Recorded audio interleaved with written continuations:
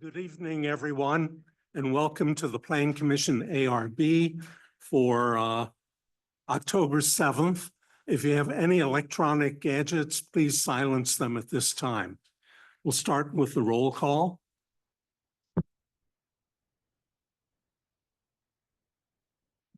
Yeah, it's okay.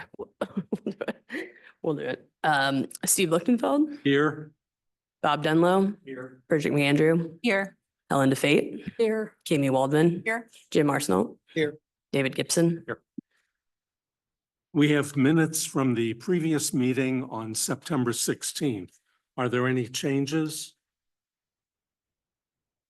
Seeing none, do we have a motion? I move to approve the minutes. Second. All in favor? Aye. Opposed? Okay, thank you. Before we get started, I'd like to thank everyone in the audience for coming. We appreciate all the support and the comments that we get from our citizens. We'll move into old business, and item number 1 is 801 Seminary Place, and it's the Plan Commission Institutional CUP. And let's see. Anna? So this is a continuation of the proposal from Concordia Seminary for new housing that's presented in the site plan, architecture review, and conditional use permit are all being considered. So in this staff report, we covered some revisions and additional information that's been provided by Concordia and their design team. And I'll just turn it over to them to walk through, starting with the CUP, or if you go through your presentation, then we can highlight what's different for each application. Welcome back.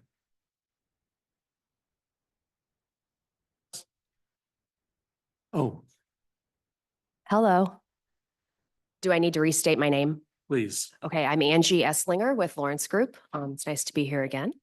We did prepare some additional exhibits to share tonight. We will share them at the appropriate moment, but we would like to start off by saying we did hear the questions and comments from the 9/16 meeting, and we did formally prepare a narrative and distributed to you all to give you answers to formally address that. But for the benefit of the people in the room, if they did not read that, we'd like to go through that quickly. For conditional use, it's actually for all 3 things, but I think it applies to the conditional use permit, so I'm going to go ahead and read them all now. One of the questions was, for the conditional use permit, where are HVAC units located and how are they screened? The HVAC units at the townhomes will be located at grade and screened with a cedar fence and landscaping. The HVAC units at the 3-story apartment buildings will be located in a rooftop mechanical well. The roof itself will be screening the equipment. The rooftop mechanical well equipment at the residence hall will be located on the rooftop at the center of the building, and the parapet will screen that equipment. We did prepare an exhibit, and we will show updated exterior elevations in a few moments to note those locations. The next question was, how long are the new buildings expected to last? Well-constructed homes can easily last 100 years. The proposed materials were selected with quality and maintenance in mind. Many of the buildings on Concordia's campus are over 50 years old, actually 50 plus, which speaks to Concordia's commitment to building maintenance. A third question, is it true the existing buildings need to be demolished? What kind of study was done to determine if the existing housing can be repaired? Concordia has determined the existing buildings should be replaced primarily due to their design and construction. It is not a maintenance issue. The seminary will not be sharing any internal documentation related to the condition of this housing or the decision to abandon it, as it's not germane to this application. During the site plan review comment and question time, we received 5 questions. How will the western parcel appear after housing demo? The existing housing will remain in place until the proposed housing is built. After the student families are relocated, the existing housing and related parking and drive will be demolished. The area will be returned to green space with the intent that it be developed in accordance with the zoning overlay proposed by the Clayton Director of Planning at the September 16th Planning Commission meeting. Another question, staff proposed a 20% reduction in the caliper inch replacement requirement. The Plan Commission would like to see where the existing tree canopy coverage being removed is currently located. Lawrence Group prepared an exhibit to clarify canopy coverage and the design approach for tree replacement. They increased the number and caliper of proposed trees, updated the tree chart, and identified the remaining contribution to the city's forestry fund. Concordia plants trees on the property annually. It is not a requirement, but an example of Concordia's commitment to maintaining adequate tree canopy coverage. I did put a question in here. Would the Plan Commission allow new trees planted outside the development area to count toward the caliper inch replacement requirement of the site? I don't expect an answer right now, but we did go ahead and formally ask that. Third question, where are detention basins proposed and to what storm system do they drain? Will the new system drain to the storm system along San Bonita? What happens at each storm sewer inlet connection during a major rain event? And then it says 100-year, for example. Cole prepared 2 exhibits to clarify the current proposed stormwater management system and the San Bonita drainage area. Do we need so many parking stalls at this particular site? How much of the existing parking is really used on campus? The proposed parking replaces the parking near the existing student housing and at the chapel perimeter. The parking calculations meet the current zoning regulations. Parking is needed to serve the housing in this area. The car to kitchen distance is a big deal for young parents with small children.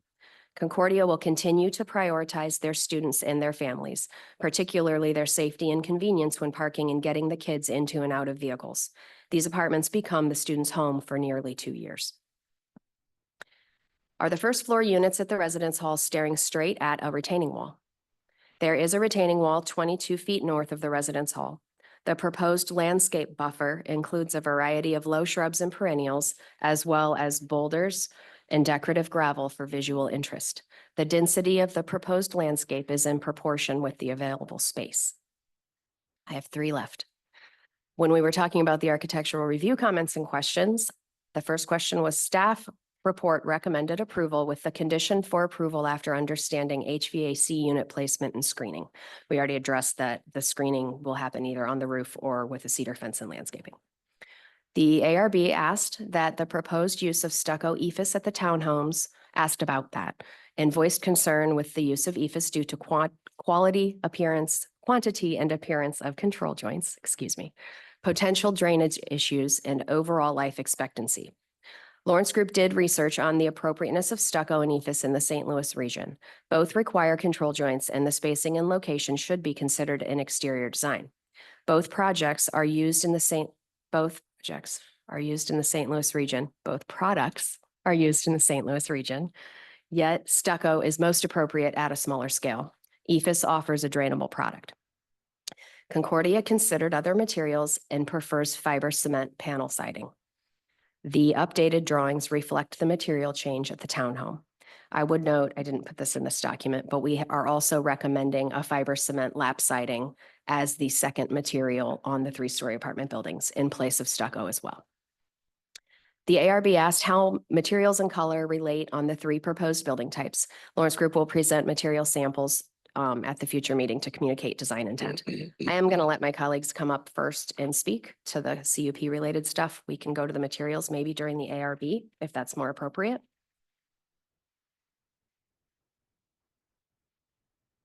One other item that I did not address when we sent it off to you was utility location. I don't recall if that was in the CUP or the site plan development, but those will be defined and located with the engineers once they're on board, once the project is further along, and that will be submitted at time of permit review. And that's all I have. So we have a couple exhibits to show, and I'll let Jared come up and start.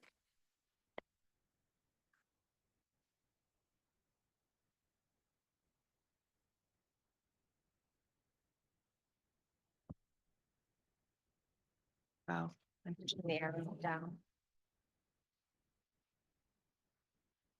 Okay, that's the next.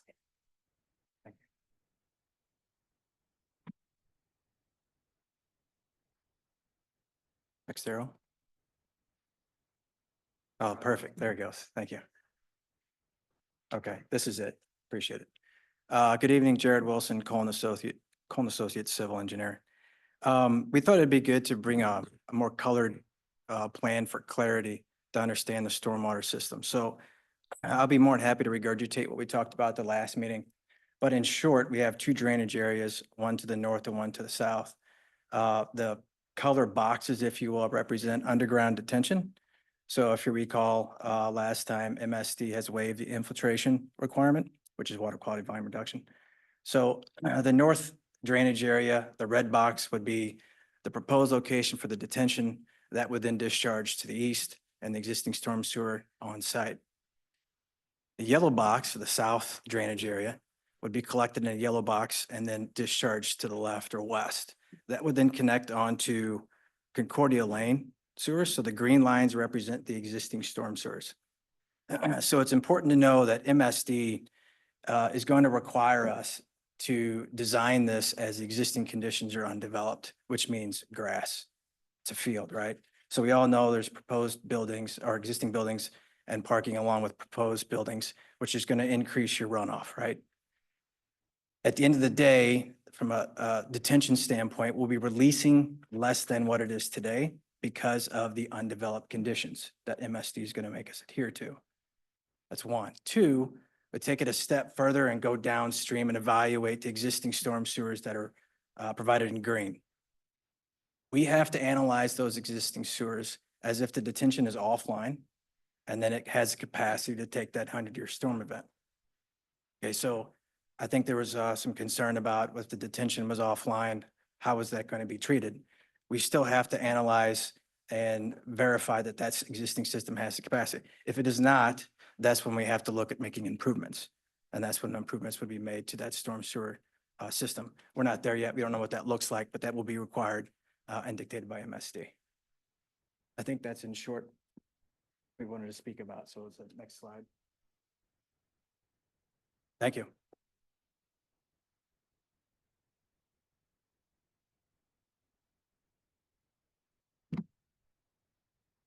Good evening, Jordan Wilkinson, landscape architect with Lawrence Group.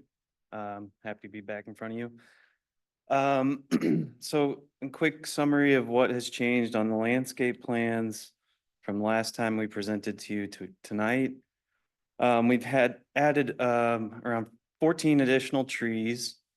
We have increased the specified caliper inch on a number of trees in our plant schedule. We further diversified the plant palette by adding 2 additional species, and that breakdown brings us to roughly 82% native to Missouri. We did create 2 exhibits here. So this is a color overlay on top of the tree preservation plans. So this is the proposed development and all of the existing trees on site shown in yellow and red. And the trees shown in yellow are trees that we are preserving through tree protection measures. And the trees shown in red are unfortunately trees that are affected by the development, so they will be removed. So you can see there's a larger impact to the existing tree canopy on the northern half of the site. But at the same time, we are able to manipulate our grading and work to save as many of those as we can, and they'll be protected during the construction process as shown in the yellow there.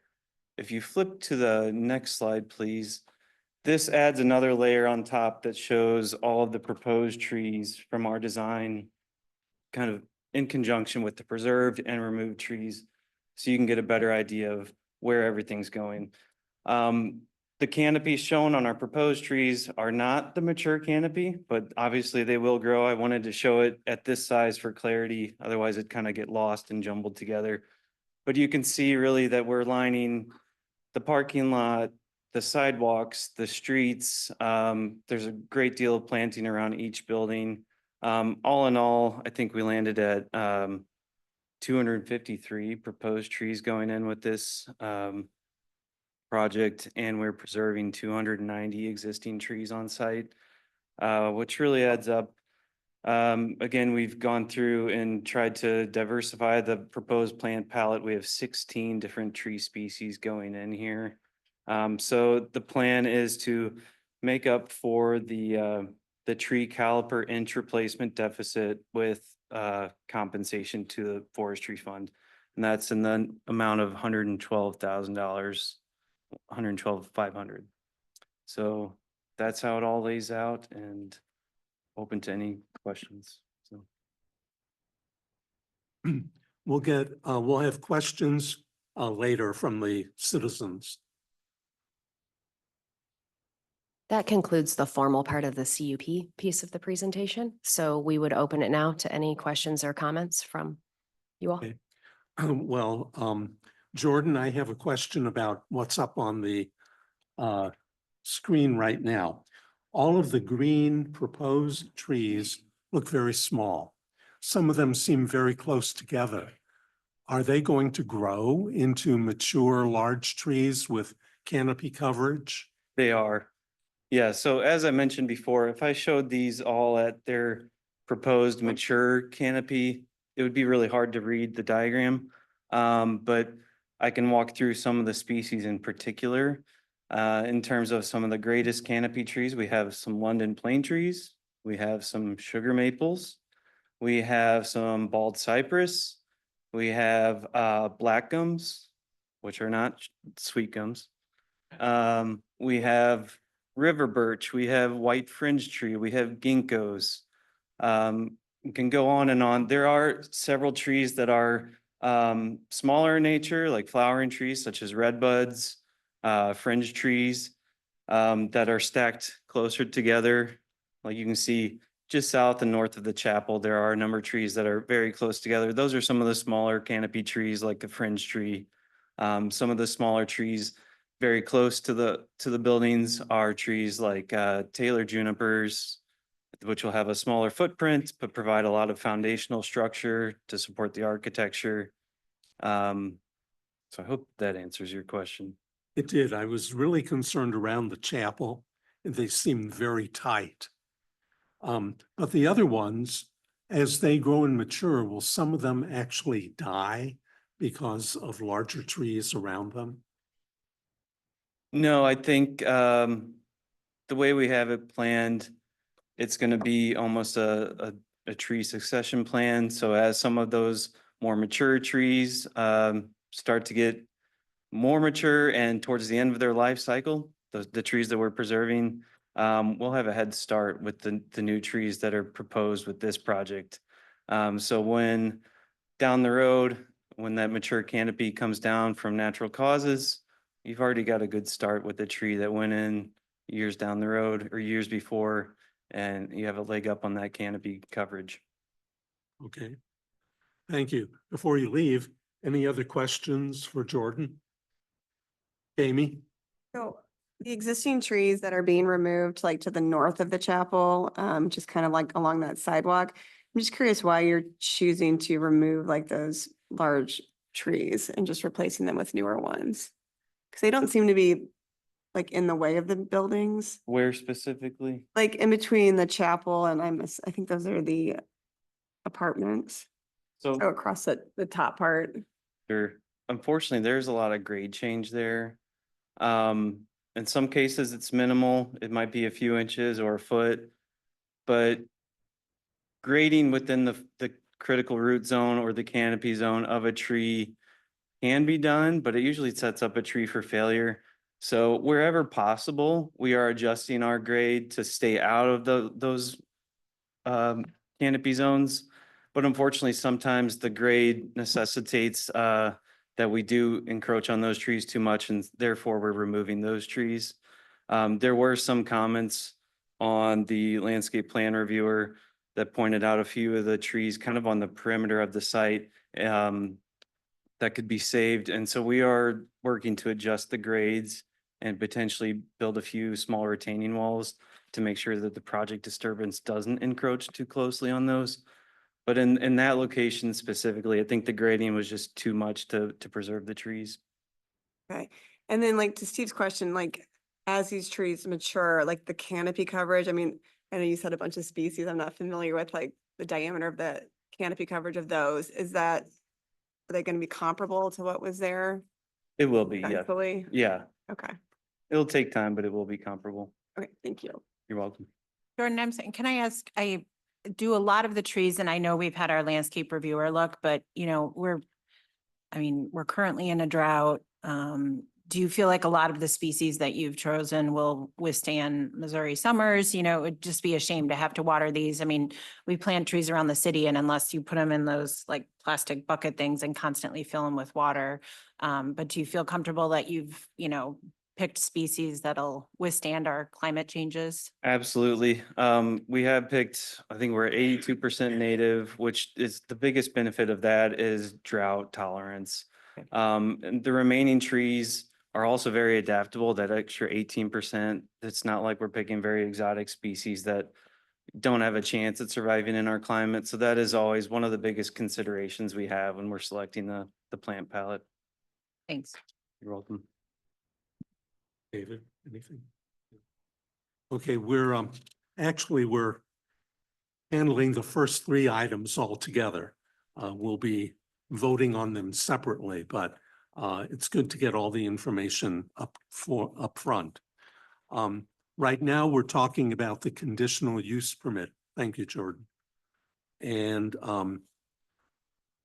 are there any questions about the conditional use permit only or comments from the audience?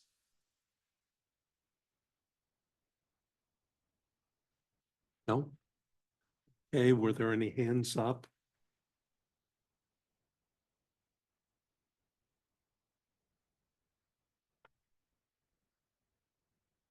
No. Okay. Well, we do have, of course, we've read and heard the criteria for the CUP. Are there any comments about this before we go further? Bob? The CUP is the right vehicle to use in moving forward with Concordia's plan. It's zone residential, but to give you people and us the review opportunity, we force them to come in asking for a conditional use permit for their institutional uses. And that's why we are able to be here. My question is basically a little bit unrelated to the district that you're going to be, the portion you're going to be working on. You're going to, at the end of the day, you're going to shrink Concordia Seminary roughly 35, 40%, whatever, on the western end by Big Bend. And for the first time, I was looking at your maps and I finally realized Concordia Park is owned by Concordia Seminary. You guys still own it. And to the world in Des Moines and around there, we look at Concordia Park as really a public park, and it's beautiful. Everybody uses it.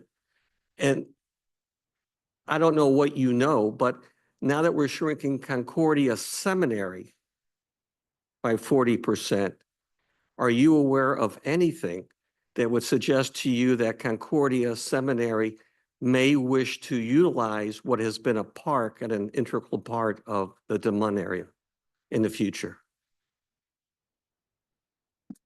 That's a good question. And there's absolutely no plans to do anything to Concordia Park at this time. The word shrink is appropriate, but what they're trying to do is to create more community around the chapel by bringing the housing closer to the center of campus. So, but to answer the question, no, not in the park. Okay. Do you have the understanding I have found secondhand? That is, it's basically Clayton, City of Clayton maintains the park. There's an understanding, formal, I guess, some agreement, but that it can be terminated in a short period of time at any time. I'm unaware of what you're speaking of. Okay, all right, okay. Anything else? No? Angie, while you're up there, you posed a question, which is in the written response. Would the Plan Commission allow new trees to be planted outside the development area to count toward the caliper inch replacement requirement? I'd like to ask our professional staff, have we done that before? Can you repeat that? Oh, yes, that's the So in this site, we do a canopy coverage and a caliper inch replacement based on the site as a whole. There aren't any property lines that are subdividing Concordia. So if they were to plant trees on other parts of Concordia's parcel, then that would still be sufficient without having to actually reduce anything by the Plan Commission. So then you could augment even the park area Yeah. with trees, so. That was the intention for asking the question, because again, they do routinely plant trees anyway. So now if we can purposefully select locations to replace some of those caliper inches, that would be ideal. Obviously, we didn't study that yet, so I don't have an answer, but that would be something we would definitely look into to lower the value that we are donating to the fund. They. Good. And we do review the tree charts and all of the information that they've provided here that was reviewed by our landscape architect. We do also re-review that at the time of building permits when those are being issued, because very frequently, similar to what they're experiencing right now, we'll get utilities. Ameren will kind of say, here's where we want you to connect. But then when you're actually have your engineers on board and you're doing the detailed utility connections, those lines move or shift, which sometimes impacts trees. So under that permit of the built, before we actually permit any construction activity on the site, we would be able to adjust what might be that deficiency balance if they plant some more trees or identify other trees within this year that have been planted. Okay, thank you. If I could stay on the trees, that seems to be the sexy topic right now. Okay. And since Steve has said we're going to look through all of them, materials on all three, I want to talk about this. When you guys finish your work on the trees, you're going to be deficient in the amount of calibers, the inches of trees that you're removing versus what you're replacing it with. And that there's this tree fund that says you will be required to pay $182,000 because of this deficiency. Do I understand it right? And then I read, but we can recommend a 20% reduction of the minimum, so that instead of, the net result is, instead of paying 182,000, you'll pay something less. And the staff has recommended to reduce it 20%. Do I understand that right? And I assume you're not arguing with that. No. Okay. And so you be prepared to pay $182,000 if we don't reduce it? Yes. Okay, I noticed that little Not me. hesitation like you're a Well, goalie. it's because it's not me. But yes, the understanding is that we will do what's required based on the calculation and what's accepted. Okay, thank you. Yeah, I'm sure we'll have more questions when we go into the site plan review. So stick around, Jared. Okay. For the CUP, I think we've gone through it. Were there any other comments on the staff report? Any other comments from the audience on the staff report? Hopefully you all read it online. No? Okay, Sorry. okay, if you have a question, please come up. We have to capture it on the recording. Please give us your name and address. David Kramer, 1 Brentmore Park. And to your comment on the trees, seems to be the subject. I have a question regarding if anybody, as opposed to the caliper, has anybody looked at the potential wildlife impact that reducing the larger trees would have on this? Because I know in our area, there are many hawks that you see flying. There's owls that are in that area. I know from knowing people in the Concordia Seminary that there's fox and other animals that live. And so would this development and the reduction of the trees affect those species of animals or others? Thank you. Let's see, Jordan, do you have a comment on that? I'll do my best. I don't think there are any code requirements that require any sort of wildlife documentation or study for an application like this. But I do think that the rigorous tree code requirements have that wildlife in the forefront of their mind when they're written. At least that's how I interpret it, you know. There's obviously great wildlife benefit to some of these mature trees, and we understand that. But I don't think there's any other specific documentation or study that we would have to do as part of this in regards to that. Thank you. There are a sufficient number of existing large trees that are remaining from what we can see in the plans. So hopefully the wildlife will continue and probably grow as we see what happens over time. Were there any other comments on what the applicants have presented? If not, we'll go back to the item number 1, which is the conditional use permit, which will allow them to go ahead with it. We'll get to the more of the site plan and the architectural review board next. But we do have a staff recommendation to recommend approval of the CUP to the Board of Aldermen as submitted. Going to make the motion? Please. I move that we approve the staff recommendation recommending approval of the conditional use permit to the Board of Aldermen as submitted. Second. All in favor? Aye. Opposed? Got that one down. Okay, now we've heard the site plan discussion, but let's go back to it. I'm sure we have a couple questions in there. Bob has already commented on the payment amount, but Jared, if you could come back and go back to where we saw the detention basins. We'll have to back up.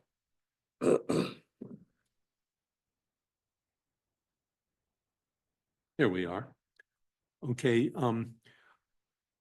I seem to understand the red and the yellow, but I'm a little fuzzy on when the water goes down into the green area along San Benito and into Tuscany Park.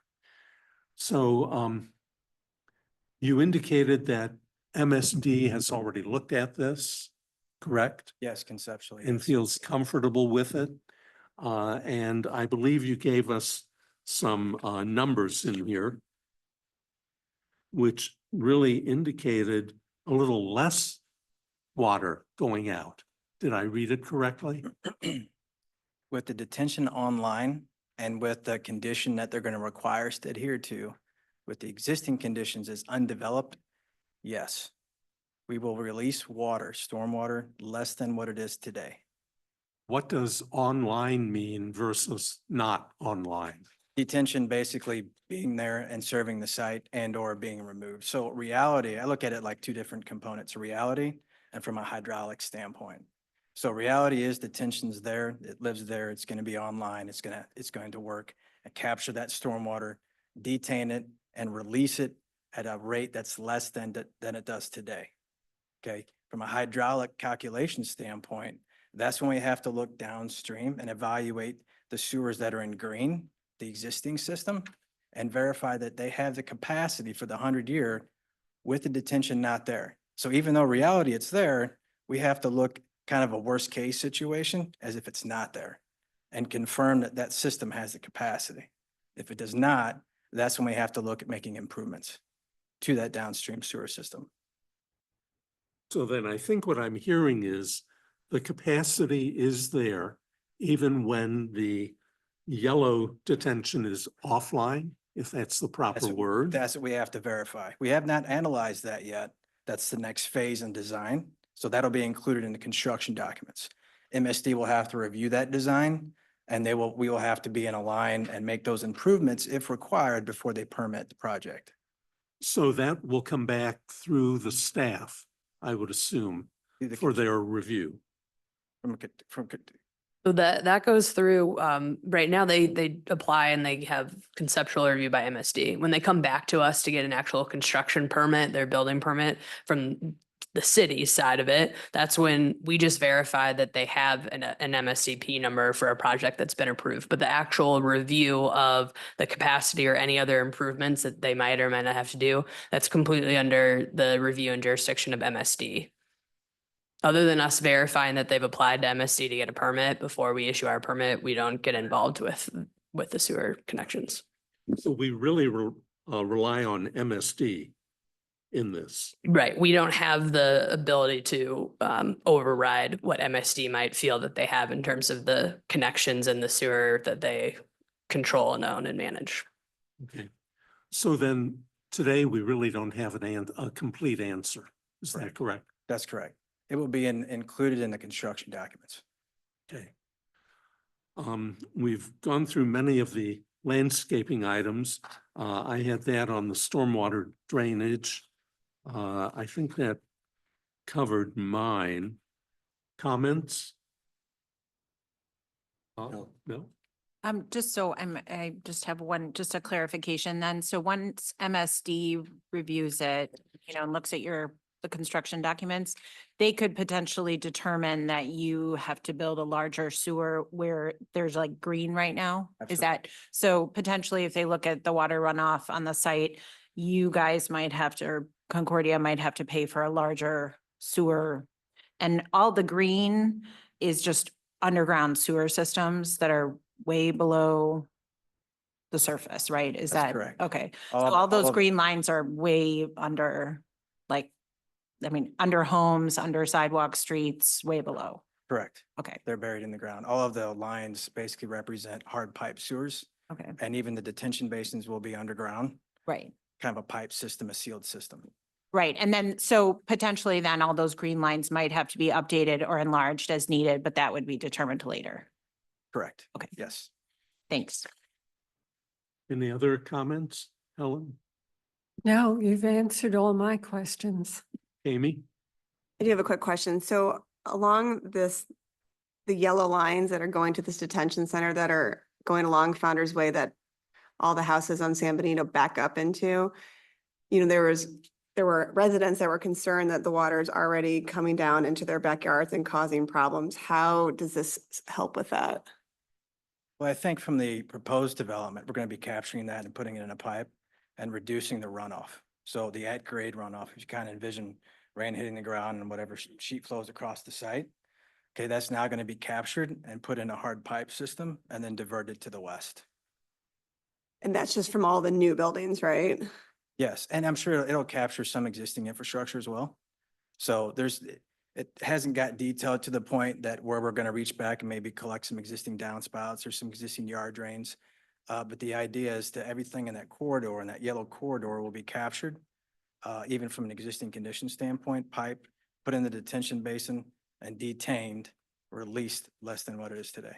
This like yellow pipe right now, that's also underground. That's correct. So like the runoff from like this Founder's Way parking lot and all that, how does that get captured? I believe if there's not a curb there today, there will be in the future with this proposed development. So what that curb does is collect that runoff, that at-grade sheet flow runoff, Mhm. and divert it to an inlet, and then that inlet will then be directed to the detention.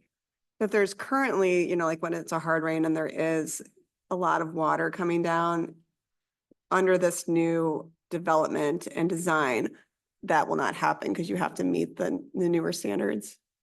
I can never predict Mother Nature. Sure. However, we absolutely will take that approach to capture as much runoff as we possibly can and detain it. And we'll be regulated to do so. Thank you. Jim? I know you were talking a little bit about this for the calculations, how you have to calculate for undeveloped versus developed. And I'm just curious where MSD for those calculations basically like puts the property line for this. So this kind of cut line that we see in the middle, obviously we're, discussing this overlay district that's going to be to the west of that. Does that involve that land that you're having to figure into your calculations right now as that being part of Concordia Seminary now, or is it just more the development part that we kind of have in our picture here? That's a good question. At this point in time, this is just specific to this proposed development that you see on the screen, which is the Concordia side. that's what we're reviewing and analyzing and will be included in this package. Yep. And then a follow-up question. I know at the last meeting, there were some questions as far as the detention basins. As far as the volume that they collect and then the rate at which they discharge to the sewer. Do you have any information kind of those as capacity, how at the rate that those discharge, kind of just like how those work in a major storm, just to kind of add some color to this? Yeah, I think, I don't have the volume off the top of my head. I don't have it in my notes, but I can kind of give you an idea of the CFS, which is a number that we, cubic foot per second, that we kind of analyze this runoff. Okay, so existing conditions today, current, as it sits, 26 CFS. Now, these are rough. Okay, so 26. The proposed development does increase the runoff. We all know that. Right, at that number, it's 33. Okay, so 26 to 33. Because we have to treat this as undeveloped, we have to release that runoff at around 18 CFS. So you're going from 26 today to 18 in the future, even though we're increasing it to 33. I know it's a little up and down, right? So the idea is we're actually reducing that runoff, and that will be, again, held into the detention basin and released to an overflow structure. So it's controlled by an overflow structure. And all of this, we do have to analyze like a 15-year storm event. But at the end of the day, the 100-year what drives everything because it's the larger storm event. So everything's designed for the 100-year. The detention, the storm sewers, the downstream existing infrastructure that we're tying into, all 100-year storm event. And it'll be regulated by MSD to do so. Just, I want to repeat it back to you just to make sure that I fully understand. So as it exists today, we're operating at 26 CFS. Roughly, yes. Yes. And after it is developed, it should operate more as 18 CFS. Correct. With the So- detention online, absolutely. Totally. Okay, thank you. Just to follow up with what Jim is saying, I think what we're dealing with is the fact that you're putting 7 new buildings around the chapel that weren't there before, basically, and making sure that the water doesn't go, especially for me, my looking at founder, the San Benita, because it slopes down there.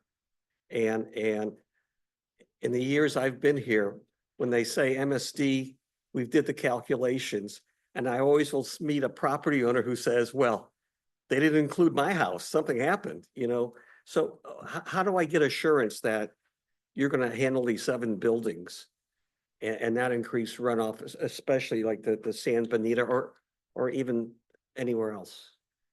So I can't speak for MSD, but, in the approach is to capture as much water as we possibly can within this project site on the surface.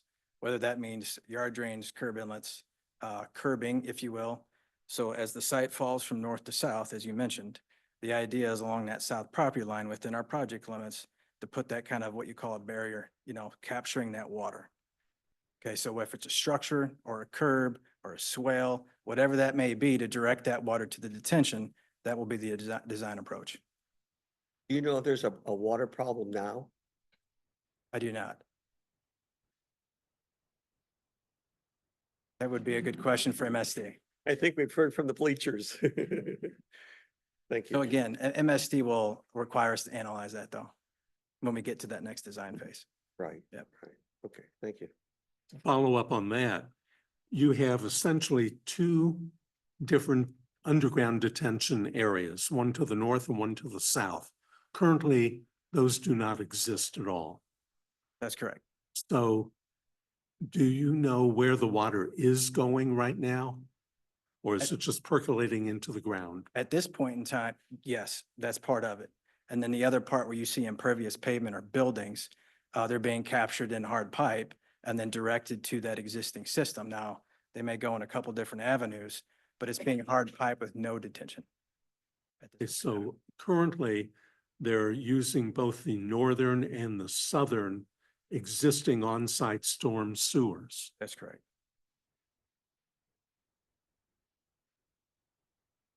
Following up on site plan, are there any comments from the audience? Come on up. And we'll limit it to 3 minutes. No way. I'm Ann Martin, Tuscany Park. I bet I know a little more about the sewers because I watched it go in 74. The sewer, when it was put in, wasn't in before married student housing. So that added to the load in the sewer. As they were putting the sewer in, it's a 36-inch sewer. Some workers from MSD told me that should have been a 42. So when you say it'll just drain, we'll put it in a detention pond, eventually, because it's downhill, all of that water goes to the San Benito sewer, which, by the way, goes under our houses, literally under our houses, and goes entirely through Tuscany Park. And when I say it goes under, when they put it in, it was a 12-foot wide, 12-foot deep hole to put it in. All that water goes, it'll go right through Tuscany Park, all the way to Clayton Road. I watched it go in. We had horrible damage from it, never recovered the topography that we had. I think it's a little too easy to assume it'll all be taken care of. And then to make a comment that, well, MSD can fix it. So if they have to fix it, that means digging the thing up and redoing it. And so who covers that? There's no insurance for that. Does Concordia cover it? Does MSD? I can tell you MSD doesn't, but we've been through this before. This didn't even accommodate the married student housing. Now we've got fields and additional structures. So I don't quite trust the notion that there'll be less runoff. It's downhill. That's where it's going to go. And to make a change to accommodate it, that sewer has to be enlarged. And by the way, they just put in situ foam in that sewer a couple years ago, so the capacity is less. It's a problem for us. And the solution is actually a lot worse. Thank you. Any other comment? Come on up.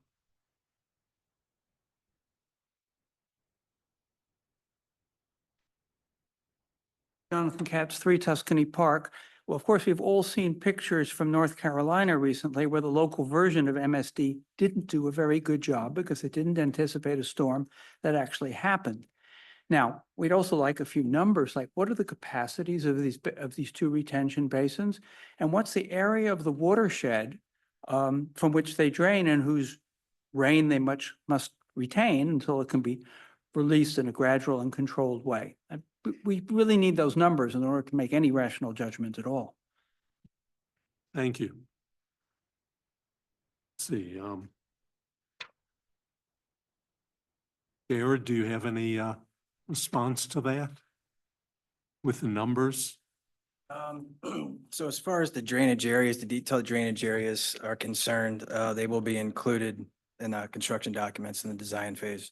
As far as pre-post calcs, I think that was included in our original package. Again, that's what's provided that increase in runoff. I don't have the exact numbers other than to kind of regurgitate what I said previously with the CFS numbers. The 26, the 33, and then at the end of the day, the reduced runoff at 18. As far as specific drainage areas, those will be included in the future design package. So that goes along with what you were saying previously, that this entire drainage will be answered, hopefully, with MSD and the building permit process. Correct. Okay. The overall drainage area to that system, I don't remember the acreage off the top of my head, but if you kind of envision the project site that we're focused on is 20% roughly of this overall drainage area. To get an understanding, that would require a drainage study. So again, we're going back to the project site and understanding specifically for this project site, pre-post runoff. Anything outside that would be a question from SD. Okay. And when you say the project site, it's only what we see on the screen right here.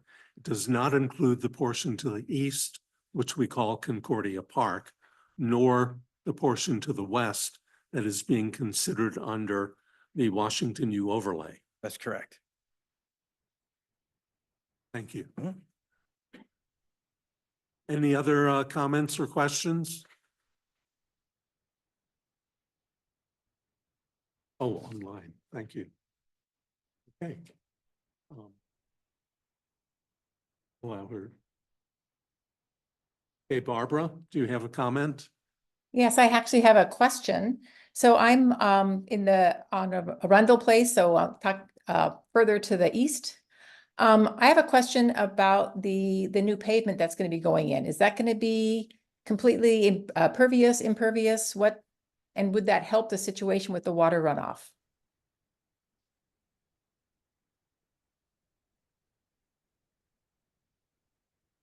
In short, the new pavement is impervious. At this point in time, it'd be just asphalt, your typical asphalt. Again, MSD waived the infiltration that would typically be required because of the surrounding infrastructure. The way the site falls again, north to south, right? Putting water in the ground, understanding that that water has to go somewhere to the south, potentially infiltrating basements and existing infrastructure. They waived that. So that's why we're keeping everything sealed, if you will, underground. At this point in time, it's a sealed pipe system for detention and just your typical storm sewer pipe. So no infiltration, permeable pavement at this point in time. Okay, thank you. Were there any other hands up?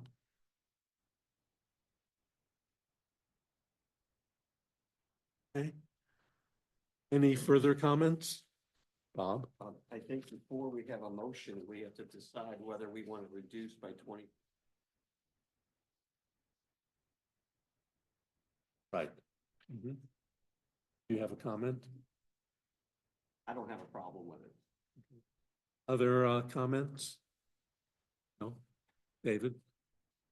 I don't have any comments or questions. Steve, if you want, we can pull up the drainage area map really quick. That's what I'm pulling up right now, if you want to see it.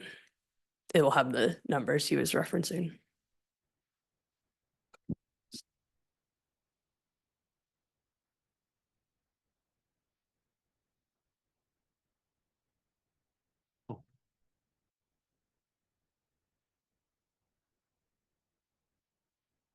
Okay, so what we're seeing is the black angled line, is that showing existing or proposed? Or both? That, well, it's pretty close to existing, but the proposed drainage break, if you will, that would divert the drainage north and south, but it's pretty close to existing. Okay. So that's why you see, it's kind of hard to see on this plan with the darker gray boxes. Again, that's where the detention lives. So we're capturing that runoff to the north before it leaves the site. When I say site, the project site, the new improved area site, and then again to the south.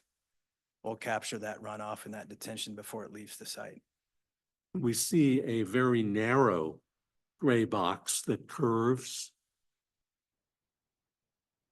right in the middle. Oh, Yes. that's actually proposed fire lane. It Oh. represents pavers, not permeable pavers, but pavers that kind of make the connection for the fire and emergency access. Okay, That's why this plan's a little hard to read. but about half of it is actually going through the new drive that circles around the chapel. Yes, Okay, so the additional part of the paving is from the western edge of that drive to the north-south driveway at the west end of the development area. correct. Okay, so it's not that much more paving. I think the buildings, the roof are what really driving the increase in Yeah. runoff just because of MSD's guidelines, without getting into the weeds too far. The additional roof is what's driving the increase, not so much the pavement.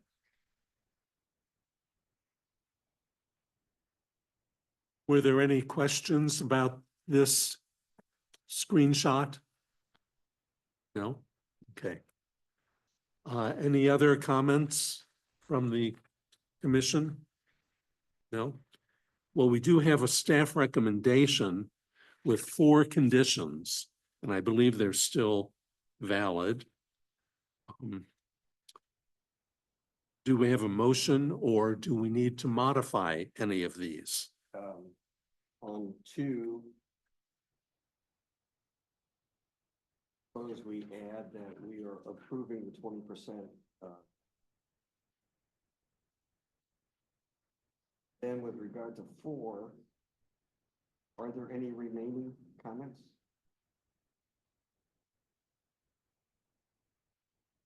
Regarding the landscape or the storm? I don't think we had any additional. No. Oh, Oh. I move we approve the staff recommendation for the site plan review together with 3 recommendations that the staff set forth. The first being the applicant shall file a deed restriction noting the location and maintenance requirements of the stormwater detention basins and submit proof of filing prior to approval of a building permit. Number 2, the applicant shall either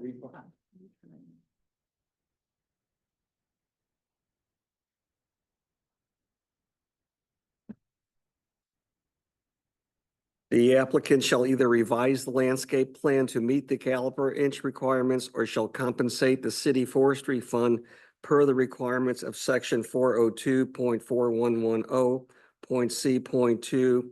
Furthermore, that the planning commission has agreed to the 20% caliper reduction, which it has in its discretion. 3, the building permit submission shall include the location of new utilities and specifications for chosen light fixtures. okay. Anna, do we need to read the 4th? The 4th was placed in there just to cover, because not everything that has been resubmitted for tonight's meeting was re-reviewed by the SWIP reviewer and the landscape architect. So that condition was included in case anything else came. But as of today, we haven't received any comments that they would need to address, but that's why we put that in there. Like I said, we're going to add point 4. The applicant, if it hasn't already been addressed, shall address any remaining landscape or stormwater PPP comments prior to approval of a building permit. Second. All in favor? Aye. Opposed? Okay. We can now move on to the architectural review, and we've heard some of it, but Angie, do you have anything? I think you do have more to talk about. Thank you. I'm going to pull up 2 additional exhibits that we prepared. We discussed a lot about the materials on campus, and all of you should be aware that there's a lot of stone, and the stone has a variety of color within it. So we first looked at the existing brick that was on campus, and then we looked at the dominant stone. And again, previous designs and complements as they came and were added to the campus, they took that into consideration as well. So when we look at what the new building types are going to be and where they're located and what they're adjacent to, we tried to consider the direct adjacencies and complement. We don't want to try to mimic, again, I said previously at the last meeting that housing just typically can't afford this level of cost to replicate the stone that's actually there.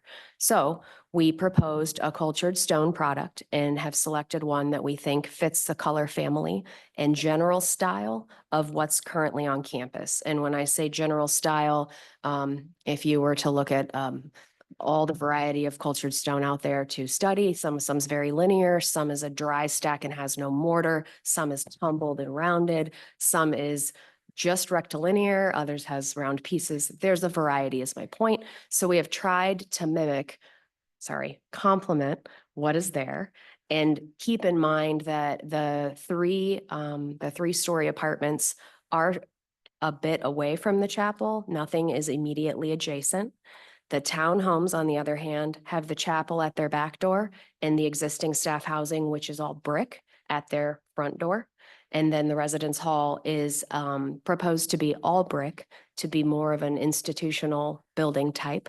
And we're trying to use a color that resonates with existing buildings that are going to remain to the south, yet complements what's already on campus. And again, we don't want to replicate bad. I'm not saying there's anything bad on that campus, but we tried to focus on what the dominant materials are.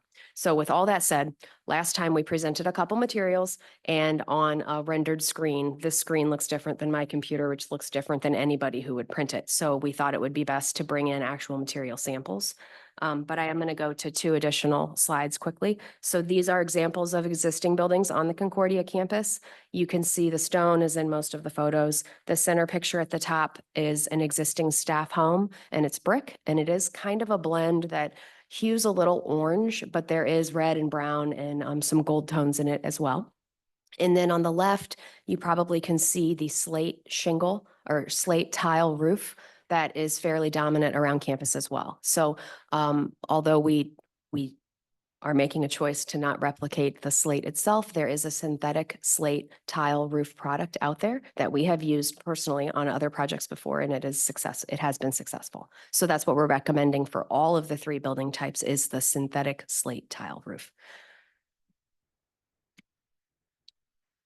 These are still hard to see, but we tried to enlarge the townhome elevations.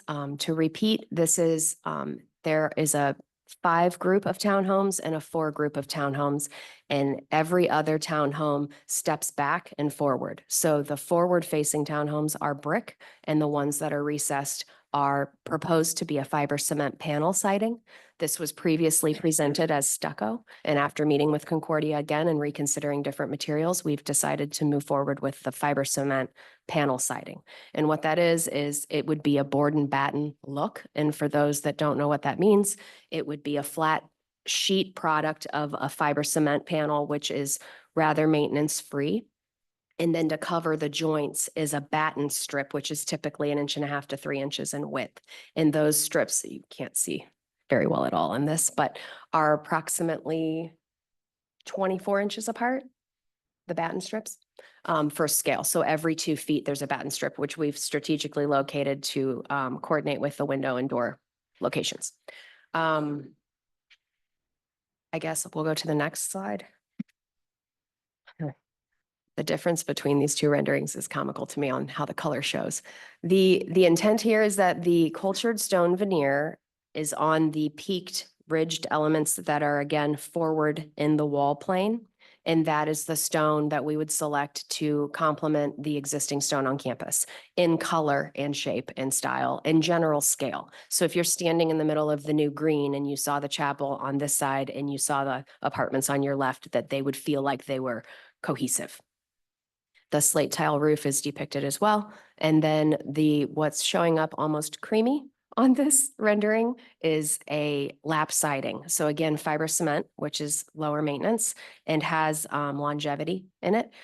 We've actually specified the Hardy panel product, if that sounds familiar, but there are many on the market that are equal. This would be a lighter tone. And again, we have samples of all that on the table. So if I can step over, I can at least point out, and then you all are welcome to come walk up. Is that acceptable? If you could do that, we don't want everyone walking up. So if Sure. you could hold it up as you describe it, so everyone. in the audience can We have a see. camera that they'll, Oh, Yep. okay. Oh, there we are. Great. But I'll just That- talk loud and stand by it then. Sure. Is that okay? Oh, boy. This is new for me. Right. Okay. These 3 pieces are 3 different colors of the synthetic slate. Trying to turn my back to you. The synthetic slate tile. There's I'm not going to try to venture, a brownish, a grayish, and a lighter gray. This blend, we were on site recently with Concordia, and we had these laid out, and we had things in the distance, and we held them up to other buildings, and this combination complements the existing that's on campus today. Is that the real size of the slate? I believe so. Yes. So nearly half of it is covered, and then this is the exposure is about 7 inches. And we would then dictate based on we would dictate the percentage of which color is more dominant to mimic what was happening on the existing roofs. So this is a product that would be on all 3 building types. If we start with the townhomes, Again, remember the townhomes to the north of the townhomes are the existing staff houses, which are orangish reddish brick blend. We did not want to mimic that, but we wanted to stay within the same color family, but immediately to the south and actually closer is the chapel. So that's dominantly the synthetics or the stone blend. So what we selected was, yes, you can see that. It's almost an aged looking brick. It has a little bit of a dusty color, but it's a red undertone. And it's funny, we actually had it set up and stood 30 feet back and had the town or the staff homes in the background. And it actually blended in almost with the bark of a tree. So it was subtle, it looks natural, it seems to fit and not contend with anything that's already there, which is a goal of the housing, is to let the existing architecture stand out. This would be one of the materials on the exterior wall, and then the other is this hardy siding. This is actually shown in a wood grain. What we're showing it for is just the color. So it would be a smooth panel siding. And then this is actually a representation of that. So when I was mentioning the board and batten before, should I just do this on the screen? Yes. Yeah. If you had two pieces of the panel siding adjacent to one another, this batten strip sits right over the top of it. So it gives you a little bit of a shadow line and then also adds to the material. So we will not see any open joint, a vertical joints. Yeah. What about horizontal? There will be a horizontal joint between the townhomes. I don't know the number of the height right now, but they're too tall to have, because they're two-story, to have one panel. So I believe it's two, and there's a central joint that happens approximately at the floor line. Will it be an open joint or with a batten?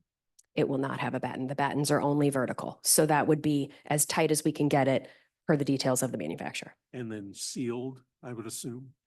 Typically with a horizontal joint, you want to flash it to where the water, if it got behind, would run out and over. So again, we would follow manufacturer details to get water out if it were to get behind it. So you seal typically below flashing, not above it. Okay. So that's the townhomes. And again, with this roof. And then the 3-story apartment buildings, the front facade that stands the most forward would be this cultured stone product. Again, the color family and the variation and the overall style of the rectilinear and then larger components is similar to what's on campus. This doesn't really give you a good view, but when you can study the book and the palette's bigger on a screen and see it in place, you can get the full picture. Again, the color palette was very complementary to what was existing. And then the part of the 3-story apartment building that steps back would be the lap siding. Again, this has a wood grain. We would be proposing smooth, but it would be a 7-inch exposure of a traditional lap siding product in the fiber cement material. And then there's a red blend of brick here, which we are proposing for the new residence hall. That also has some banding in it that would be of a cast stone material, and we would be matching the color of the cast stone that's already on campus. So for example, there are some retaining walls that already have the stone on it, and then they have a cast cap, and we would be matching that directly. This is a nice complement. The building where the residence hall will go is currently Lober and SSB, is what it's known as. And it's also a reddish, orangish blend of brick. We don't want to repeat that, but what's right south of it is still that brick. So we wanted to bring in a red tone again to pull the red out of the stone that was in the existing stone on campus and also complement what's behind it with these shingles. That's all. Thank you, Angie. So awkward. I think the colors of the materials that you've picked will complement the existing beautiful campus. And I'm comfortable with it. You have actually just a few materials going in all these different buildings. So they should hang together quite nicely and relate to the existing buildings. Okay. Comments? Out of curiosity, can you refresh my memory? What's the color of the chapel, which is the centerpiece? The chapel is the same brick blend or stone blend that's in the historic buildings on campus. Okay. I think it's going to look great. I love the way you've laid it out. I think if your goal was to build community, I think you really are going to achieve that. Although I can't find where the two playgrounds are supposed to be. The two what? I think I read, are you guys putting in two playgrounds somewhere? Oh, playgrounds. Yeah, I did not hear that word. I don't see it on the plans Yes. anywhere. I don't know if I have anything in this exhibit. Did our original, does your landscape plan show it? They're to the, Is it near the townhouses, the they're to the apartments, east, the they're to the east residents? of Building D, if you look in the corners, kind of. So the chapel's to the east, and then there's a green space as you move west, and then there's apartment building CD, as in dog, correct? And there's two playground elements that are just east of building D. One is for a younger group of children, and then the other is for older children. Well, and finally, I love the style of your buildings. I love its diversity. And I love the fact that you built the garage into the hill. Yeah. So it doesn't really stick out. And then the entrance is at the low point, right by San Benito, right? There's a low and a high, and then the two levels of the parking structure do not communicate. So meaning there's no ramp or any way to get from 1 to 2 except going out on the drive to come up. And that is because we could use the topography that was there to be able to enter high and enter low And naturally. since that garage is going to be close to San Benito, um, w- are people going to be seeing lights into their bedroom or? Have you So thought that there's, through? I'm sorry to Go ahead. there are walls around, so it's open air. So the upper level is very much a parking plane and then a low wall around it. And we have that currently at 48 inches. I own a Silverado and I measured it, and that actually is above my headlight line, but I don't have my truck jacked up. So we hope that we have it high enough that you would not naturally have lights, because we do have certain parking spaces all the way around it, facing in all directions. So the intent is that the wall is tall enough to cover that Thank you. on both levels. Going back to Bob's question about the playgrounds, they're both east of building D, Yes. but west of the driveway. West of the existing circular driveway. Well, This? or let's say, west of the new circular driveway. So So that all residents and children could reach the playgrounds without crossing a roadway. the drive goes around the entire housing complex now, yes. So you could leave any of these buildings and enter onto this green space to either of these playgrounds in these triangular shaped areas. So yes, you don't have to cross a street to get to the playground. Bridget? No comments. I think it looks nice, and thank you for bringing the materials. It's nice to have the visual. Ellen? Nothing further to add. I think it looks good. I like the fiber cement panels. And the siding, I think it'll be really good. Amy?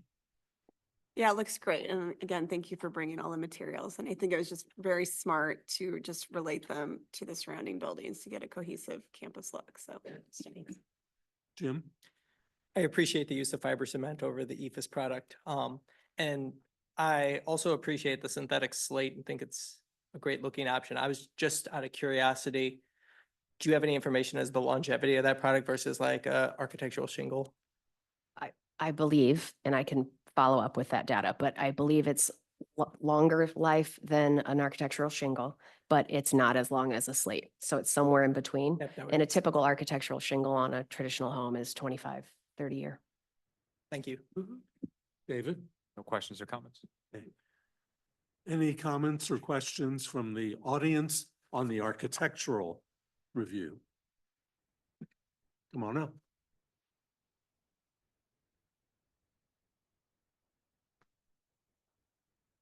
Hi, I'm Patty. I'm in Hillcrest. I was looking at earlier drawings of this, and I don't know if it's changed, but I felt like the height of the buildings was, because they're so close to the chapel's on the highest point of this really important ridge, and I just felt like they were encroaching around it a little bit to the point where the same height or taller. And I would just be really careful about that because I think you're diminishing the prominence of the chapel by doing that.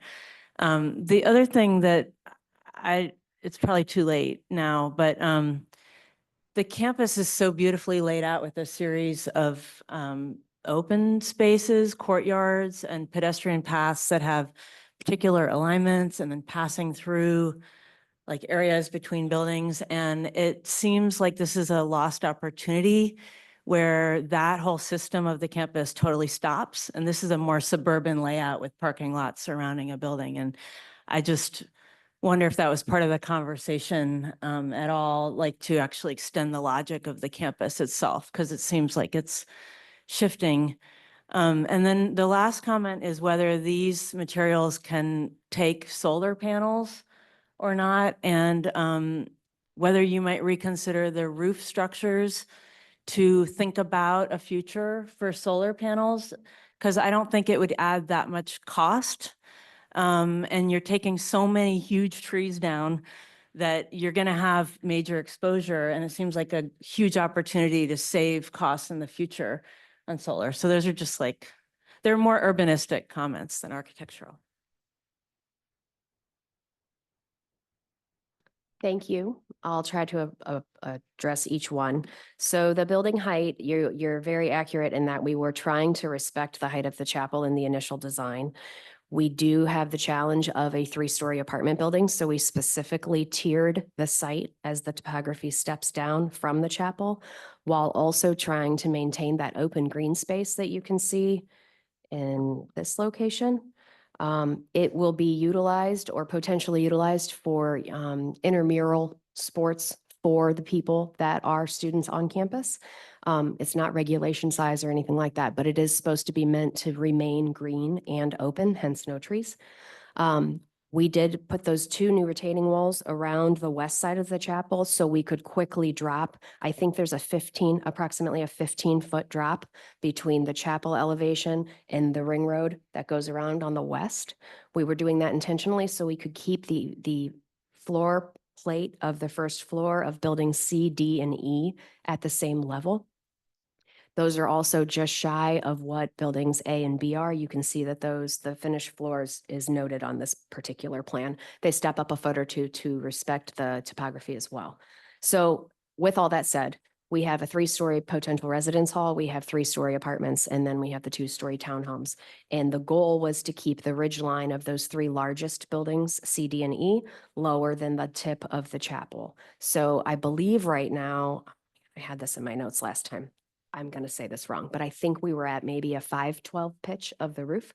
So we can always consider looking at that pitch of the roof to make sure that we are below the chapel. The intent, though, is that the base of the buildings where they're grounded is significantly lower, so it will feel less dominant in that it's not taller. To address the second question, I agree that there are paths set around campus already that take the natural walking path of students as they're going to go. That is a great way to lay out sidewalks. In this particular case, we tried to respect it by creating 2 areas for the playgrounds that have access on all sides, also lending itself to a walking path that would be more natural. But again, we also wanted to try to maintain a quite open green space. These retaining walls, I don't know if we got into the detail last time, but this is almost a pad. So it's virtually flat up above this first retaining wall. Then this area is relatively flat in between. And then it starts to tier as you come down. So each of these retaining walls are a couple feet tall. And the intent is that those could be activated and we'll have plantings there, but people can also use that as an area to sit and enjoy the green space as well. That is why there's no paths that go through there. And we tried to keep the parking on the outside of the building specifically to make it a safer environment for the students and specifically the children that will reside in these homes. The third comment about solar panels, to be completely honest, we have not talked about that yet, but that's something that we can consider and talk to Concordia about in the future. Okay, thank you. Any other comment or question? Were there any online? No? Okay. We do have a staff recommendation that the plan shall be revised to identify the location of the HVAC units on the architectural elevations. I think we've seen the beginning of that also. Okay. That was a motion, but. With regard to the architectural review application, I move that we approve the staff recommendation with the following condition: that the plan shall be revised to identify the location for HVAC units on the architectural elevations. Second. All in favor? Aye. Opposed? Okay, thank you. Okay, as we go forward, the next 4 items are a continuation of a public hearing that we had at the previous meeting. So we will continue that and begin with item number 4. Before we go ahead, Angie, are you going to stick around or? Yes, yeah. We'll start with item number 4, which is at 801 Seminary Place, Chapter 410 Overlay and Urban Design Zoning Districts. And it is a text amendment. Which one are you going first? Big Ben or South 40? It's Big Ben. Took me a minute. So, here we are. Got it. All right.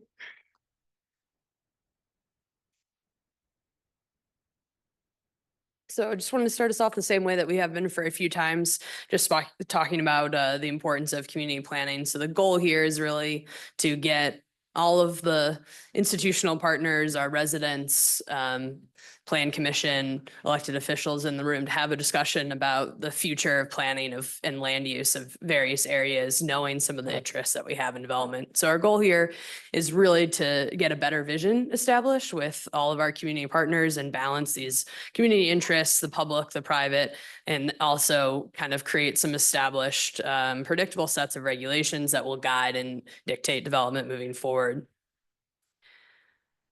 So our community planning timeline, this started over a year ago with various community meetings, and we find ourselves here in October looking at revised plans, and then next steps into the future are the Board of Aldermen meetings. So today I'm going to take us through a quicker summary of kind of how we got to the overlay district parameters, where we're coming from staff's perspective and recommending those.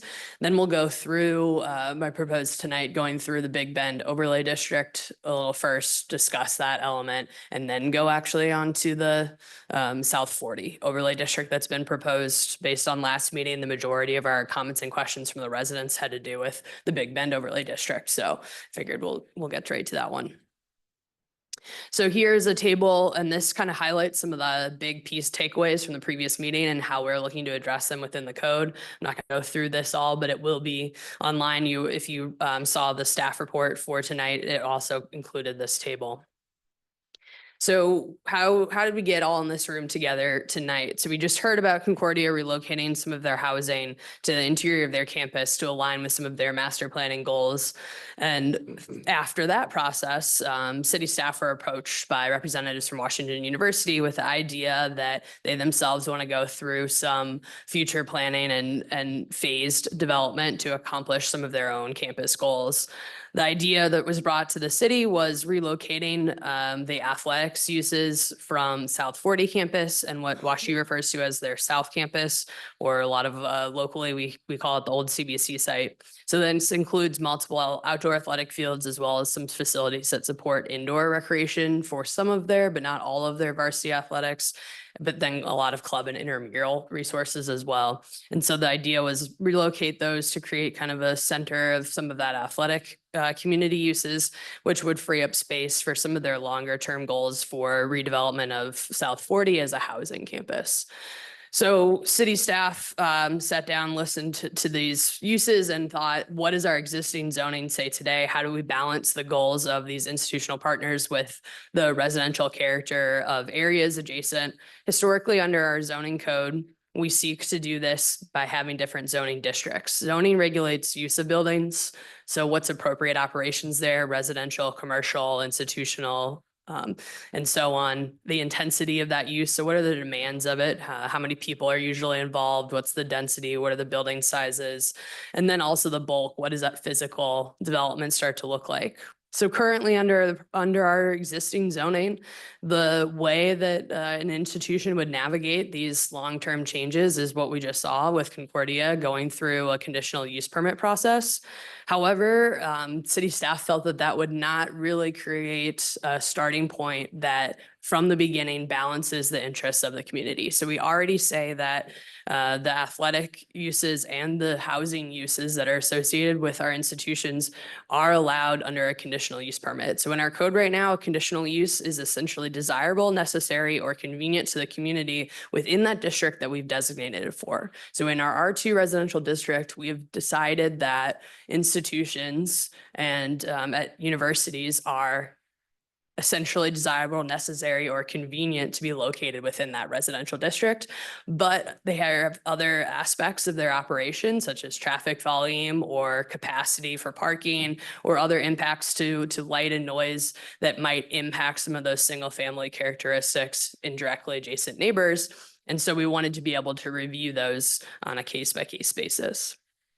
It leaves a little bit to be desired, though, because essentially we're already on the back foot as we respond to those proposals as they come on a case-by-case basis. And so we said, let's get the universities, the residents, elected officials, professionals together and start the conversations earlier in the process. And that is how we have arrived at overlay districts. So proposing one for a South 40 overlay district, which would really address the primary housing uses and what is associated with those. And then the second overlay district, what we refer to as the Big Bend overlay district, that would address the athletic primary uses of the university.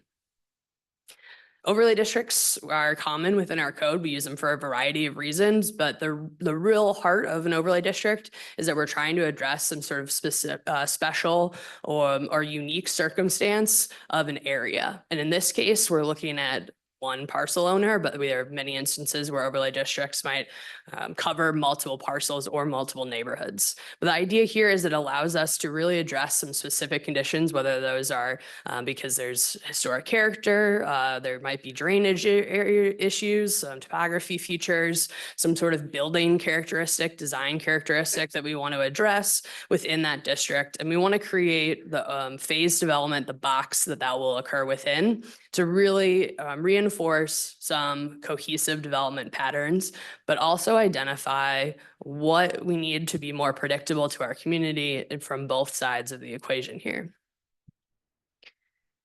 So overlay district parameters. Our goal is to become more prescriptive. The goal of the overlay district is not to allow or introduce uses that are not already allowed under our existing zoning regulations, but we want to tighten how we address those uses by having regulations that more respond directly to the intended primary uses of each overlay district, as well as the context of those neighborhoods that surround them.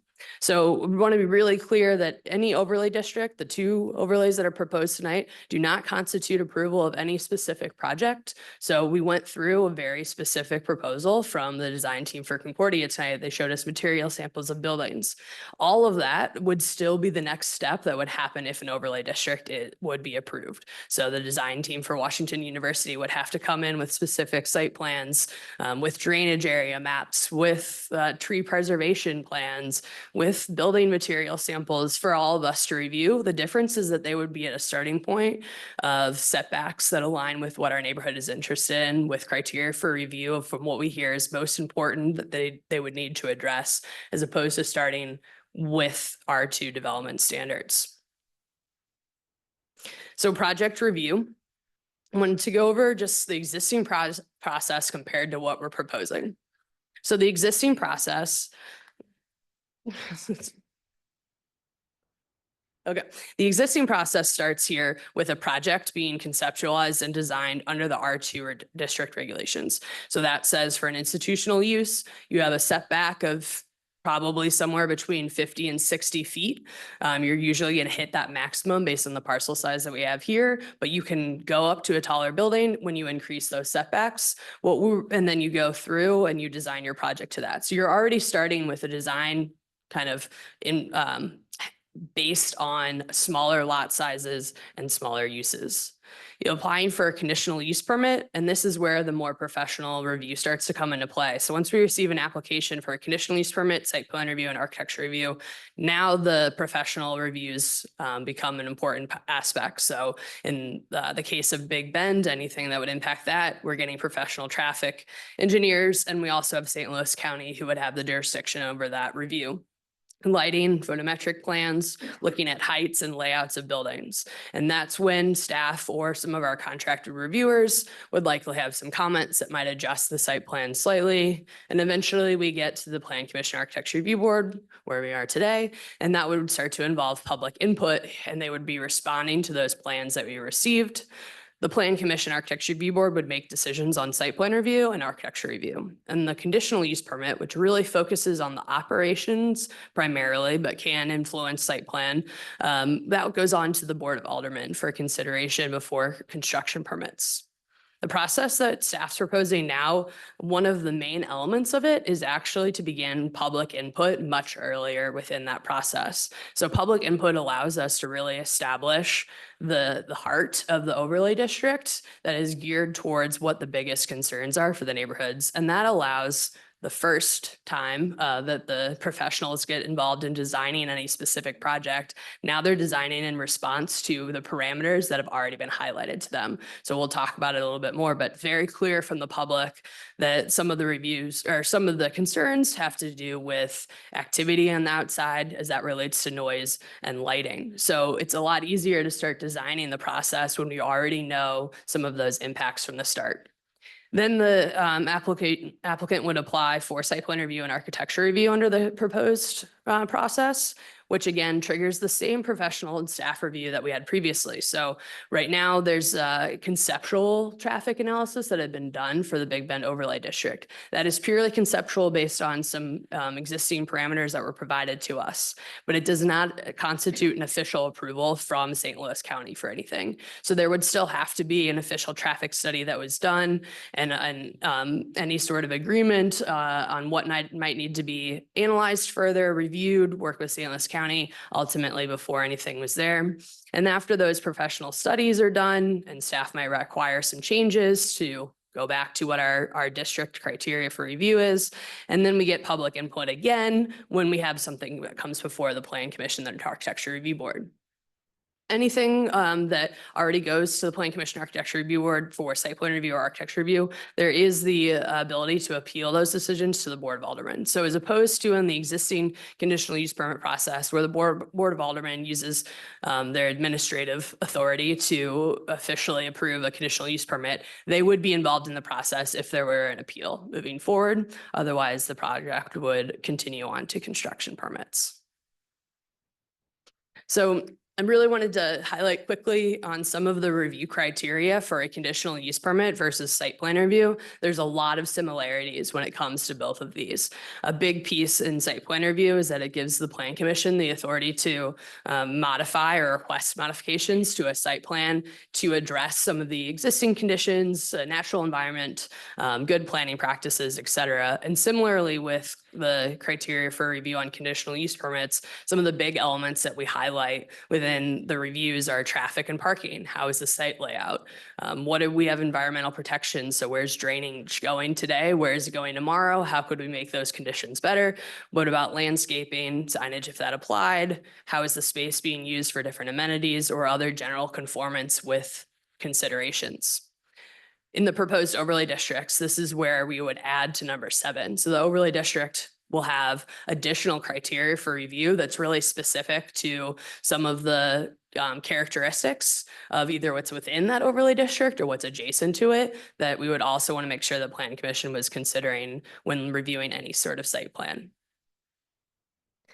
So heading right into there, I wanted to highlight a few things for the criteria for review that's added under the overlay district.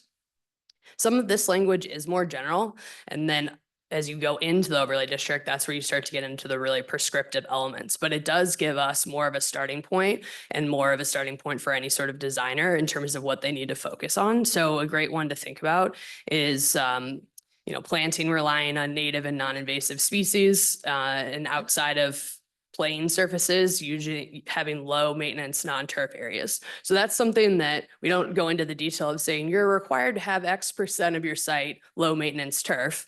But if we know from the outset that that's important, we just don't know where maybe those landscaped areas are going to be located. When the designer starts to lay out the district in phased developments, those are items that they can pull in at the beginning. Another one has to do with kind of locating our noise and activity to the interior of the district to minimize light and noise as it trespasses. So within the district itself, we'll get into more specific regulations that have decibel levels or the requirement of a photometric plan for lighting. But we also have that general criteria in the back of the mind of the designer or the property owner when they look to the best practice in terms of what's the best layout for the site. Are there slight shifts within their site plan? Could they move a field here and a building there that reinforces this idea of having the activity centered within the internal part of their campus? So I'm going to go through just a couple of items that apply based on our conversation last meeting to both campuses, and then I'll dive into some more details for the Big Bend district. So one item that I wanted to talk a little bit more about is canopy coverage. So as we just saw with Concordia, currently our institutional uses are governed by a caliper inch replacement requirement, and that is really reactive to a development occurring. So right now they're removing trees to support the construction of new buildings. And so based on how many trees they're removing today, that's what they need to plant. Now that's maybe part of their own campus planning, is that they have an emphasis on canopy trees. So it was mentioned by their designer that they have the goal to be planting over time, to thinking about canopy. However, when we just have a caliper replacement based on a construction project, the city is not reinforcing that goal, because we're reacting to only when they remove a tree associated with development, then they need to replant. By going to a canopy coverage, we're saying that Washington University or whatever institution has this land would need to be proactively planning for a canopy that they know that to be maintaining. And so you're less reactive to that. And it also allows us to evaluate how the canopy is currently outlined on the site to kind of support growth over time to what we want. So on the image here, this is an overlay through our comprehensive plan, which we just completed. We had some LiDAR data that basically the company uses aerial images to map out where existing canopy is. And here, this highlights the outline of the Big Bend overlay district. So these green globs are actually measuring the medium to high volume canopy. So not every single tree is really contributing, but we can see where the concentrations of canopy are in this area. The kind of purple pink outlines are established tree growth areas, which I'll get more into. And then the lighter blue lines are the transition zones. So within those pink and blue areas, that's where we want to enhance and protect the existing canopy. And so you can see we've really concentrated it in areas where there's an existing canopy concentration, but then there are other areas of the existing site today, such as the southeast corner that backs up with a lot of homes on San Benito, where there is not a concentration of canopy, but we're proposing through the requirement for a transition zone that they have to be intentionally planning to build their canopy coverage in that area. So essentially, we're able to say, just instead of removing trees over time and planting some as you come across, we're saying we intentionally want you to plant a canopy that also serves an additional purpose of acting as a buffer, is better to protect, shadows, heat, light from the neighborhoods. Stormwater is also a lot better when you have a lot of natural trees to soak some of that up. So we were trying to be really intentional about how we want the site planted and managed over time. Lighting is another one that we hear a lot about. So the dark sky outdoor sports lighting I mentioned is a requirement for any playing surfaces, and that's a process that they would have to go to with reviews of plans and inspections and ongoing maintenance requirements through dark sky. So really, when you think dark sky has programs internationally that they're trying to really protect light pollution. So there's various recommendations and programs through Dark Sky. You can get a certified community, a certified park, or you can also have certified sports lighting. Really, the principles of Dark Sky are to make sure that you're lighting what needs to be lit. So you're targeting that certain area with your lighting, that it has to do with the temperature of the light and itself in terms of the appearance, as well as the shielding. And then also the idea that you're controlling when the light is on and off. So we're kind of covering a similar program within our overlay district regulations. So using a time management that says lighting needs to be off by a certain time. So it's 9:30, except for university baseball and softball games that are have their inning underway by 10, they can finish that inning that is underway. And then we add in kind of the measurements of light at certain angles. And so this is where we have the horizontal light level at property lines, which is 0.5 foot candles, which is equivalent to a full moon. So this requires many of those practices, such as shielding, the angles of the lights, et cetera. The maximum field height lighting is 80 feet. And we've heard questions about this from a lot of residents. But it's important to have that slightly additional height because it allows for more efficient targeting of the light itself onto the fields. So yes, they are a little bit taller, but it actually prevents that glare because the angle of the bulb is better. And I'll show you in a second in an image. But you can have reduced lighting heights for some of your parking lots and other roadways. And then how we'll actually test this is through a photometric plan requirement. And so they'll have to show us as they do their design and outline what kind of fixtures they're using, what the actual bulb is going to produce. And then they'll do some based on the grade and all the other aspects of the site. They'll be able to give us measurements of that field to verify. So within Dark Sky, I wanted to show a couple of images. These are two existing sports complexes that have been recently certified through the Dark Sky program.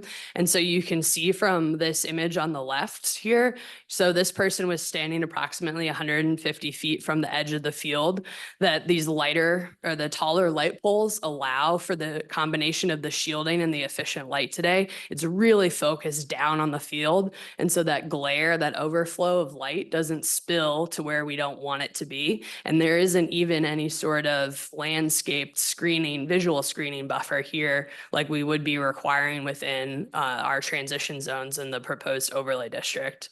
And on the right-hand side, another element that's important about the Dark Sky certification program is they take into account what you're trying to light and when you need it to be lit. So you can see the different colors of lights, the temperature of lights that they sometimes refer it to. So along the walkways here, we have a more of an orange tone of light compared to the fields where it's a more bright white light. So they're able to kind of rate fields based on what the purpose of the lighting is for, which just further helps us protect the areas that we don't need that lighting from. And so I just wanted to put two examples of this compared to what a lot of what you see today. If you were to go to some of the high school fields that they have older light systems and different ways that they're designed that probably would not pass a Dark Sky certification at this point. If you go to the city's fields in Shaw Park, not Aztec Field, that's St. Louis that's Clayton High School field, but the other two fields that are just next door to that have a mixture of softball and baseball, the lights there are 60 and 70 feet tall. And they actually did some studies to see if the fields are well lit. And there are some dark spots that are frequent within the middle of the field. And so then they added two 90-foot poles to try and meet those. But basically what ends up happening is the lights are going to face kind of more outward to try and cover those darker spots. But if they had used 90 or 80-foot poles, like we are proposing here, with some more efficient lighting, then probably would have needed less poles to light both of those fields. So just something to keep in mind when you're thinking about lighting. Okay, I'm going to go into some more specifics about the Big Bend overlay district. I'm just going to try and touch on some of the changes that were made. So for uses, we heard some questions related to pickleball and the noise that's produced by pickleball. So first of all, I not sure that pickleball would even meet the noise regulations the way that we've written them right now. So I'll leave that to professionals, but I think that would be hard to do because we've limited the noise at residential property lines to a conversation that would be held between two people 3 feet apart, a normal conversation level. But just in case somebody could figure out a racket that didn't make any noise, we also have added in the accessory uses a prohibition of pickleball. So they can only have pickleball when it's located inside. So we don't need to worry about the pickleball noise. For events and capacity, we've reduced these slightly. So the maximum outdoor event capacity was previously 1,200 people. We reduced that to 900 people, and then also added a specification that only 2 of those outdoor events could be happening at the same time. Another thing that we've done in terms of capacity is reduce the permanent seat. So we have 300 permanent seats for a spectator venue, and only 1 can have 500 outside. And also just to mention for the seat capacity, I think seats are sometimes it's deceptive when you think about a field. So if you go to Washington University, if you ever have looked at their existing softball and baseball fields, each of those existing fields seats less than 300 people currently. So the context of the permanent seats compared to the existing activity and uses is what we're trying to align those with. Site access. So this has not really changed. One element we've gotten some questions about that would need to be designed, and this is where having the level of requiring still site plan review to be approved by the Plan Commission is some of the questions about the passive access versus the access that just supports the users as they're designing these facilities. So we've tried to accommodate with some flexibility within the overlay districts, with primary access points being those that are intentionally designed to facilitate the access, the ingress and egress of the people that are going to use the facilities that are being designed on that site. So we want to have some options so that people can get in and out safely. And this is where a specific traffic study will need to be done based on the capacity of the facility that they're building at that time to figure out how that access will be facilitated. But we want to make sure that the primary access to facilitate and support any specific facility that WashU builds would be supported through access, not in a neighborhood. But we also at the same time have heard from a lot of residents who enjoy kind of what I would say the passive access is right now on Concordia's campus, where you want to walk, maybe you use the connection off of Dartford, or maybe you're coming off of Seminary Lane and you walk through their campus. And so we don't want to restrict that either because we understand it's important, but we know that it's going to be a sensitive item that needs to be addressed when a specific facility is done, so that we make sure we're balancing kind of those primary and those secondary or passive access points that are going to be necessary. So buildings and setbacks is another big one. So on the right, this time instead of using aerials, I have on a few, I've overlaid some setback lines on the survey of the site itself to highlight a few different areas. So a big one that we want to address is the context of different areas that are being developed. And that means the context of what uses might occur on the adjacent across the property lines, but also, what is the topography, what are the drainage patterns, et cetera. So we have 65 or 67 feet is the maximum building height here. One thing that we did remove, now it's prohibited to have fields on top of any building. So that was another comment that we heard previously. So now no longer would there be an athletic field on top of the building, how that's written today. But looking at the site, we wanted to be able to reflect the kind of development pattern or the use and operation pattern across property lines. So you'll see here along the east, we've overlaid the new site plan that's proposed for Concordia's housing that was just previously approved. So you can see the relationship of that surface parking as it nears the line that will separate the overlay district, as well as the height of some of those buildings that were just presented. So we wanted to kind of reflect that nature of almost the backyards, the rear yards of our 2 institutional properties as they talk to each other. So the buildings are allowed to, under the overlay district and the playing field fields would be permitted to be closer to this new property, the boundary of the overlay district as it relates to Concordia, with a setback for buildings that are 55 feet or more slightly greater. Then as we go kind of south and north, now we're interacting across the boundaries with single family residential districts that have a density that's different and a style of development that's much different. So this is where we wanted to introduce some of our more prescriptive setback requirements, such as the transition zones, our established tree growth areas that we're protecting, but also just additional building setbacks. So along the south here, this red shaded area is our transition zone. So this is where we wouldn't have buildings, surface parking, plain surfaces, anything like that located within our transition zone. The idea is that this would become a more intentionally planted buffer that would provide more protections for the neighborhood. And then we have the established tree growth area where I highlighted earlier that there are a number of existing trees that we want to protect. This blue dashed line here is the increased setback for buildings.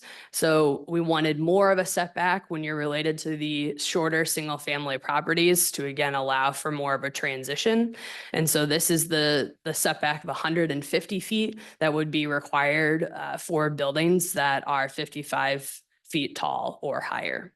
So now buildings are going to be over 150 feet if they're located down here. So again, the idea of squeezing our active uses and our larger buildings interior to the campus. Similarly, along the north in Hillcrest, we have this 150-foot setback that's measured from our single family property lines as they come, our established tree growth area. Along Big Bend, we wanted to protect that kind of existing separation and visual separation. So we have the larger transition zone of 100 feet here with our larger established tree growth areas.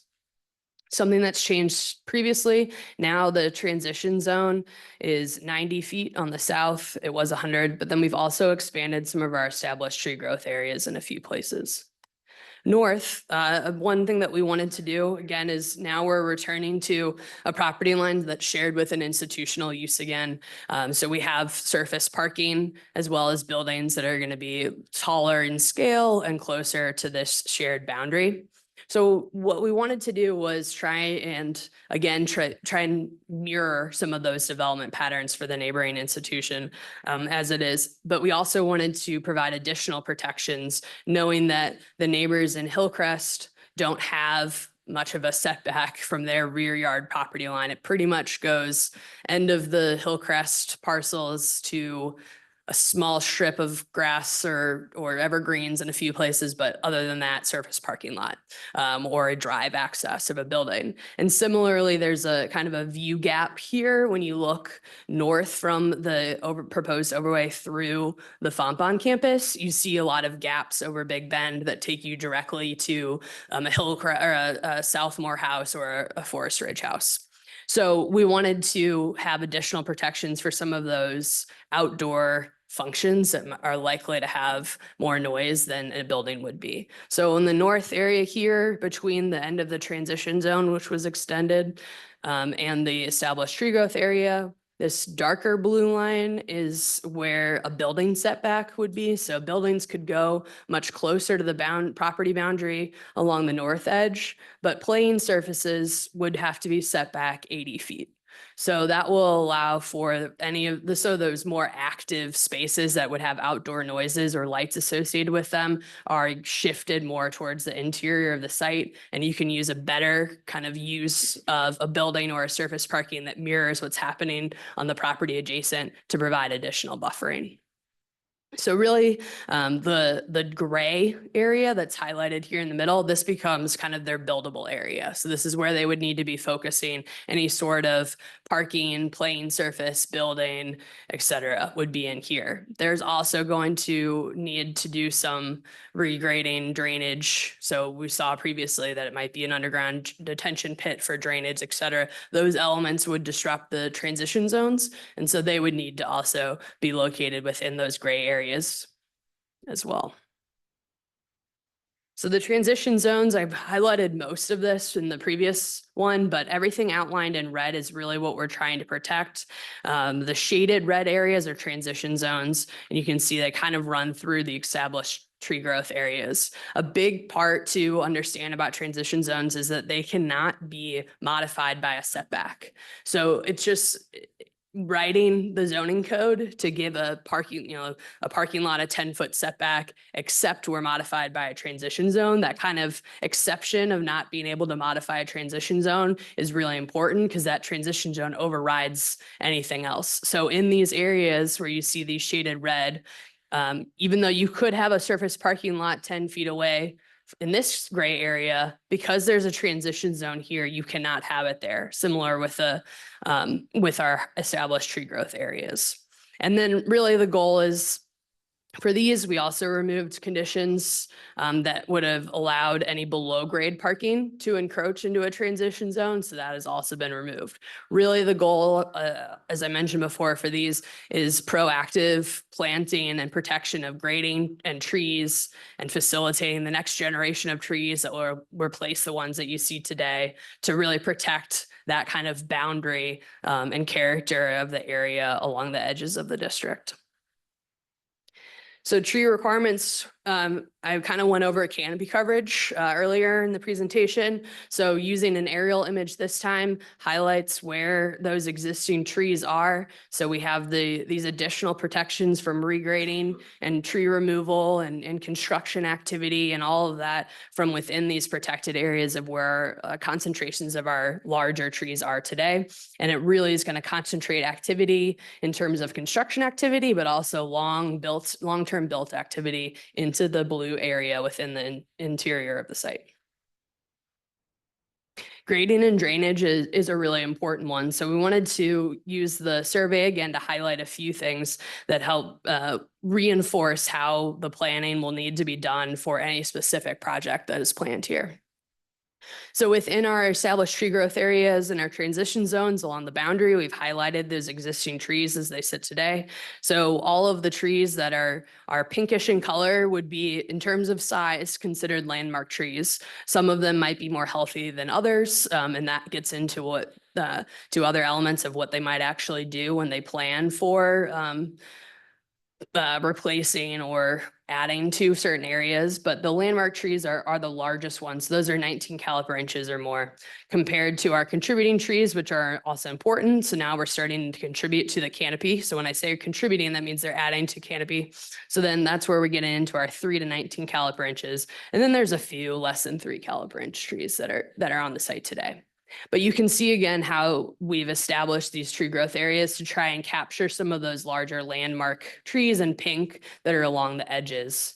Another important element to layer into this is some of the existing utility connections and where those are located. So highlighted in yellow are some of the existing MSD connections to sewers that are on the site today. So we know there's going to have to be some sort of focus on these areas where you see those yellow lines highlighted, because they're going to need to be doing something to those connections. Either they're removing those connections because they're going to be replaced elsewhere, or they're going to enhance them, or et cetera. So there's going to have to be some regrading in those areas. And so that's where we know, as they remove houses over here and they remove houses over here, there's going to be disruption of construction activity. So it doesn't make sense to try and capture some of these areas within an established tree growth where we say you can't do any grading, but we at the same time want you to improve MSD's connections. So you're going to need to get into that area.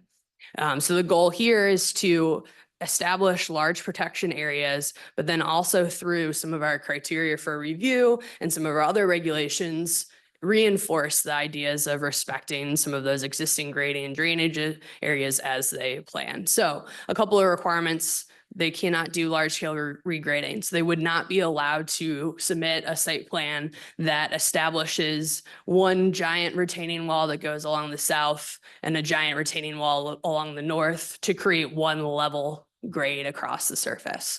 So we just said you can't, that's not a good place to start. So they know they're going to have to build in some terracing, using buildings, using fields to help get themselves from different aspects of grade. And we also added in a requirement for stepping walls. Once you are starting to hold back grades of 15 or more, then you need to create a terrace area. So that's where you can support some planting to again reinforce the area of actually having some green space throughout the site, because we know there's going to be swaths when you have a field of places you can't put trees. So let's reinforce terracing as areas when you cannot. And then another element that we can require is we can also within our codes reiterate the fact that they should not create more water leaving the site than there is under pre-existing conditions. And another element that we've heard about with grading and drainage is we also did require that for fields, if there's any sort of synthetic turf, then it needs to be engineered. They'd have to provide us how they're engineering this turf to function similar to a natural pervious space where water would go through. But we also recognize that there's some issues out there with synthetic turfs and other influences to the quality of the stormwater. So we're going to require some quality treatment. So those are a few areas where we're trying to force a little bit more proactive planning about how you're treating and managing water on site beyond what might be required from MSD. Okay, so test fits. This is the last piece I'll go over. So many presentations ago, representatives from Washington University showed us a few really quick test fits of how the site could be laid out with a different number of fields and a field house with some interior uses. One thing I'll note for the test fits is this doesn't address the grading question. So you already know, as you see, and you're looking at all these test fits, that fields and buildings are getting pretty close to each other. Now, when you add in the requirements that we have for grading, you add in the maximum lot coverage requirements that we have, it makes everything even more tight. So there's really not going to be ways for the institution to all of a sudden come back to us with 3 times the number of fields, because they won't be able to meet all of the capacity requirements of the site. One thing that we did hear from the public, though, is that they're still concerned at this conceptual level about how many fields we're contemplating. And so that's where we added in the requirement of the 4 outdoor fields, which you can see that they could meet in a number of ways. They could do what is here on this test fit. So you would have a multi-purpose and a softball overlapping each other. That would count as one, the way that we've written the proposed overlay districts today. Then they would have baseball, soccer, possibly tennis, any sort of combination of these, but they could get additional capacity with an indoor field. So the idea again is we're trying to limit the outside activity that is more likely to be involved with noise and light that might trespass a property line. So when we look at a test fit a little bit closer and I highlight a few things, this is kind of reinforces what our overall goal is with the overlay district. We're trying really to protect large amounts of the boundary of this overlay district in a way that you don't have those protections in our current R2 zoning. So if something went on this site that meets our current zoning as it sits in R2 today, we don't have these same protections in place. We also want to reinforce and redirect that location to the interior. So you can't do anything in the red. It's a non-starter. The trees there have to stay. They couldn't just wipe out all of these trees and use that area as part of how they grade the site. Those trees are going to be remained and enhanced in a lot of ways. And then, as I mentioned before, if we think about they're going to need some circulation, they're going to need drainage areas to collect water. They're gonna need some additional pervious space that's passive and not covered. So the site becomes pretty restricted the more that you focus them in on the inside. So that was a summary of Big Bend, and now I'll take any questions. Oh, okay. Well, that was very comprehensive, I must say. But the last drawing that you showed, go back, yeah, that one, or actually any of the 8 I think you had. How does circulation and potential parking fit inside the tested area, given all the grade changes and the terracing? Right, so that's kind of where the test fit just looks at the amount of space that would be required to support one of these facilities. So kind of roughly how much space would a baseball field take up as a playing surface? And when you layer those next to each other and you don't even take into account the grading, you get to a kind of a maximum capacity just space-wise here. But then you really can't do anything else because they're going to have to accommodate all of those other elements. But that's where the actual site plan review will come into play. So then they'll come with the grading, but I think you end up, hopefully, the goal behind these kind of planning policies is that by knowing at the outset some of their constraints and what's important to the community within the overlay district, they know, well, if I design a baseball field first, I have to be thinking about elements like how am I terracing this site over time? Because otherwise you really quickly design an overlay and then you put your baseball field in and then you realize you can't do anything else. But as far as actual capacity for parking is concerned, those will have to be studied as they occur. So we know that the intention from what they've shared for Washington University is to move the baseball and softball fields from South 40, as well as the multipurpose field and some of the indoor space from the South Campus or the old CBC site. So we know that those are the uses that they want to originally move here. Once you start to facilitate that, then you would do a parking study when they came to us with, here's the size of these two fields and what's our capacity. Then we look at parking. How much parking do you need? Is there ability to share parking with the Fontbonne campus next door? What does that do to our access from the site from a traffic perspective? If we do or do not share parking, those elements would all need to be addressed when they actually come to us with a site plan. So then going back to the very beginning of your presentation, with the stepped activities, it seems like the very first one, which we did talk about at the last meeting, is that the overlay really sets up the parameters in a proactive way to define what can be done with the land, as opposed to the CUP process, which really leaves it up to the applicant to come in. Yeah, the goal really through the overlay is to tighten. So again, we're not adding uses that are not already contemplated as part of an institutional use under the zoning.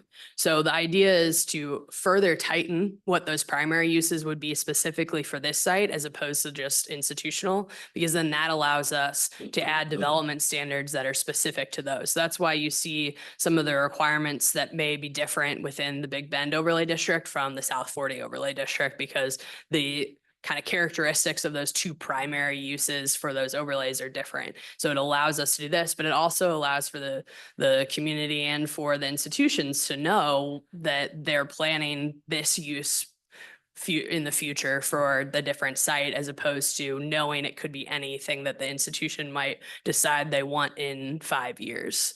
So if they decided to abandon the South 40 as their housing campus for their first years, then they would, if an overlay district were adopted, then they would have to revise that overlay district to reintroduce other uses that have currently would essentially be removed from the institutional bubble through the overlay district. So then following up on that, it seems like the first step is to consider the Big Bend overlay zoning district. Right. And if that were to be put into effect, then there are several steps in there that include public discussion, like we have tonight, as well as both site plan and Architectural review. yeah, ARB review. Yep. So those three things seem to give us quite a bit of checks in the entire process, if I'm reading it correctly. That's the goal. Yep. Okay. Okay, that was my general thing, except I had one other general thing. It was item number 7, and I forgot which, it was near the very beginning, but it was general conformance. Oh, under site plan review? Yeah. Yep. Yeah.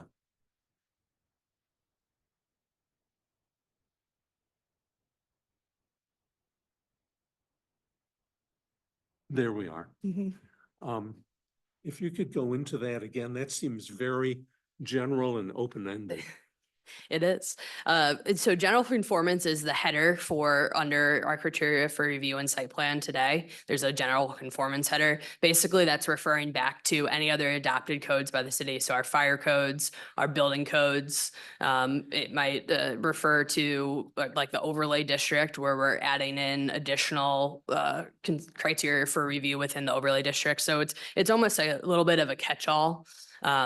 But their site plan review is already kind of a little bit of a catch-all when it comes to that, because the very beginning, it basically says that the plan commission has authority to emphasize authority with good planning practices, which is more general, existing environment, built environment, not limited to. So these 7 things are the headings where there's a little bit more detail underneath all of those, but basically the general conformance is intentionally general to reference codes that might be adopted under our municipal code over time.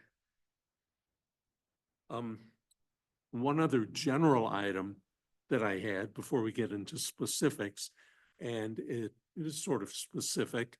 It's in the lighting and the sound.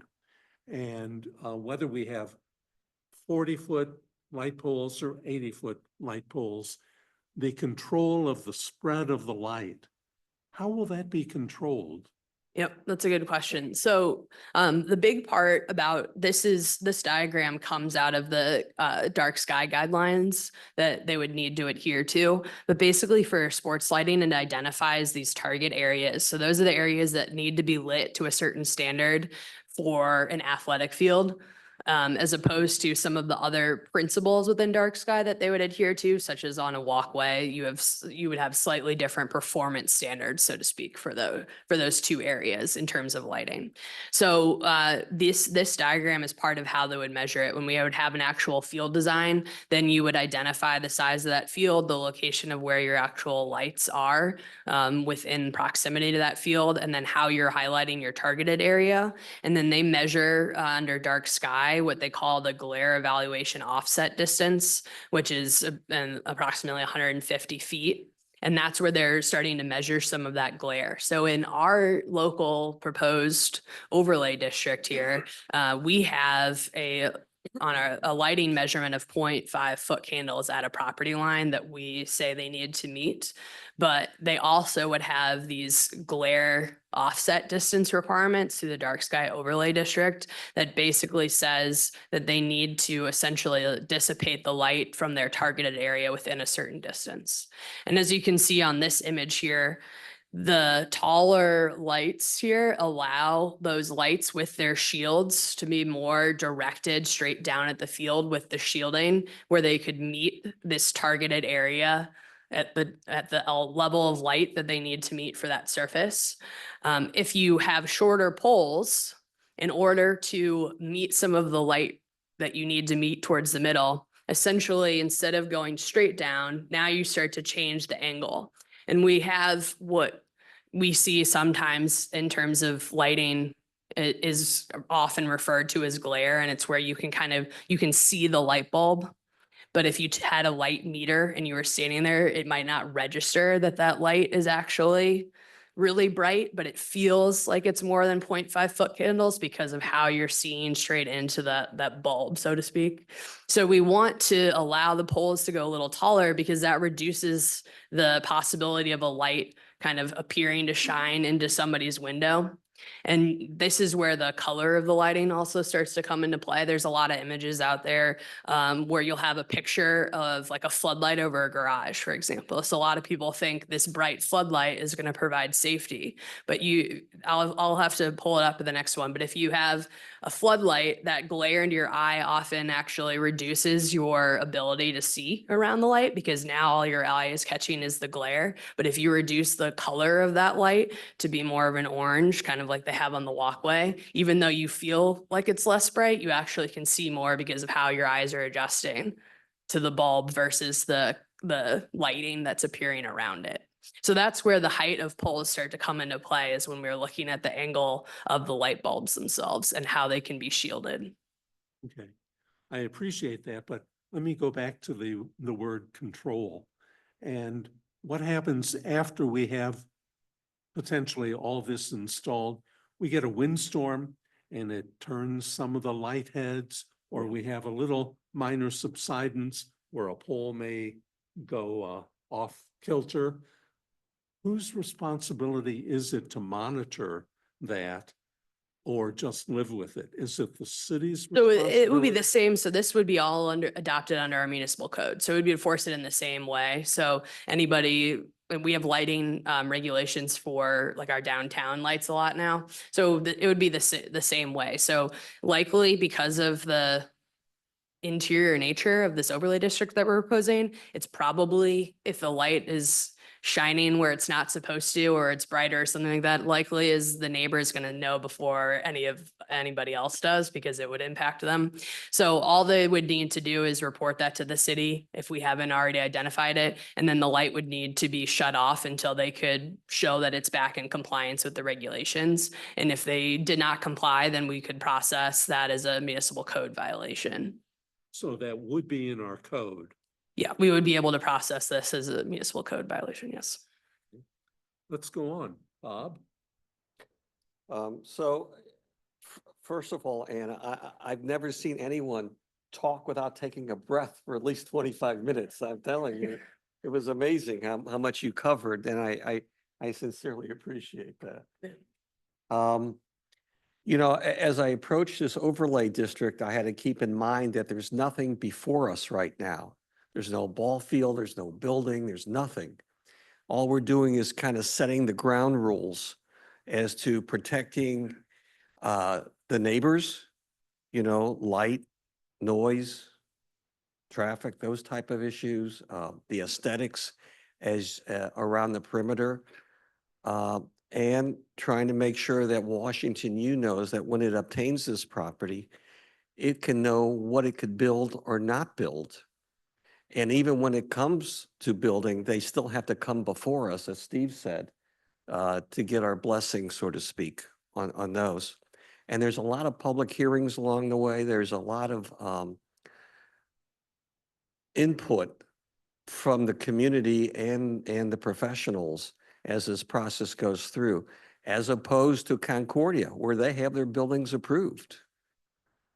They could start moving forward with the Board of Aldermen and then go from there.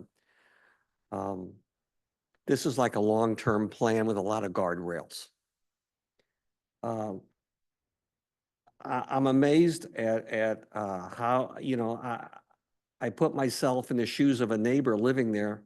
You know, how will I see the light? Will I hear the noise? Is it unreasonable? I mean, this is an institution. This isn't going to be a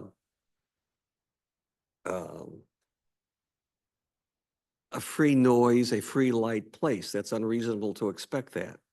What is reasonable for the university and what is reasonable for us as neighbors to expect?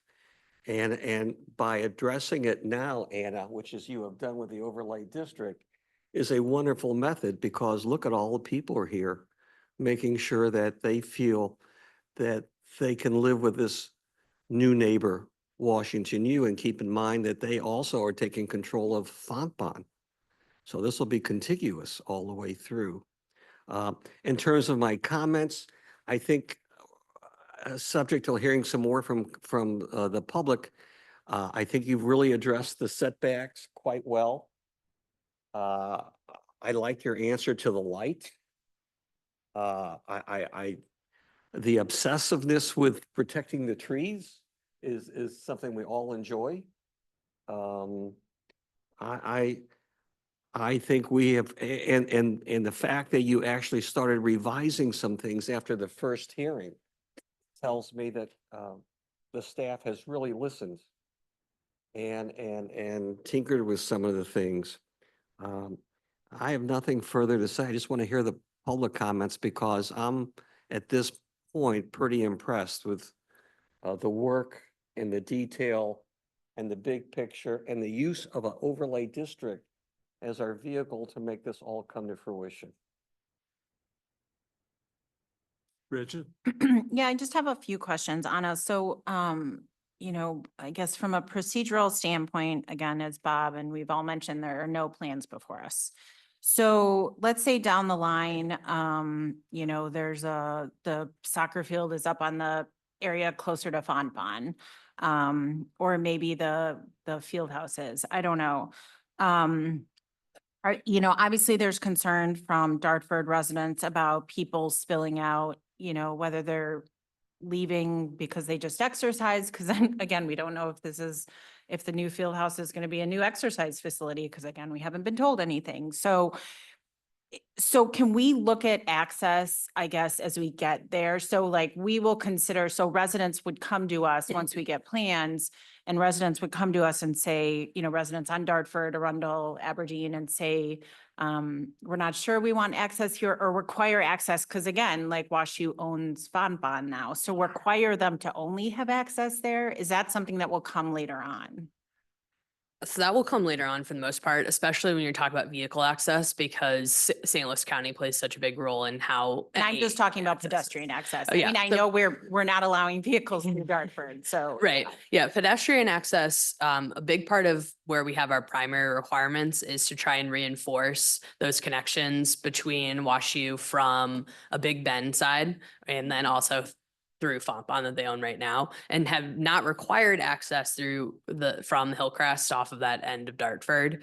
But we've heard, and I understand why there's probably not not everybody's on the same page on whether they do or do not want that, because there's a lot of benefits to the neighborhood to have direct access to the open space, the way that Concordia has always managed that for people. So I think we want to support that where it is beneficial, but then also restrict it where it needs to be restricted. And we want to make sure that all of the access points that are necessary to facilitate WashU's use of this site is done in a way that provides that access, but also ensures that that's how it functions. So that's where in this point, we don't want to say no to the pedestrian access from Dartford, because we know a lot of people want it, but we also know it's going to be important in terms of how that might actually be designed within the district, where walkways are, how regrading happens, what facility is actually located in that north corner, and so on. And that will all come through site plan.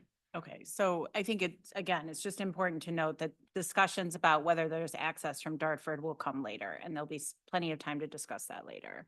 Right. And then can you just talk a little bit about, if the overlay was not approved, then presumably, then WashU would apply under the CUP process as we've talked about. Can you talk a little bit about just trying to understand if there are things that, for instance, like as you suggested, what we have up on the screen is setbacks right now are as little as 5 feet on the north and south property line. So under the CUP process, presumably they could apply to have a field 15 or 20 feet from the north and south property lines. But could then we say, no, we actually want it to be 90 feet. So we could but again, we'd have to be reactive, I guess. Yeah, the biggest thing is that we would have to be reactive, and we would have to be based on what they're proposing at that time, understanding kind of the reasonable conditions to place on them that also protect the neighbors. So that's where we can go through this process and agree on a setback. And then if they went through a CUP process instead of an overlay in the future, we could say, we already discussed these, let's start there. But it's a lot easier when we talk about the phased development of this area in the long term to be starting out with these larger setbacks in the transition zones highlighted today, instead of starting at 0. Because once a design professional comes and they've done an entire grading plan and talked to utilities and they have the building found and all the drainage is worked out, that's usually when we get their site plan. Not everything's perfect, but it's pretty far down. I mean, you saw the detail in the site plans we got from Concordia. So yes, there's still some stuff at play, but it's a lot farther down the line. So it's a lot harder for us to get them to change it significantly at that point. And so that's where the overlay district is good to start out with these larger parameters from the box at this standpoint. And then they also understand where things are heading as they go, because in all likelihood, it will be one field or a field and part of a parking together. And probably not going to come to us with 3 indoor fields plus a parking area plus a field house all at the same time. That would be surprising. So you want to make sure that we're thinking long-term phased as we approach these of these. But you do think that a lot of the protections, I guess, that we could build in, like dark sky sounds a lot better to me than, what we have now. So, but again, it's adding those things in later rather than approaching it from the front. Yep, it's adding it in later. And if we don't add it in now, the difference is an overlay district is adopted into the municipal code. So if you guys, propose this and the Board of Aldermen actually adopts this into the code, now it's in the code. And then to get anything changed, if it's a whole new plan commission or a whole new elected official board, we need to go through a text amendment process to change it, as opposed to having these discussions and just saying, it would be great to have dark sky, but there's nothing actually in the code that requires it. But then maybe we go through a conditional use permit and have a discussion on whether or not we require dark sky or that sort of element. So by establishing the overlay district, we're removing that kind of administrative flow of a conditional use permit. And we're saying that you're doing a legislative act as the Board of Aldermen to add these as actual regulations within the code of ordinances of the city. Okay. And then, just so I'm understanding, just because you keep talking about tree growth area, I know we keep talking about protecting the trees, but trees are very important.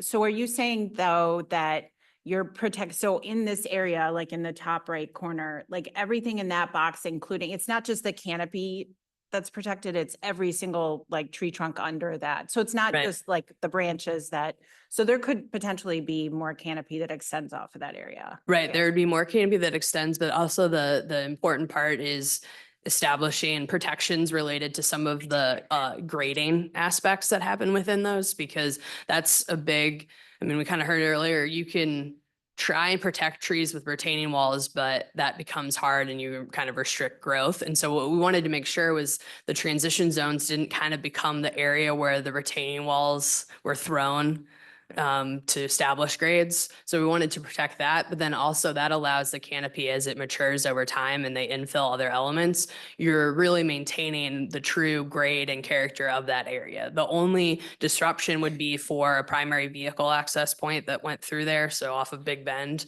we're gonna, in all likelihood, there'll be one there. We have to write this code as if there will be at this point. So if we anticipate that, there will be some disruption, but by having the protections, the way we've worded it for the established tree growth areas, they really have to limit regrading. So they have to, show us how they've limited their regrading and the system that they're going to use to support the bridge that might be required or something over there to protect it. And then in the other elements, because in the established tree growth areas on the north by Hillcrest and on the south by Tuscany Park, as we highlighted on the other element image, there's a lot of connections to existing MSD sewers around there, because those are kind of areas where you have a pretty good change in grade within those protected areas, but also have a pretty significant low point when you think about the whole site.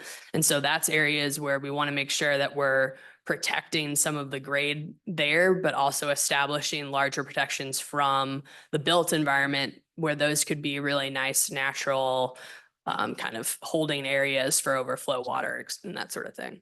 And just in terms of like the grading and the terracing plan, a 15-foot wall still seems pretty tall. I know, so does it have to be stepped at like 5 feet or does it, I didn't see where it does it? No, so we didn't, in this part of the code, we didn't propose that. Now that's something that could be discussed here. We do have the requirement for just a break within 50. So we would measure, grade to grade of the wall. And so they could have a 2-foot wall and then, so they could grade it in the different way as long as they had that set area. So we don't.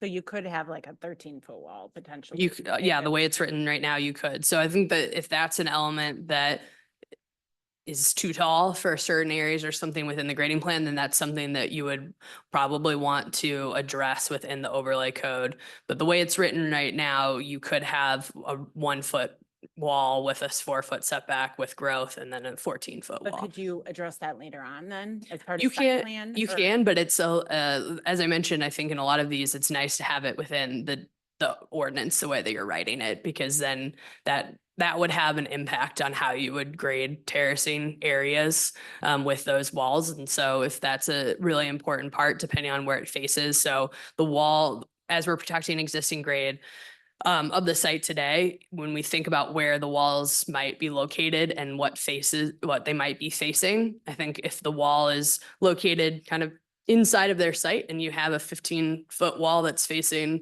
their field or something, that might be an area we don't really feel that 15-foot as largely from a neighborhood perspective. But if the wall is down along the southern line, so it could be in this corner 90 feet away from these homes on San Benita, do you want to reduce a 15-foot facing or change the terracing there? That would, So potentially changing that, it would be better to do that now rather than later. yes. I think those are all the questions I have right now. Thank you. Ellen? Yes, Anna, you did a fantastic job. But I do have a question about how many people would be allowed? It says 900 for an outdoor is maximum, and I can't have two, so I can't have 1,800, two 900s. And then it mentions a 500 indoor facility. So conceivably, I could have 900 and then, being kind, maybe 800 and 500, 2,200 people on the site. Right. And then that's where we need to evaluate with the capacity of the layers as you add them together. So as they would build a facility, that's when we would evaluate those. There's going to be impacts to this site, such as if we have all of those uses, can they actually fit how do they handle the parking that would facilitate those sorts of capacities as they layer them on? What is the traffic impact on Big Bend? Those studies would need to be done. And that's the same way that we analyze what good density or maximum threshold is for a lot of our zoning, actually. So if we look at our high density commercial development district in downtown, that doesn't have a maximum number of stories. But we all know that the infinite number of stories there is a limit, right? To what the actual capacity is on that site when you start to layer in how much is supported. So we put in some facility maximums and attendee maximums because we wanted to reinforce the idea for the public that it's not infinite. They will have to have maximums as we add levels, but that will be something that will be reevaluated every time they come with a new facility for us. Okay. The other question refers to site plan and architectural review. That would be a new structure or building construction with a gross floor area of 10,000 square feet or more. What if it's 9,000? For a building, yes. So there is also the discretion for the director to refer other projects. So there's a few different ways that they would automatically trigger site plan review or at the director's discretion. So the threshold's a little bit smaller for architecture review board for that review of materials, which is similar to how our structure is right now with site plan. We also have just grading elements that would trigger site plan review. So right now, when we look at the existing grade, when you're measuring the height of a new building, we use existing average grade. We're going to, in this overlay district we propose, reflecting how you calculate height under the building code. So we've established basically if they're changing the existing grade by 6 or 9, you have it next to you. I can't remember what it is. That would also trigger site plan review. I have it on a slide in here somewhere. I didn't know if Stephanie was looking at it next to me, but so that would trigger site plan review as well as just sizes. Then we also have outdoor facility sizes.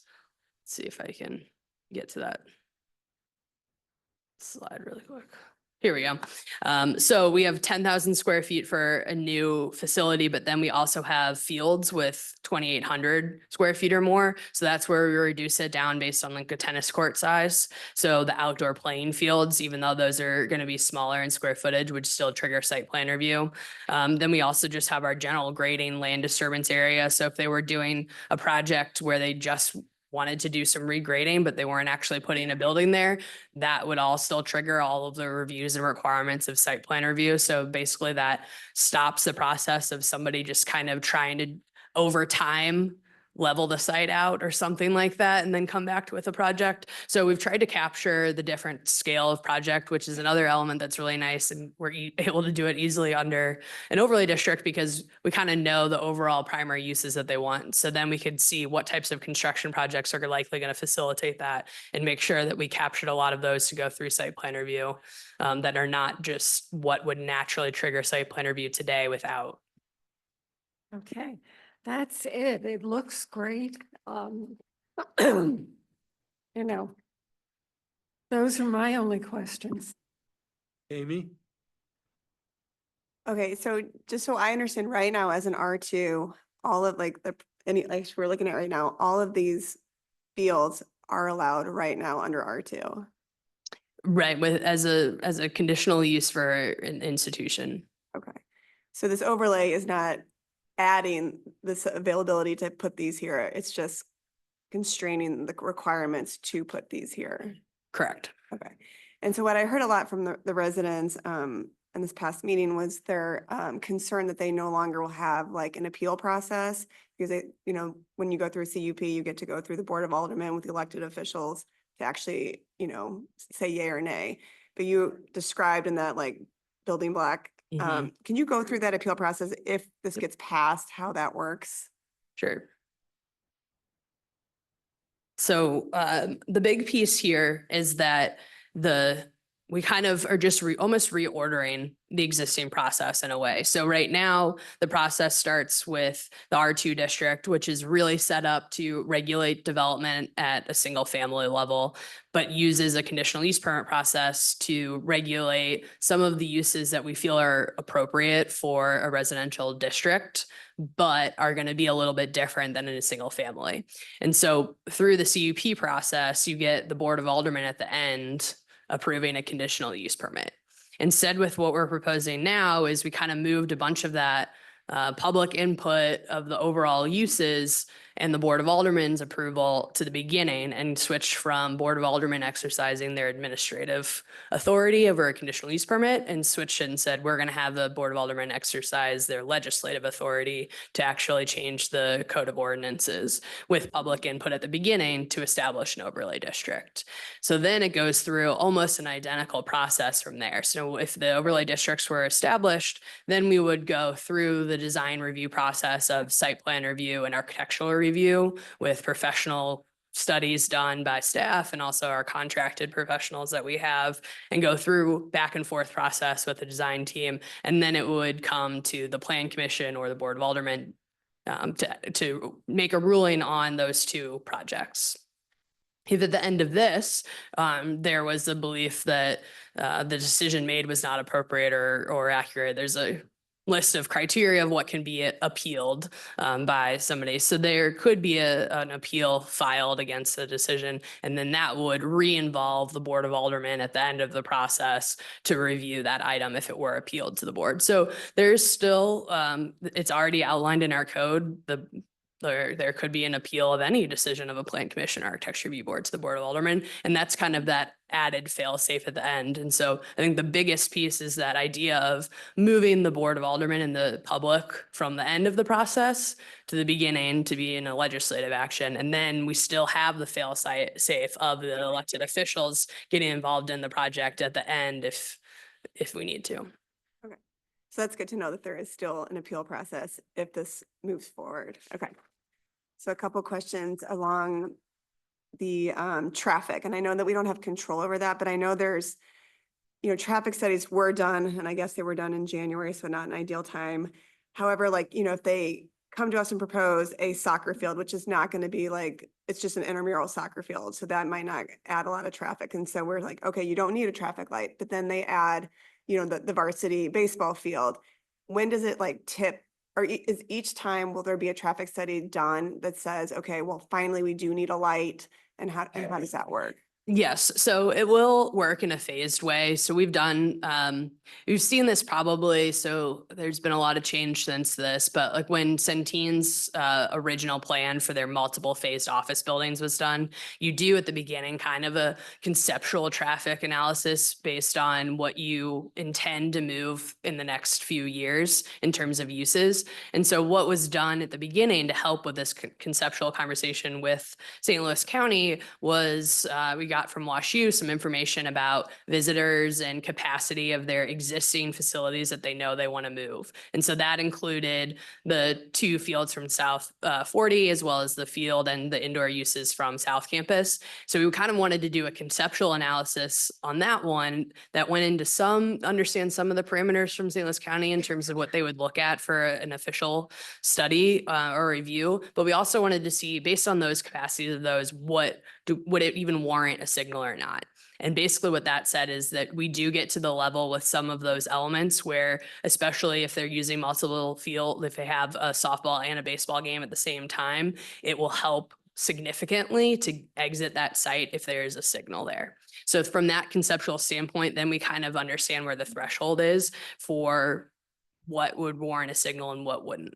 But what still would need to be done is another version of that. Once it's more sure, they would probably want to choose a couple of facilities because that access point along Big Bend's important. And so when they would study that, that could shift in these next conversations with an actual study being done when we know, are they building 2 fields at once, or is it an indoor and outdoor, whatever it might be. How do we, that was also done before Fontbonne was announced to be purchased by WashU. So there's parameters that have changed even since that conceptual one was done. So they'll do another one again, and then that's when they'll go through a process with St. Louis County to understand any requirements or restrictions on vehicle access from Big Bend. But then that study would also likely be updated as additional facilities continue to be built, because it could be that St. Louis County says build an access point today with a signal that looks like this, but we don't actually want to start using the signal until you hit capacity of the site of X or something.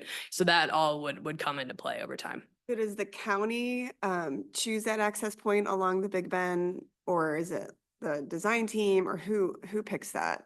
I mean, it's probably going to be a little bit of both, because St. Louis County will likely respond to what's originally presented to them, but there are some basic kind of traffic engineering points that they'll want to be addressed, site distance, angles, distance from other access points that they'll have standards for.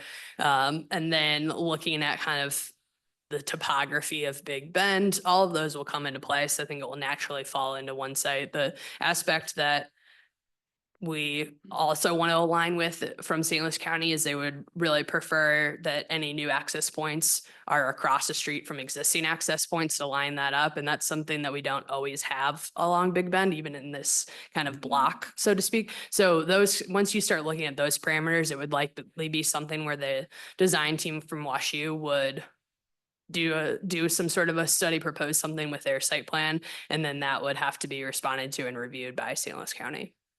And so also like a center turn lane, is that something that they would also probably Right. do? in Yep. conjunction with That is likely to be required, but then part of what they would study is how long is it? So how many cars need to fit in the turn lane?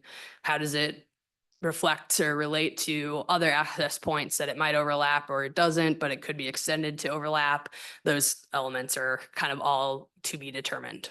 Okay. Also, just real quick,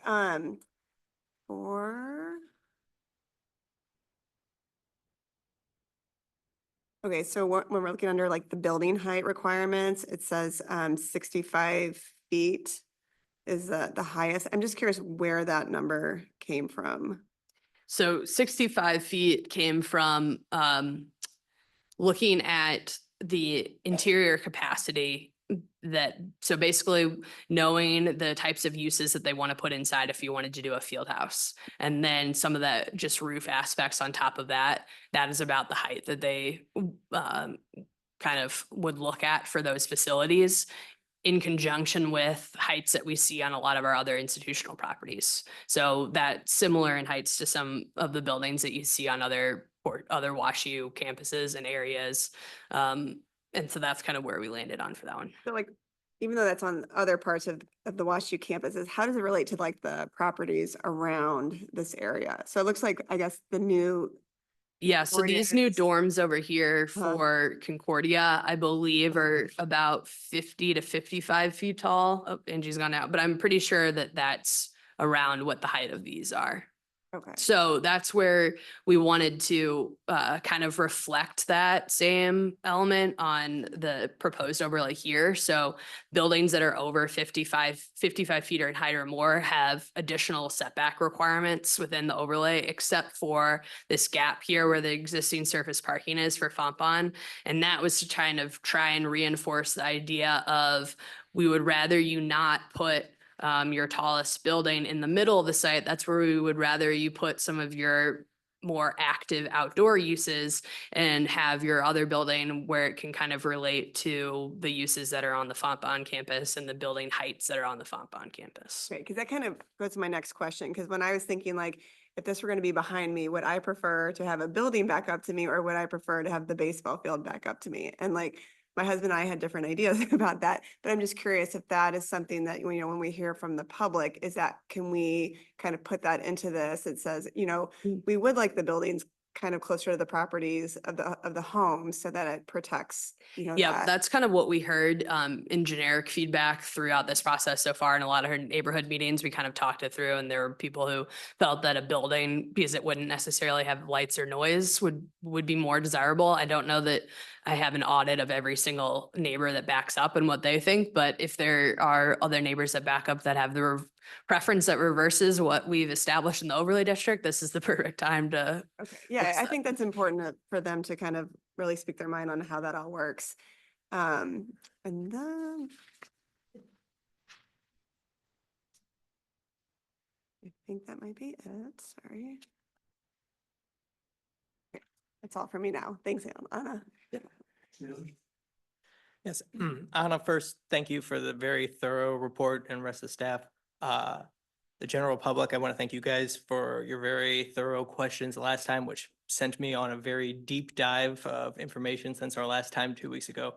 Part of what I came up with that is I looked very closely at a similar large institution, St. Louis University, and the process that they went through back in 2016.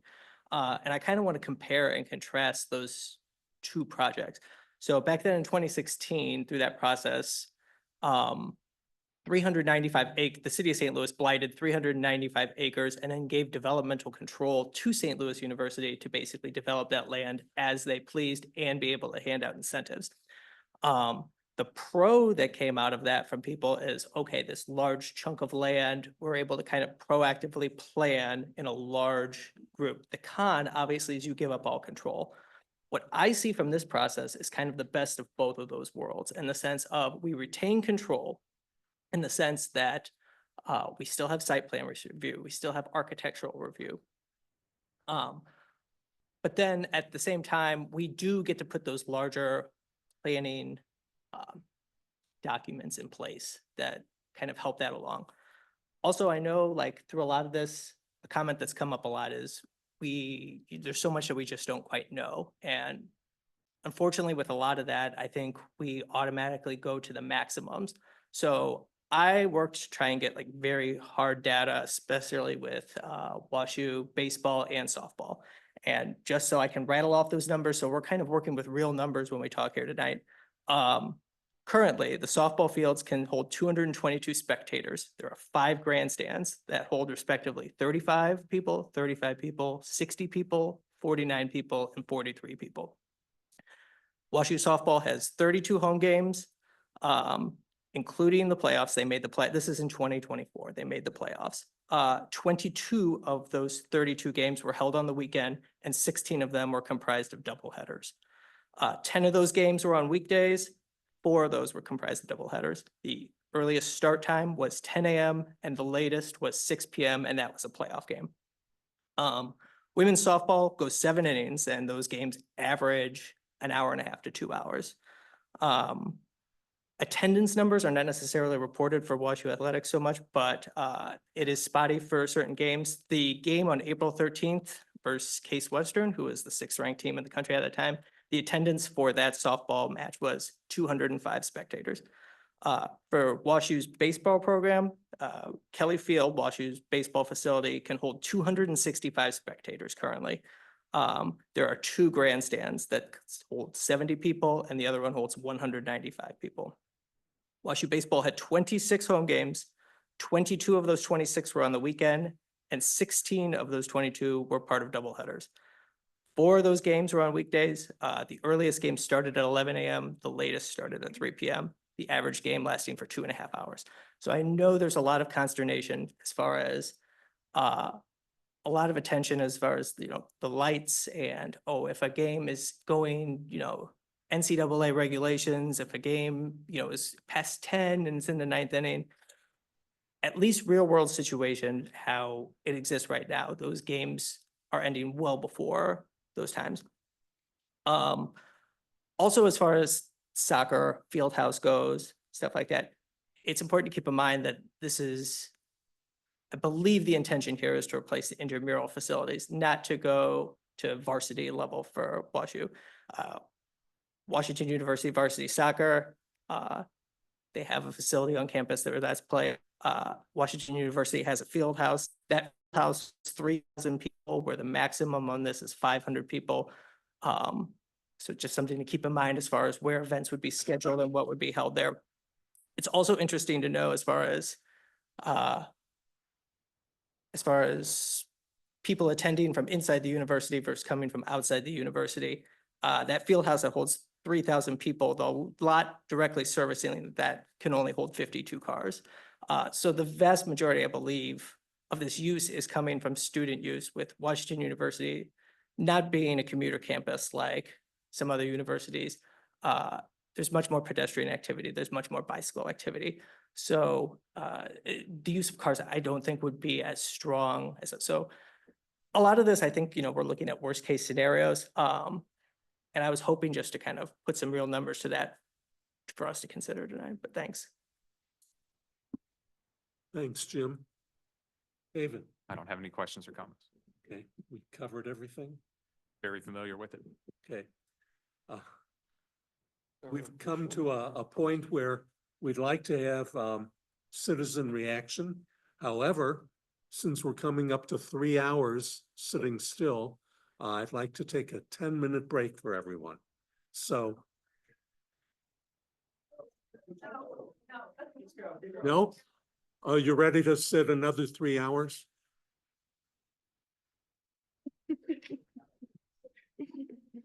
Okay, we'll give it another try. What I would like is whoever would like to speak, we will limit it to 3 minutes. If you speak once, you cannot come back and speak again. So, well, please, may I finish? Thank you.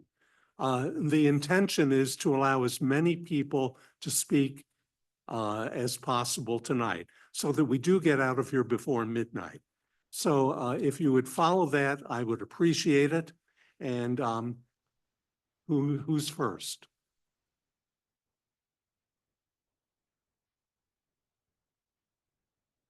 Sorry, I'll be quick. I have so Hillary Anger Elfenbein, 106 Aberdeen, also longtime WashU employee. I have a question rather than a comment, which is about implementation. So when we talk about what time these facilities will be used and the noise level, we're looking for that to be implemented by teenagers, right? So whether games go late, whether there's music and loudspeakers, whether drunk people are playing tennis in the middle of the night, all of that is determined by teenagers. And we love them. A lot of us have them. We've all been them. And I'm wondering how will we as neighbors implement or rather enforce these rules that are really implemented by people who are outside of our control? So do we call the police every time? Do they get fined? Does WashU get fined? Are they, I'm really just speculating. How is it? Because it seems to me that that's a weak link in this process, that it's unclear what recourse the neighbors have if any of these criteria are not followed.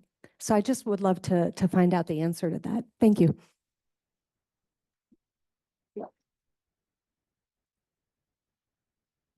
So Quickly, I would assume that It would be a very similar process to anything that's going on any part of the Washington U campus currently. But if there's anything else for staff, Yes, enforcement wise, you could call the police because this is adopted in our municipal ordinance, so we could enforce it. The nice part also with Washington University is they have their own police enforcement and security teams and other elements. So they will also be responsible for maintaining operations per our municipal regulations that they would be governed under. If they did not, then we could enforce it through the tools that we have at our disposal, including police, including municipal court, fines, et cetera. Hello, I'm Sally Lieberman. I live on Southmore. We do not agree to this project. Big Bend is already a very dangerous street as it is. If Wash U continues with this project, there could be major infractions with how my family lives our lives, day-to-day lives. I walk to school every morning, and my family uses Big Bend for a ton of reasons. I ride my bike and scooter all the time, and I walk to and from school with my friends, too. My family does not want it to become any more dangerous than it already is. Thank you.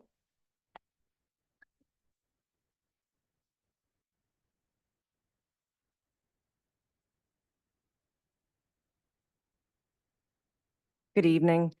My name is Jean Cowan. This is going to make me emotional. I live at 1 Dartford Avenue. I live right at that top tip. And I appreciate all the information.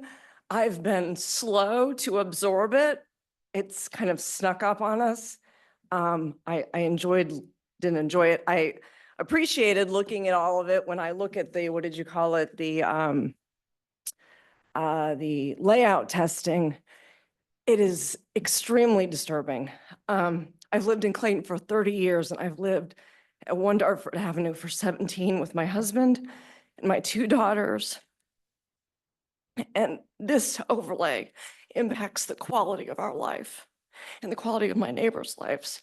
Who live on Dartford here. I see them in the audience, and not just Hillcrest. It's Southmore. It's Ridge, Forest Ridge. It's everyone in Clayton. This is having. I don't understand the R2 district. It says it's a single facility dwelling district. How can they put athletic fields?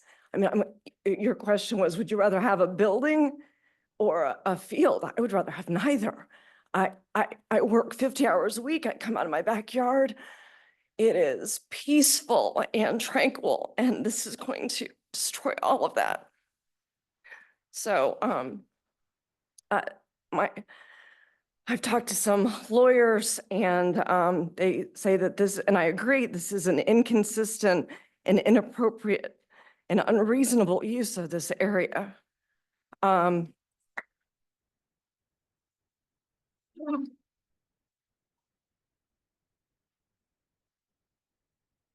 just wanted to come here. I told my kids I'd be home by 7. I had no idea. This is the first time I've been to a meeting like this, but now I understand. I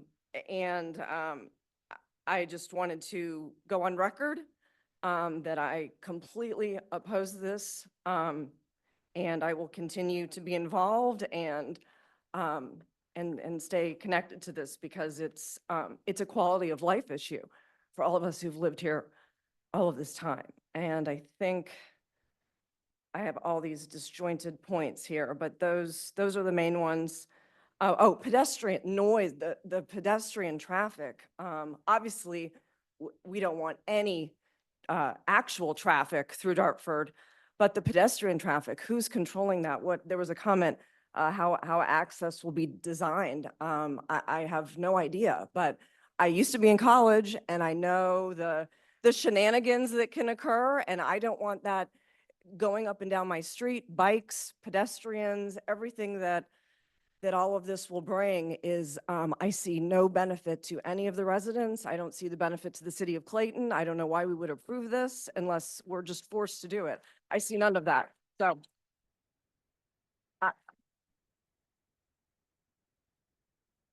I realize we have to get along with our neighbors, and I say all of this in the most respectable way, but I have huge concerns about this, and I appreciate you listening.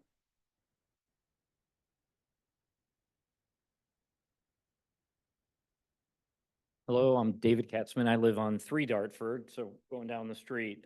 I too oppose this proposal as it currently stands. I think we need better protection in the northeast corner.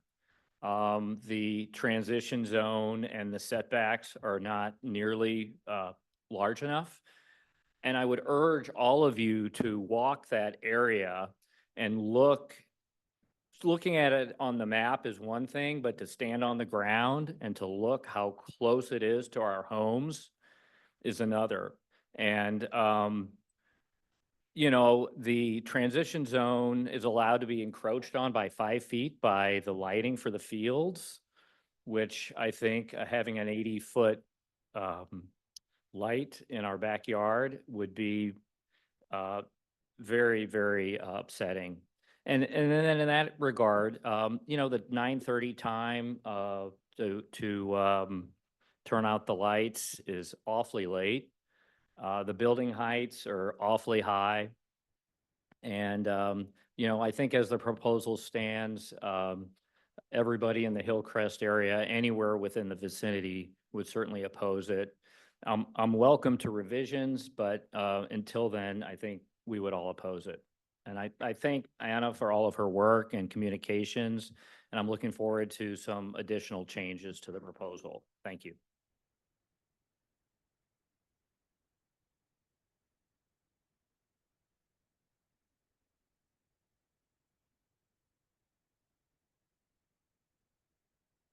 I'm Ann from Tuscany Park.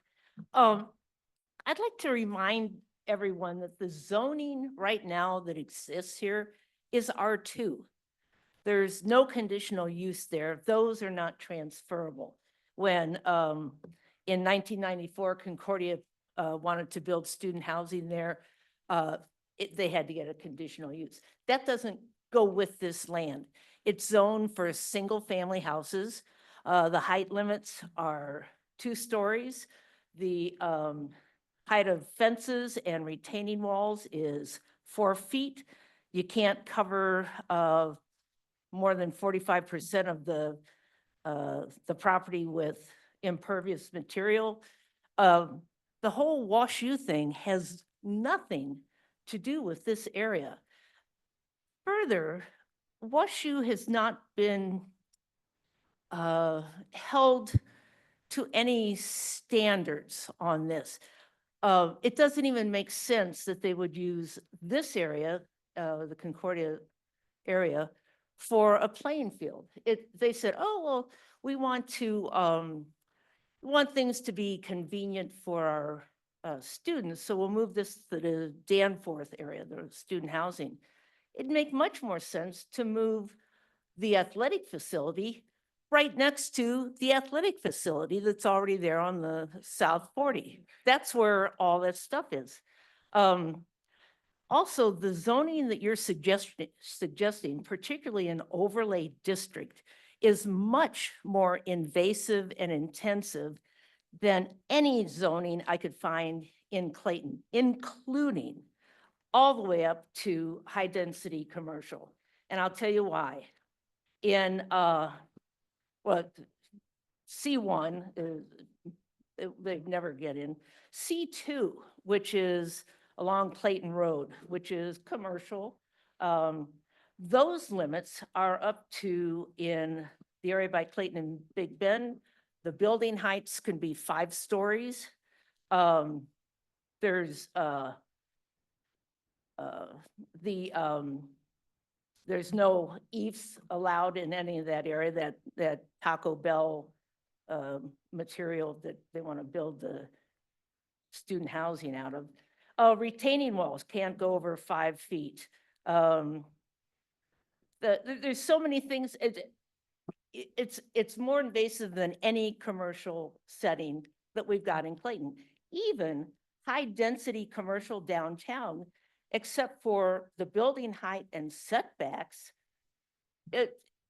they're restricted more than the people in an overlay district.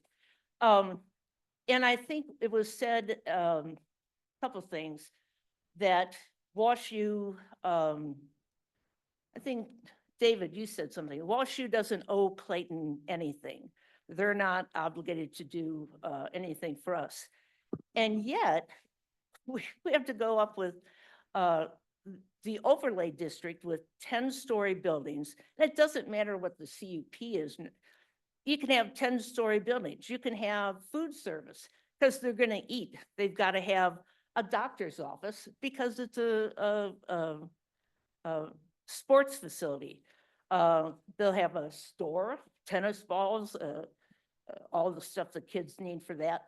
It's all sorts of stuff that wouldn't be allowed in even any commercial area around here. It's also interesting, WashU doesn't even own this. They're leasing it.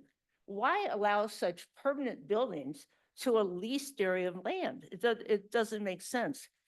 If I want to do something to my land, and Gary could back this up, I have to, if I didn't want to follow the rules, if I wanted something special, I have to go to the Board of Adjustment. And if I want to break the rules, I have to apply about 3 alternate plans to give to the board to show that I've tried everything possible before I did all this intrusive stuff. Why?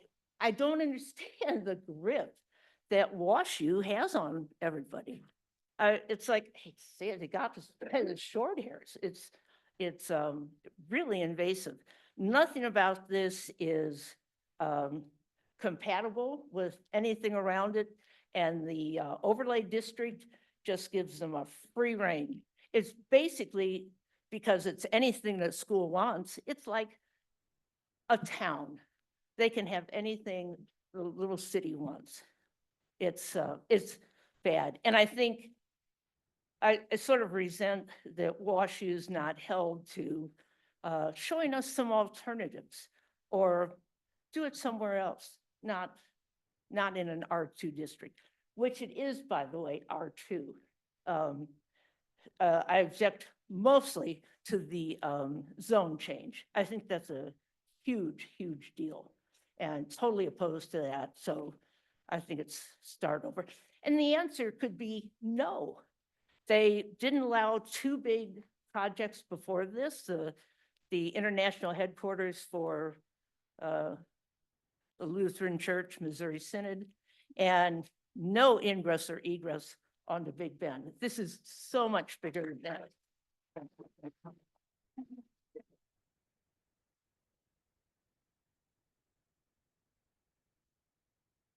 My name's Dave Jump, 5 Southmore. I've got questions as much as anything. When you talk about the building height, is that the building height versus the existing grade or whatever the grade might be at some time in the future? No, there is restrictions based on the existing grade. So they wouldn't be allowed to build a giant hill and then put the 67-foot building. And thank you for asking the question about the maximum number of people. I'm still confused about that. Can you pull that slide up? There's 900 here and there's 900 there and there's a few hundred more in the building. And what does all that add up to?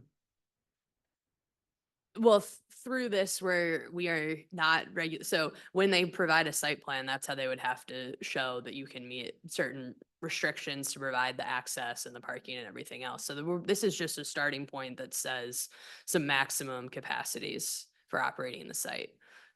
But there's a maximum of 2 outdoor events, each with 900 people. So we got 1,800 there, right? Yeah, if they had, yes, assuming they would be able to actually facilitate development of 2 facilities that could hold 900 plus the parking and other aspects of it under the special event restriction. I'm just reading your slide. And then you've got up to another 500 people or another 300 people or another 500 people. Well, anyway, it seems like a lot of people to me. I just want to understand what it is. But what I really think is nobody's talking about a fence around this whole thing. Nobody's talking about, I mean, are they taking tickets or, I mean, do you, when you get to 900 people, do you really know 901 just showed up?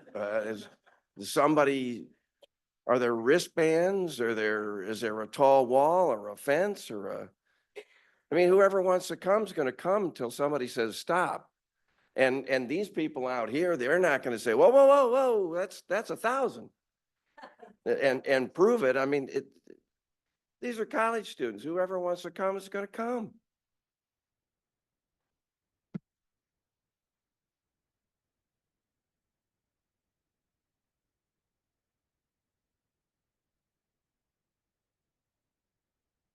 Hi, I'm John Hutkin, and I spoke last time.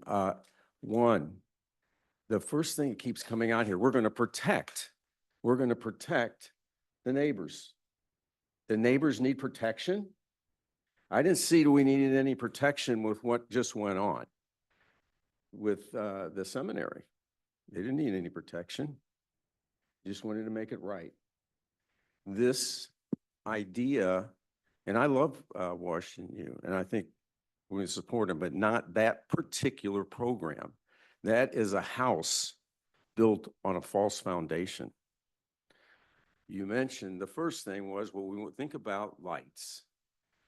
Well, in Kirkwood, the high school got the courts denied the lights that they want to put in. The sound. There's no way that that's going to be protected. There's no way. We have a building that had three pens, and each dog for the tenant. And it was one person felt that they were going to hear it and they were going to turn us down. So the company said, we'll just take one pen over 200 feet away for one dog with a sound wall. You're talking 900 people.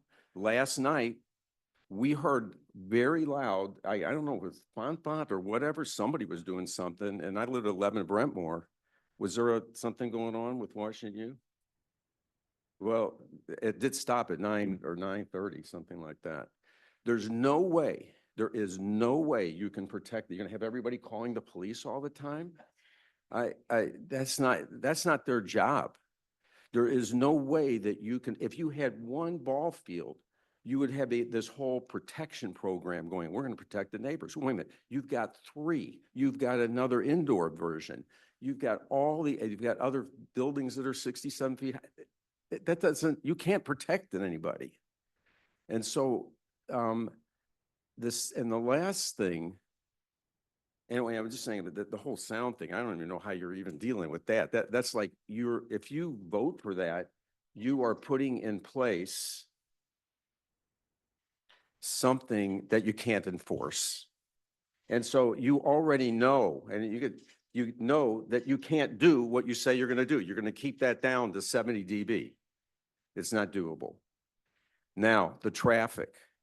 This is the biggest piece of the puzzle, which was mentioned, how many people could actually be there? And the new traffic that comes in and the exceptional piece of pedestrian traffic that is the most unique piece of the puzzle. Now, and the shenanigans going, we all, when we were younger, had the shenanigans, and people that are coming there under the influence. And you have all these people, my neighbors have 4 kids, and they were telling me, I said, well, I see even kids on the back with the bicycles in the front and the back. He says, yeah, we're one of those.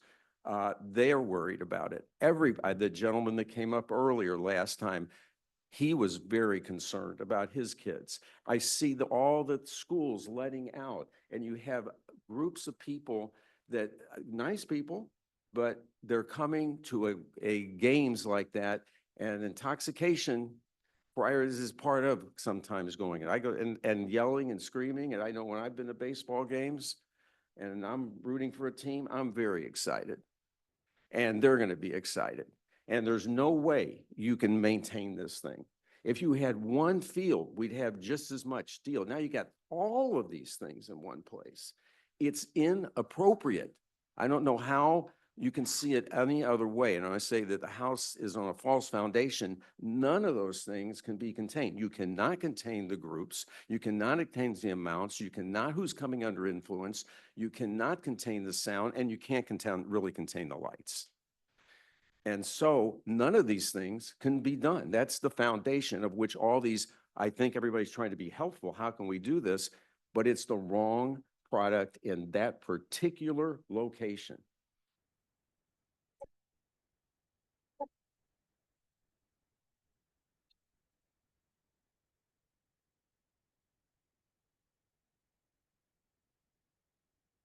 I'm Chuck Shagrin, 14 Southmore Drive. Earlier in the day, I sent you all a letter outlining my concerns about changing the zoning in this district. But I'd like to take this opportunity to build on this building height conversation. Along Big Bend, yes, the height limit is 65 feet. I would like to point out that Clayton measures building height only to the midpoint of the roof, so the roof can be taller than 65 feet. In the particular overlay district, they're allowed another 12 foot in height for elevator overruns, mechanical equipment, and stairs. Anna described that 65-foot height as being typical of Washington University buildings. And in fact, this is a photograph of one of their buildings on campus, not quite 65 foot tall, but this is what is proposed. Building could sit along Big Bend to the east of the setback area that's required for the tree ring. I don't think any of you would expect to see this building as part of what sounds so benignly as an athletic complex. What could be more innocent than some playing fields? The reality is there's nothing particularly innocent about the size, scale, and scope of the buildings that are permitted under the overlay district.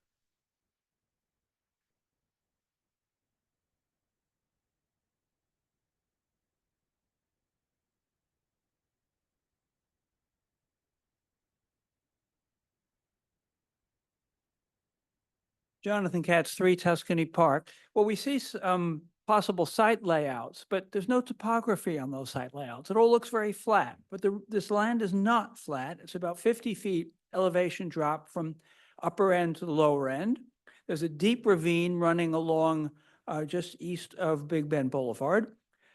There's going to be a lot of bulldozers moving the land, building it up by 20 or 30 feet, reducing it by 20 or 30 feet. It's going to kill all of those really handsome old trees in what we call the Concordia Woods along Big Bend Boulevard.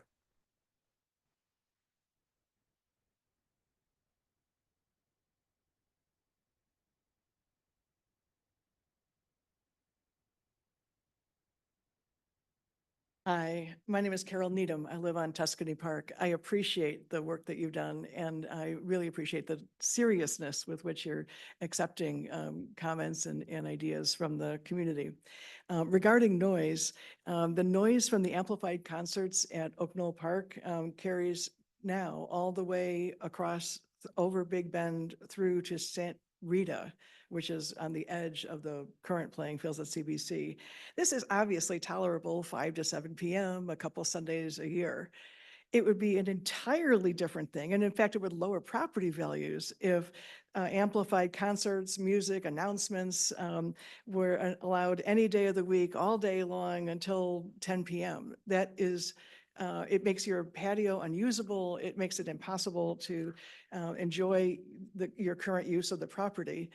I have no objection to the Oak Knoll concerts, but just if it were all day, every day permitted, that's a different animal than maybe on Friday and Saturday nights until 9 p.m., something like that. As a general item, you had asked, after an overlay is approved, my understanding is that the property owner is only constrained by the limits that are specified in the overlay. If a limit is not specified in that overlay, they can go ahead.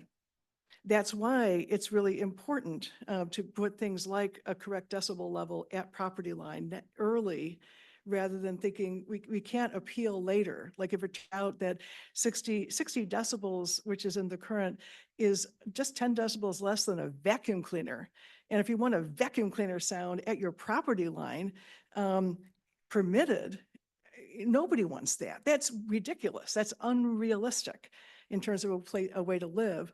But we can't later in an appeal process say, oh, we made a mistake. It really should be 20 or 30 decibels. So the overlay has to correctly state the max that you want to allow people to do. All right. If I'm wrong about the appeals process and we can change the overlay parameters later, let me know. Okay, it sounds like whatever we set, that is the specifications then.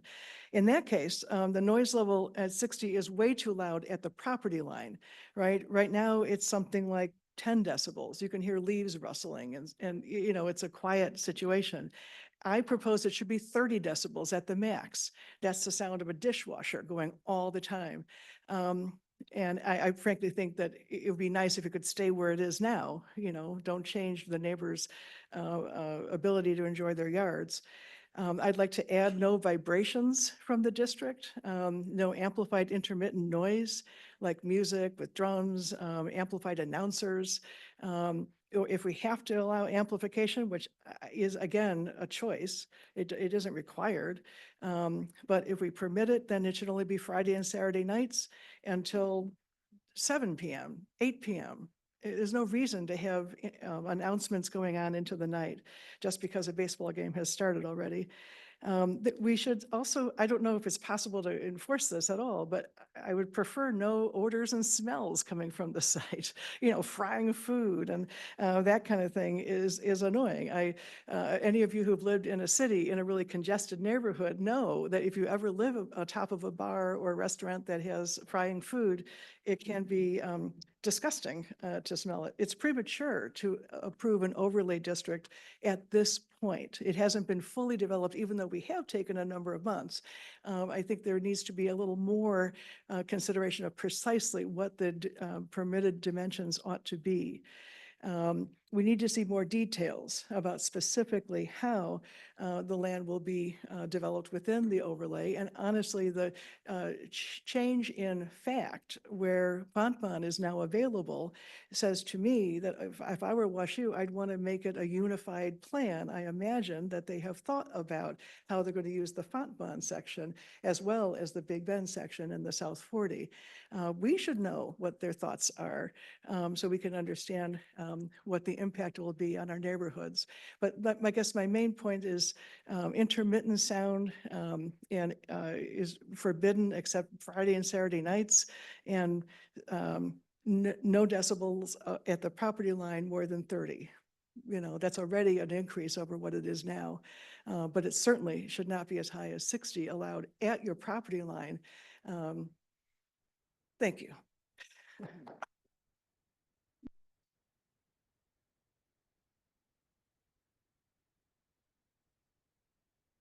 My name's Marie Bone. I'm at 28 Southmore, and I appreciate the time and the professionalism that you all have brought to this.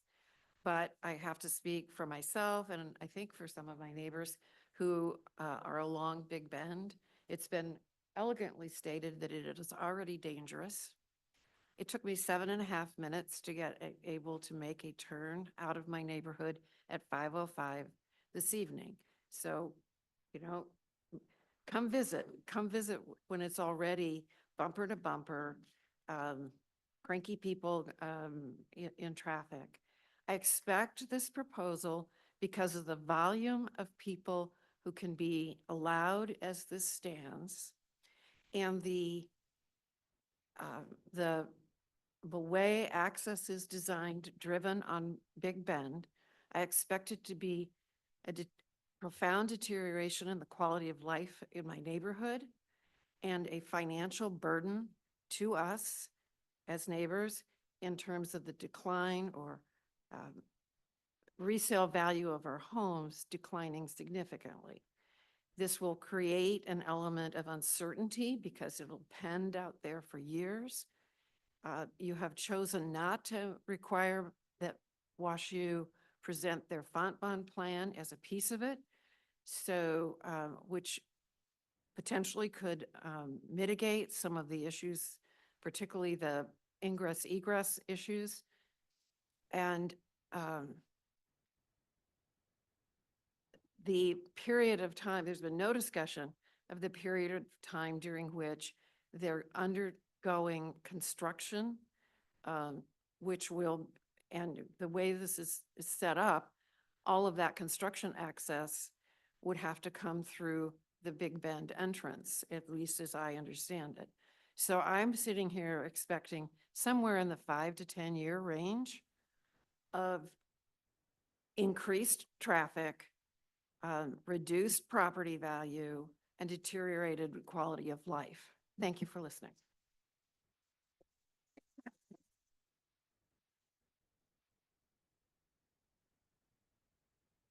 Thank you. Jerry Lauder, Winton Arundel. And I'd like to echo so many of the comments tonight, and particularly the ones of my neighbors that live right at the beginning of Dartford. I live right on the corner of 110 and Arundel. And, you know, I think some of the pictures we saw tonight with the potential layouts made it even more unsettling to me. And I invite, if you haven't walked the line, especially on any of the property, but particularly the north one, to do it. And I'm sure our neighbors, like we did on Saturday with our aldermen after our Ward 1 coffee, we walked the line, and you know, you really got an impression of the impact that it could have, and particularly in that kind of hollow where the single houses are currently, where again, there's probably, I don't know, 25, 30 feet drop, if not more, from the field, the large existing field down to Dartford. And, you know, even with the increased offset of 150 feet, I could have the back, the outfield fence of a baseball field at the second level of my house, 150 feet away.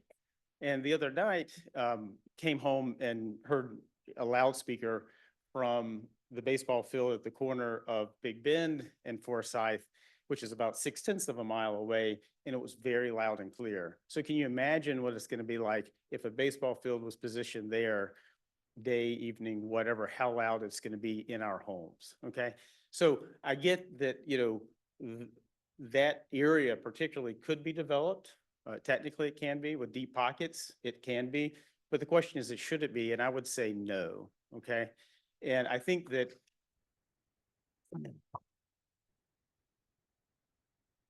to, you know, I think it could be your job to help honor and retain some of the natural topography of that property, the ones that we've all enjoyed as a privilege to use, the green space, and actually require, ideally, fairly large swaths of land on the north and south boundaries particularly, to be maintained in its natural topography, maybe for public use, and further restrict the area where they can develop. And I think that would be a good neighborly gesture by both Concordia or WashU to potentially agree to that. But in its current form, I can't support it either. Thank you.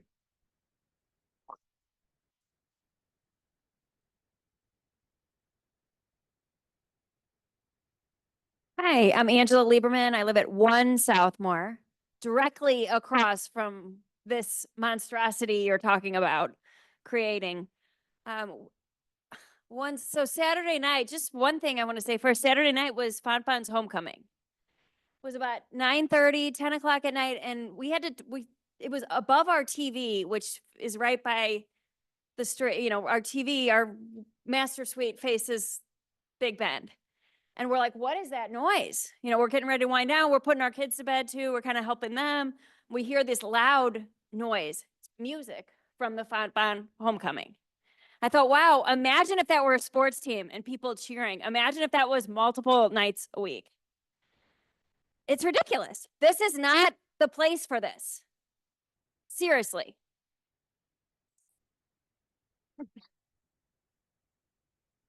Yeah, that's all I have to say. Please strike this down. This is a no.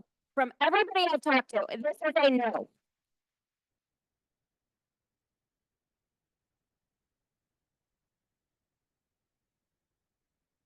Hi, I'm David Edison from 30 Southmore with my mother, Marilyn. I also live right across the street from this monstrosity.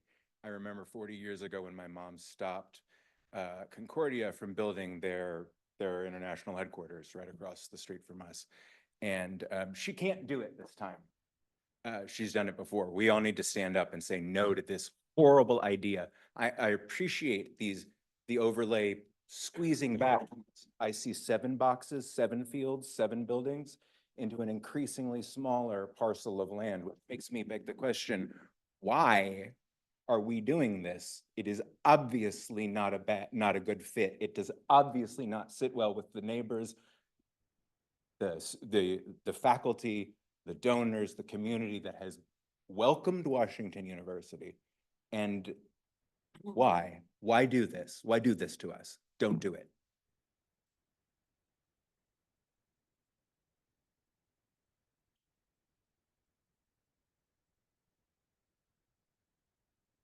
Hi, I'm Josephine Weil from Forest Ridge. I thought I'd start by thanking you all. You know, you want to do what's right for the city. You want to do what's right for all of us. We know that. You also want to do what's right for WashU. It may not be possible to make us all happy, but I want to tell you a little bit, take a different tact and tell you about some of us. I am here tonight. My husband and I have not gone out on October 7th for 10 years. Tonight we're here, and it's our grandson's birthday. And I'll tell you, we live for this boy. I'll tell you the truth. I wear an E on my every day on my neck, a beautiful necklace that my husband gave me. E, because Sammy calls me E at 2 or 3 months or 4 months, whatever.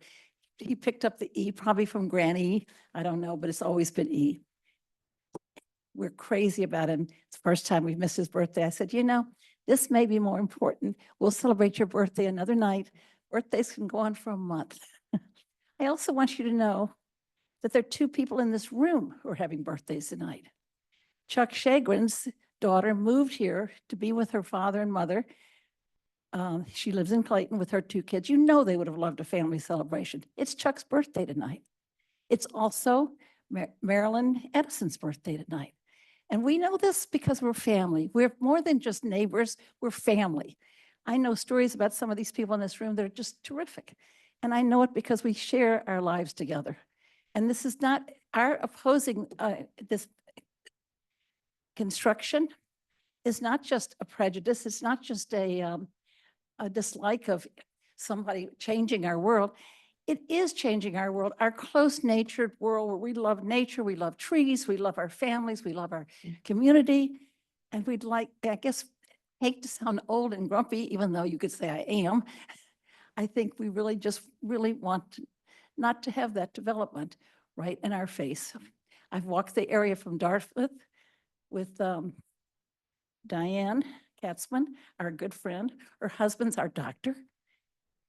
Everybody here has a connection.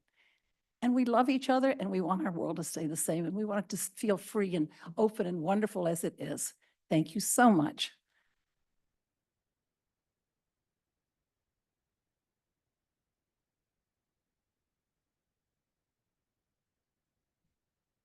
So I just wanted to ask if it's possible at all to have a kind of a, like an overlay that would establish the protections that you're doing on the edges, but then still require these additional conditional use applications and stuff for the more detail, because I keep like the Fontbonne, I think a lot of neighbors are confused about why you wouldn't consider all of that area of Fontbonne, you know, especially like a field house, parking lots, lighted, amplified fields. Why wouldn't you consider that some of that might be able to be put where there's already built up area in Fontbonne, or looking at the whole campus, like where the existing fields are now, and understanding like, okay, we're going to have amplified rec stuff here. Maybe this could be like practice fields, not the same level of the sort of talking and the music and the event space, because it is a residential neighborhood. So it just seems like this could be a downgraded version that would support WashU, that would have the fields, but maybe not the field house, because maybe the field house could go where Fontbonne is. Like, it just seems like you have to look at it all together before you approve all of these uses here, which seems to like pave the way for this sudden rec center in the middle of a neighborhood. Does that make sense? Like, I'm just looking for a kind of a more of a mediated study that considers broader scenarios that would not put all of this big stuff here, because it doesn't make sense, especially not knowing the rest of the planning. Patty, would you give us your name again for this time? I'm Patty. I'm in Hillcrest on Aberdeen. Thank you. I just like to break rules for 30 seconds. Could I have that? 30 seconds, you're Okay. on. One of the things in our company is, because we, commercial real estate, if something is unsafe that on the lots or whatever, don't get it bid, just get it fixed, not now, right now. And I see what the big thing with this traffic business is really the pedestrians. And we are adding a lot of risk to the pedestrians. On that alone, if I were sitting on these boards, I would not vote for this just for that reason alone. All the people coming in, they're coming in at from a different reason and looking for a different time there. And I don't see upgrading the risk factor. It's not worth it.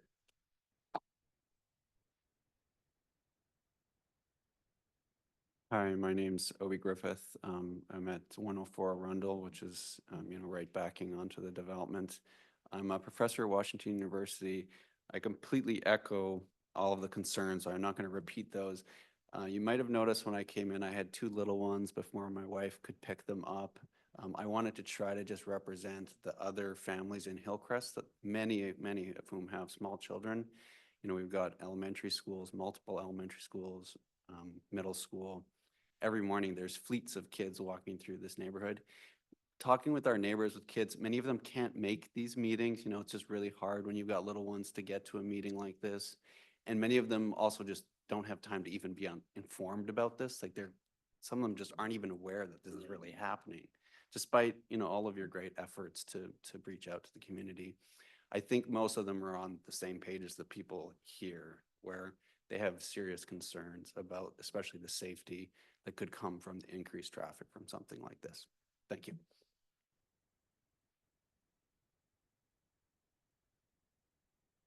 Joan Downey, Tuscany Park. Thank you for holding this meeting. Sorry, it goes on so long. I want to make a few points. One, Tuscany Park has polled itself. We are 100% against changing the zoning from R2. I hope this process doesn't waste a lot more neighborhood time to have to poll itself to message that I don't think any of the adjacent neighborhoods are in favor of this proposal. I think it is very premature.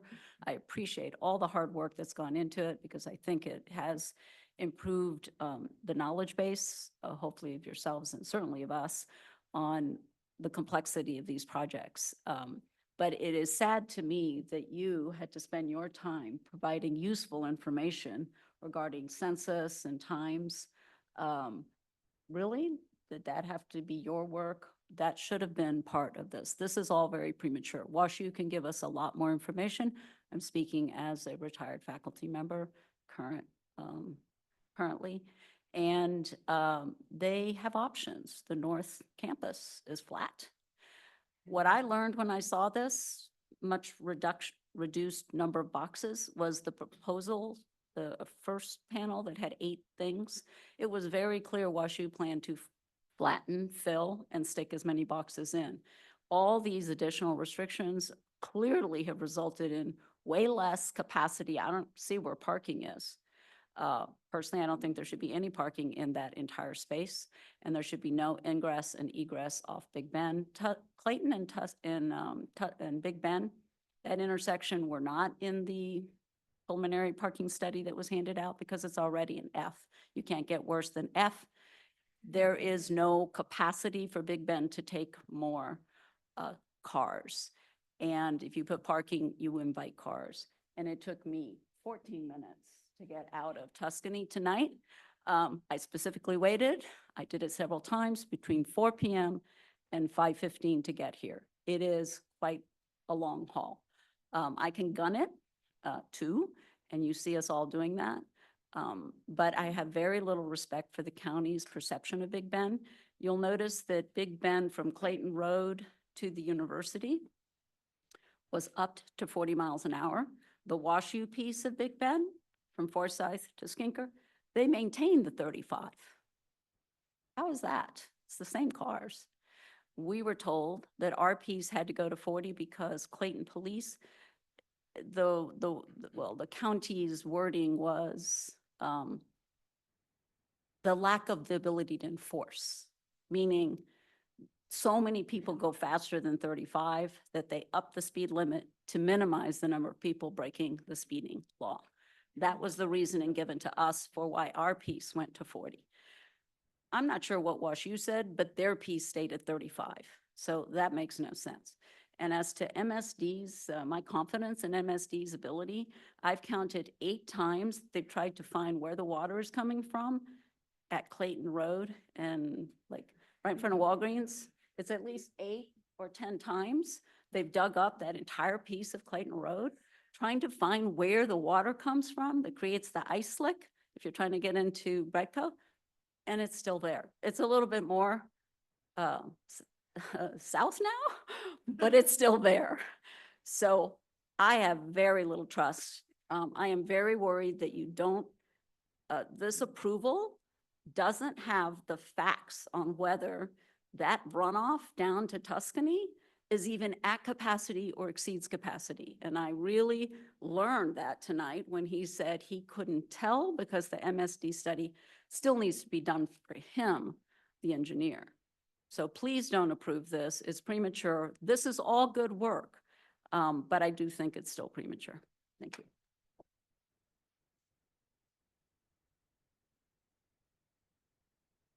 Hi, my name is Pauline Kim. I live in Arundel. I had sort of 2 points. One is the difference between the overlay and the CUP process. And I do appreciate all the work that's gone in. There's a lot of thinking. I've learned a ton from getting involved in this process. And there's, I think, a lot of thought that has gone into it. But to the extent that the goal is to protect the neighbors, I don't think it's sufficiently protective. And what we are giving up is the opportunity to have the CUP, to actually look at the usage again when there's a specific plan on the table. So that's one thing in terms of the process. In terms of the current overlay, there's a point that I want to make. A couple people have sort of mentioned, but I really want to highlight it. This is not a flat surface. It has very significant topography, and particularly in the northeast corner, if you're looking up, if you're looking sort of south towards those fields, there's a very steep grade that goes up, and there are a whole lot of mature trees at the top. And this plan would allow the tree canopy to go from 40% to 20% in this area. That's going to have and that together with grading the property in order to get those fields in, it's going to have a significant effect on the surrounding communities in terms of heat, water runoff, pollution, biodiversity. And that is not being taken into account or protected here sufficiently. Thank you.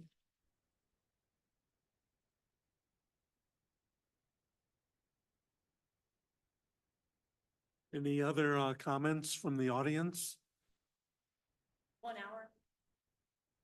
Oh, sorry. Hi, David Kramer again. I'm in Brentmore. So my comments are, other than my concern about the wildlife, I would actually push back on your comment that we have to be good neighbors here, because this land isn't owned by WashU. They're coming in and they're going to rent the land, so they're the new neighbor. And so as such, we're having to, or you're asking us to adjust to them. So my big concern here, one of my big concerns, is the traffic, right? So I think this is going to drastically disrupt traffic on Big Bend. I think it's wrong. I would push back on your comment that you feel like this is a better way to do this, because if you do it in the more traditional manner that everyone else in the world has to comply with, that once they come with their plans, then it's difficult to push back. Well, you're the planning commission. You can push back on anything you want to. So do you have any backbone or spine? Or maybe you can give them all these things ahead of time and say, we're still going to go through the other process, but this is the stuff that you want to comply with. That's it.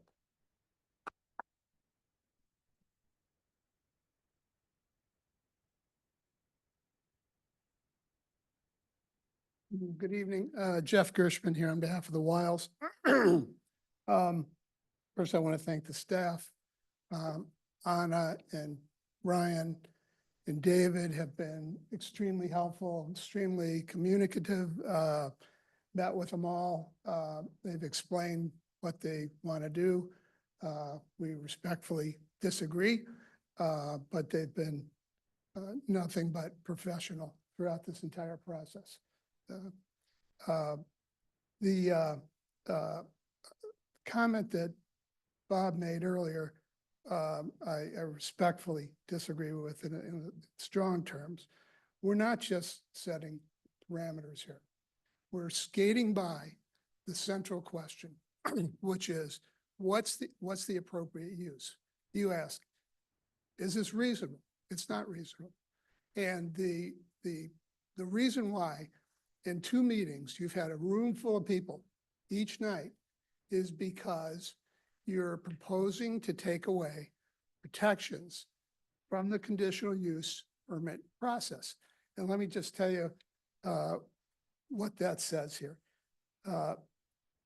Colleges and universities are permitted uses within an R2 district, provided that buildings shall not occupy more than 1/3 of the area site, and the height, location, and use of these buildings will not have a serious and depreciating effect on any adjacent residential property. Okay, that's a protection we have now in the CUP process. And then you go to the CUP process and it lists 15 different criteria.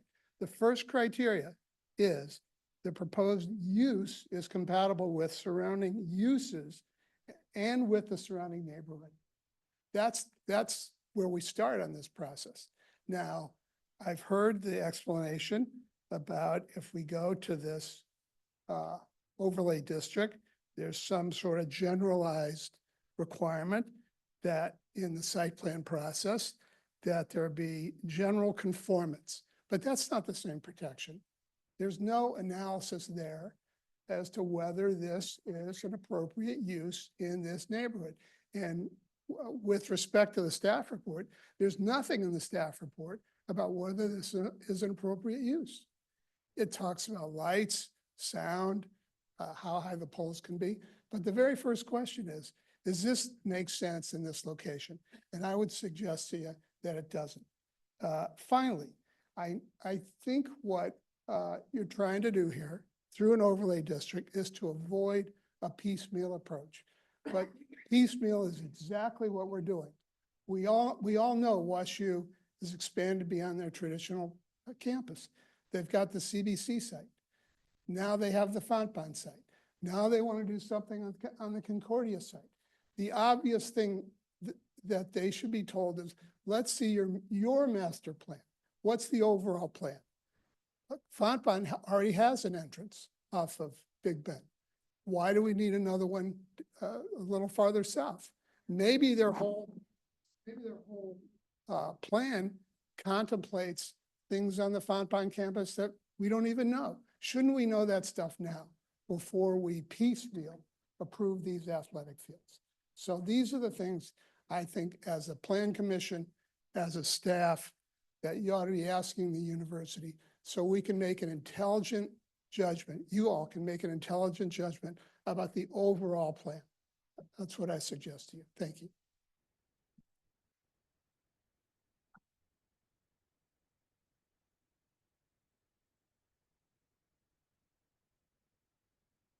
We have, You guys, I'm Rand Summer. I'm in Fort Tuscany. That means I'm in the backyard of this, which means you've incorporated me into your college campus. I don't appreciate that. Okay, so that's not the way I bought my house. That's not why I moved to Clayton. Number two, do you guys know what Tuscany Park is? Tuscany Park is a pond. You know, in 1890, it was a pond. Okay, that means it's a natural drainage site. That's why my basement got flooded to almost 7 feet a few years ago. Now that is not good in terms of a drain. You have a sinkhole right there. Right behind Tuscany Hole is a sinkhole. That's natural drainage. You're going to create an artificial drainage system that's not going to endanger us. I've peered my house twice now Twice I peered it, okay? That means we're built on Clayton. It's not named Clayton because of that, but it's all clay. You're gonna move all this dirt all around our houses and not expect peering problems? Who's gonna pay for that? Me? I don't like this. This shouldn't happen. If it does, you're not protecting those who pay your taxes.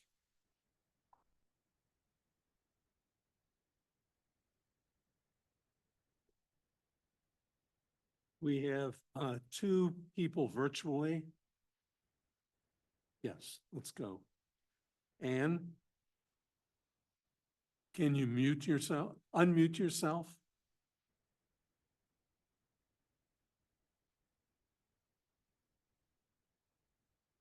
No, let's go to the next one. Okay, DeWitt Cross, if you can hear us. Yes, I can. So I'm DeWitt Cross. I've lived at 8 Southmore Drive since 1992. I was a Southmore trustee in the 1990s when we participated in the deliberations about the Fontbonne parking lot development. So I'm familiar with this process. I've also been on the WashU Medical School faculty for 33 years, so I can appreciate both perspectives in this matter. I'd like to make 2 points about the proposed WashU development.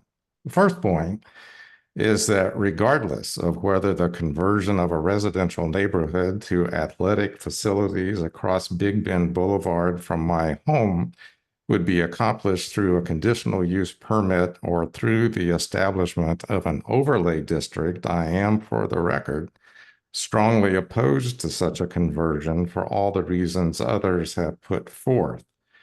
This would be of no benefit to residents. The project itself should be rejected. The second point has to do with transparency and disclosure. WashU demands of me, whenever I give a presentation or publish research, that I publicly state my financial disclosures so that whatever relationships I have with medical device or pharmaceutical companies that might bias what I say or do are known to all. What the university expects of us should likewise be expected by the citizens of Clayton, of its elected and appointed officials, the people who make decisions that might favor Washington University over city residents. All members of the Planning Commission, the Board of Aldermen, the city manager, and the mayor should publicly post their prior, present, and potential future business and consulting relationships with and perks or benefits received from Washington University that could potentially bias voting in matters before them that stand to benefit only the university. Thank you.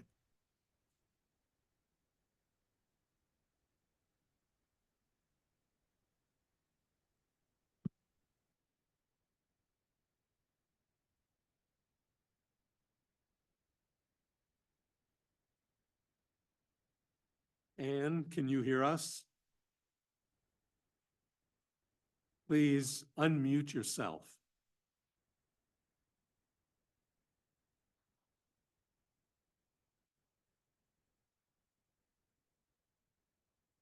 And we'll try it one more time. Can you unmute yourself?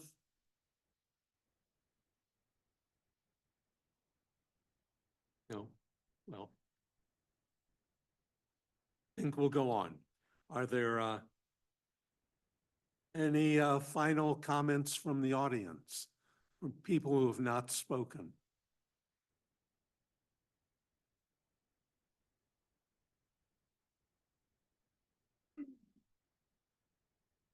Vladimir Kolev, 6530 Southwood.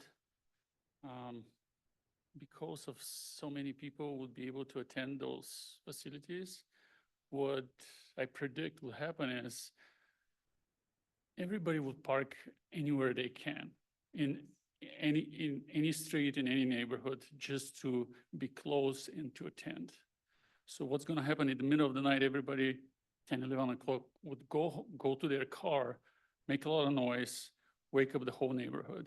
We're not talking about 1, 2, 5 cars. We're talking about hundreds of cars. And it's gonna make such a disturbance that would make life hard for everybody. So I'm against it.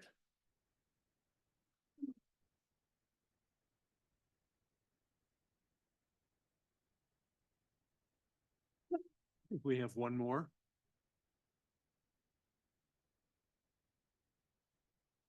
And I'll be really quick. I'm Mary Campbell and I'm from Washington University. I also want to compliment you all, the commission, as well as city staff, for putting together this really robust process where we've been meeting for a year and a half. We've heard, we've had a lot of citizen engagement. I've certainly learned a lot. And the draft that is on the city's website now, it appears to me that a lot of community input is being incorporated. And I know we have further to go, but I appreciate you all listening and being thoughtful about this process. And all I really want to do tonight is we did just look at the draft that's on the website. And generally, the recent changes that were made, we'd be comfortable with. I think we've got a couple of points that we'd like to raise, that we'd like to have the Plan Commission review and city staff review. And that's it. I just would like to get this short letter into the record. Okay, thank you. If you would hand it to the staff.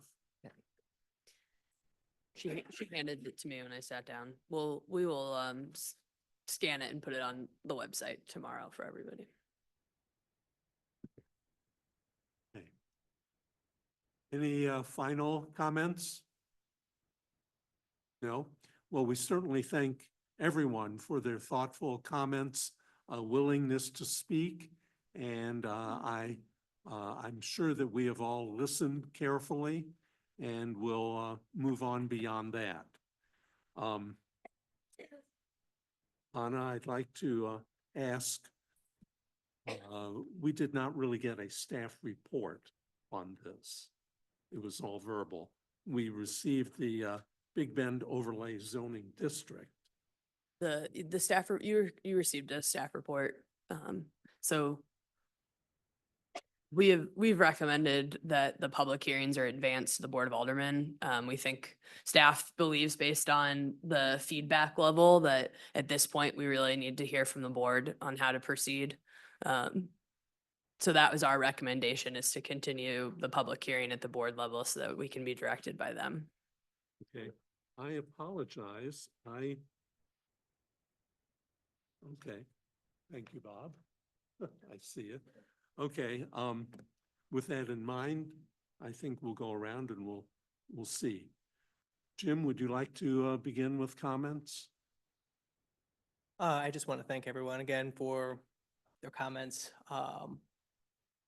I think this is all stuff that, we take very seriously. I'll say for myself, I can see this site from my own home, so I am very close to it. I have my own small children who go to Clayton Early Childhood, who are right here bordering the site, or 5 and 3. So I completely understand the concerns that a lot of people have, and I've definitely taken them into consideration. Thank you. Thank you. Amy? Yes, thank you for all your feedback. I think it's very helpful to hear, when you're so close to the project and the different perspectives and understanding of the site and how it impacts each one of you and your families and your homes and all that. It's definitely a lot to take into consideration. So thank you.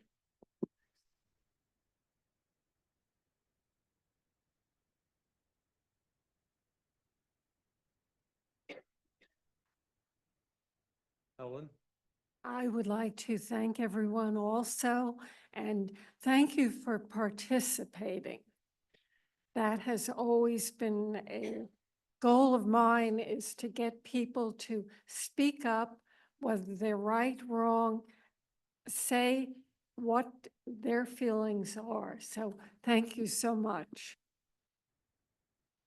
And I just had a couple questions. So with respect to, I guess, some thoughts about perhaps amending the overlay, is that something we would perhaps do at the Board of Aldermen level later on, rather, I guess, I don't know how Wash is Yeah. potentially objecting to this. I'm just a little concerned about voting and not really understanding, what, I mean, I guess we'd be voting on what's before us, but. Right. If there are specific changes that this board is interested in hearing or making based on the comments, then let us know and we can make those. But a lot of the comments seem to not be about adjusting the overlay, but is it the overlay versus not an overlay process with the CUP? So that's kind of something that's hard, it's stuck at this level for us, or we really need the Board of Aldermen to weigh in on that decision. So at this point, I think if there are elements, if you want to move the overlay district forward with recommended conditions that are looked at again before it goes to the Board of Aldermen, that's when the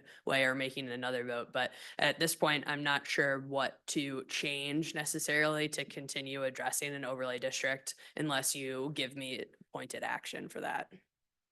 Yeah, I just don't know what, so then, depending on like what like if we approve something that they don't want, you know what I mean? Depending on, and then, they don't want Concordia site anymore. So is the anticipation then that we would vote on it one way or another, and then it would go to the Board It of has to go to the board either way. So if you would just be making a recommendation to the board on what you feel to address for this text amendment. So if you make a recommendation for denying the rezoning to the overlay district, then the only thing that changes is that the Board of Aldermen, in order to approve an overlay district, would need a supermajority, which is a vote of 5. If you recommend approval, then it could be approved with a simple majority. But either way, the real decision on an overlay district is at the hands of the Board of Aldermen. So I'm happy to come back to this board again and have another meeting, but I don't want to waste everybody's time with another meeting at this level when I think we really need to come to terms with, are we proceeding forward with an overlay direction or not? And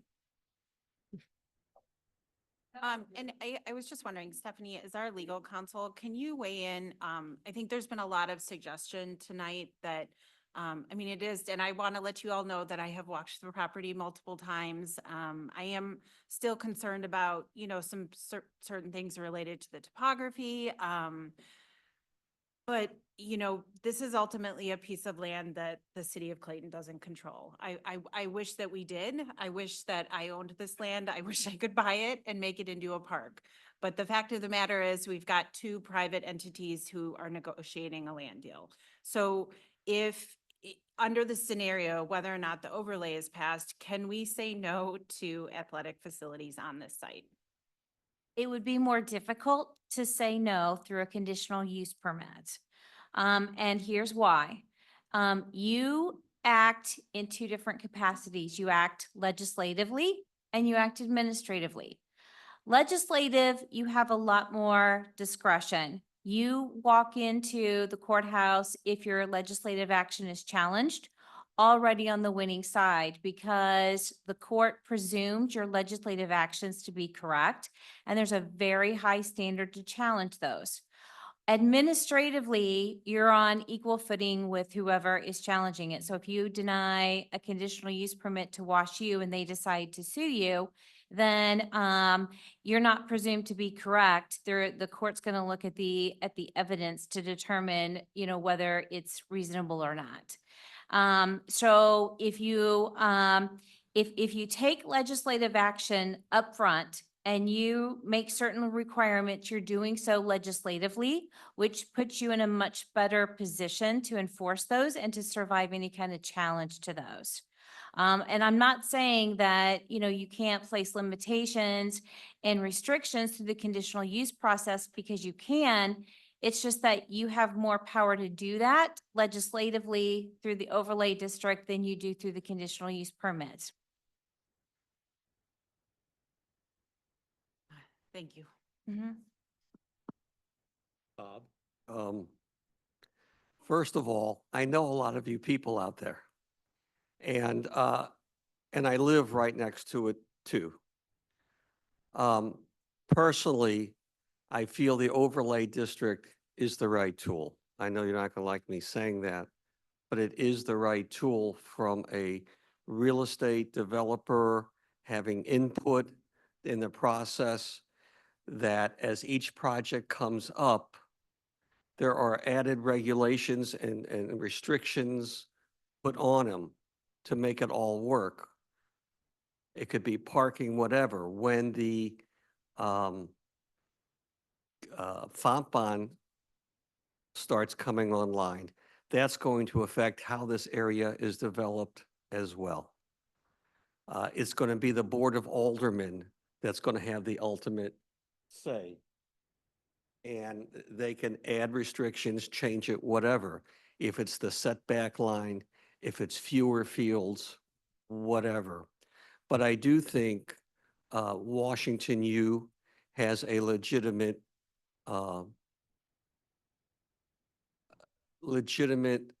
interest in doing something with this property that they're going to acquire, I assume, over a long-term lease. I don't know, it's 99 years or what have you. I do think the access is an issue. I'm not sure how that's going to be developed in the end. I don't know if it's going to be a stop sign with a turn lane across from Southmore. I don't know if they can cut a road through Fontbonne and make it work. Those are things that will be done over time. What we are doing now is simply telling Washington U, you're on notice. These are things that we are concerned about. They also have legitimate concerns. They want to be able, they're not moving anywhere. They have only so many ways they can grow and facilitate their students. You know, they live there and they're going to play there. And to do it in such a way that all of us who live around there have adequate protection from noise, light. Those are all legitimate goals. And if we go project to project, I think we could accommodate those a lot better. At the Board of Aldermen, I think you will have, this is not the final round, so to speak, because I think a lot of you are speaking from the heart and speaking from your own personal experiences. I don't want the noise loud enough to so that my children can't sleep at night. Legit, all that's legit. And I think the goal is that we're on the same page. We're on the same page in that we want to make sure that as changes do happen, and they will happen, this is not going to be a permanent park for us, as it has been for a long time. There will be changes, and as changes come, it's our job to make sure we are protected to the extent that we can while allowing Washington U a reasonable use in light of its surroundings. That's all. David? I don't have any additional comments related to the overlay itself. I just want to thank everybody for their continued participation in this process. Not to repeat what everyone on the panel has said, but I do feel that I've come from really supporting the CUP process over the past several weeks to moving toward the overlay district as being a stronger control for the city of Clayton to work with, in this case, Washington U. So I do feel that we need to go ahead with it. I think there are sufficient structural caretaking areas in there. We would still have to go through a detailed site plan and an ARB, which could, scuttle a project completely. But I think we need some parameters to work with. We do not really know what Washington U is proposing at this point, but having gone through several CUPs recently on this plan commission, I feel that we can improve the process by going with the Big Bend overlay zoning district. So that is my concern, and I believe, Bob, you showed me that we have a recommendation tonight. Yes, I make a move to approve the staff recommendation, that is the proposed text amendments to the Board of Aldermen. Second. All in favor? Aye. Opposed?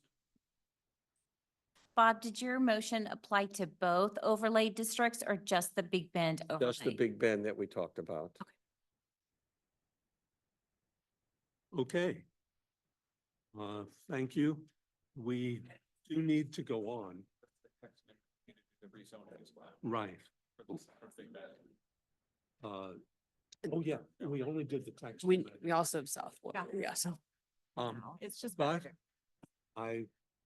we're going to take a 10-minute break now. Okay? We'll be back in 10 minutes. Well, I'm not moving. You're not moving? I'm going out. I'll see if I can.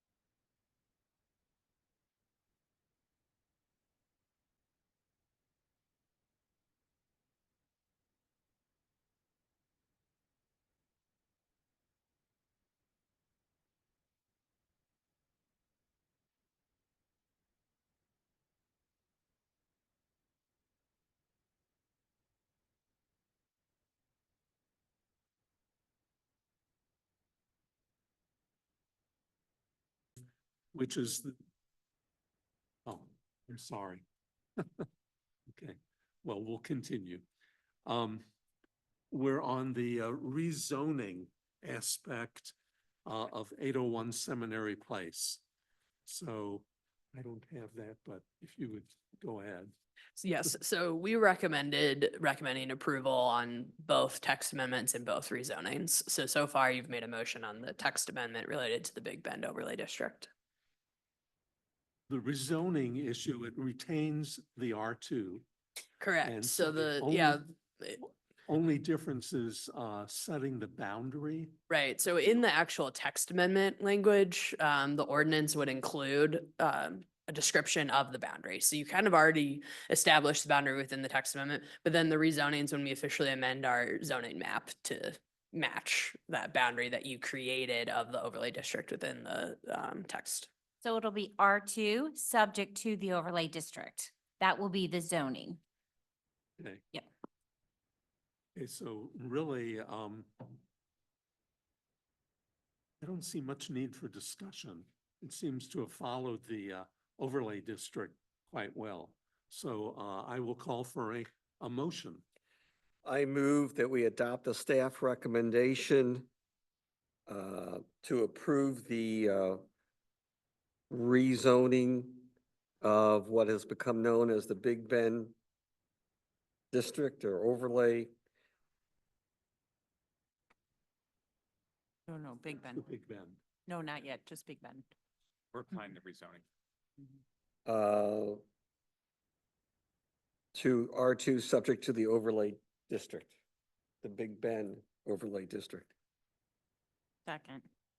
All in favor? Aye. Opposed? Let's now move on to item 6, and that's 6500 Forsyth Boulevard, and it is the other text amendment.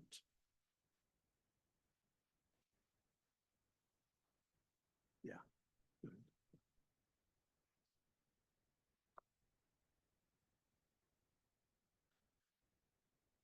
So for South 40 overlay district, I'll keep this one pretty brief since the majority of our audience has left at this point. I'm going to cover some of the changes that are reflected. So our accessory and primary uses and prohibited uses within the proposed South overlay district have not changed. One element that I wanted to give a little more context to is our housing density. So currently under the conditional use permit, the CUP for each individual building provides a maximum number of bed count for that building. And then there is actually a couple of times throughout the history of South 40 CUPs where we've included an overall bed count that applies to the South 40 in addition to an individual building count. And so what we've ended up with is a bed count of 3,300 beds, but there are actually the ability for more beds. There's rooms that are occupied at a lower density, so they have maybe one bed where you could have two or other items. So within the actual structures themselves, they could facilitate more than that, but our maximum number based on the CUPs is 3,300 beds. What we did to understand the density of these existing ones, so highlighted in purple here is approximately 10 acres, which is attributed to the athletics uses currently on South 40. So right now, then if you take the area of everything else that remains in the proposed South 40 overlay district, and you take the number of beds that are currently there, that's how we get our 94 beds per acre calculation. And what we're recommending is that we maintain a 94 beds per acre across the entire site. So the number of beds would be increased over time because as you convert these parts of these 10 acres into residential uses, you'll be adding overall beds, but the same kind of density that has been developed at not including that 10 acres would be maintained. So building setbacks, we made a few adjustments after the last meeting. So the first one is that the transition zone along the southern boundary on Wydown has been increased. Before it was just 30 feet, but the building setback was 60. And now the transition zone aligns with that building setback requirement there at 60 feet. We also heard some requests for building heights to kind of step down towards Wydown. So we have added this dashed setback line along here, and that's the additional setback for buildings that are over 50 feet in height or parts of the building. So we would allow a building to be designed with a step back. So it could have floors that are the height of less than 50 feet for the first portion, the southern portion of the building that would be located in front of the dashed line. And then it could step up to the maximum building height of 67 feet once you get past that 150-foot setback. So that's how it's kind of a setback or a step back, depending on how they might design a building. The other element that we've included here, highlighted in this southeast corner, is the existing surface parking lot with the church located next door that utilizes this parking lot. We also establish protections for that parking lot to be maintained moving forward, pretty much the same way that you see it today. This surface parking lot, while not utilized by Washington University except for a few occasions, it does provide a nice service to the rest of the neighborhood, because without it, this church here wouldn't have any off-street parking for the school and the services that they provide. So maintaining the surface parking lot here to support that use, I think, is important moving forward. So I mentioned these slightly already, the transition zones, similar with the proposed Big Bend overlay. We did remove the ability to have parking garages that are located below grade encroach into a transition zone. The idea here, and I can't remember based on how much we talked about in the last overlay, if we touched on it too much, but the reason being, in our code right now, it allows parking garages that are completely below grade to encroach into a setback. And so the building would be underground, because you would be maintaining that light flow, airflow within that setback area at street level. So the idea is that it doesn't really impact a lot of those development patterns or shadows. However, we recognize here that there's more than just the light and air flow at the surface level of our setbacks and transition zones in both the overlay districts. And so we want to be able to support the large canopy trees and the growth and the other things that are required to maintain those, as well as some of our existing grading and other elements within our setbacks. So we removed that ability, which is important because it's something that's in our code right now that they could do. So in order to make sure they can't, we have to actually prohibit that within the overlay district to override that R2 element. So that was the quick synopsis of changes, because I touched before the Big Bend on some of the canopy coverage items that related to this one as well. So happy to provide any more information for South 40. Okay, if you could go back to the original site plan. Here we are. So that means there could be an additional 900 beds. Right. Okay. So But we really don't know what their proposal might be at this point. Is that correct? that is correct. So basically the bed calculations, they also look back historically at some of the requests that they've had over the years for their bed count. And there's been kind of, I don't know if it's ever like 5 to 10 years, the WashU could tell you better. They would request a new CUP, because as they replace and rebuild some of the buildings, they would request some that sometimes incorporated asking to be able to use unused beds in other buildings at the same time as approving the new building and other ones. So through all of that, we've been able to kind of track a lot of how they're using their development today, what the demands are on parking and other elements. And so with the natural desire to shift everything north and replace those dorms north, I think a lot of the density of what it would feel like to add that number of beds to this campus is going to feel, you'll feel it maybe if you're in the middle, but it's going to be kind of negligible in terms of its impacts to the surrounding areas. I appreciate seeing this with the 34.96 acres or 94 beds per acre, because over the years, it was extremely confusing.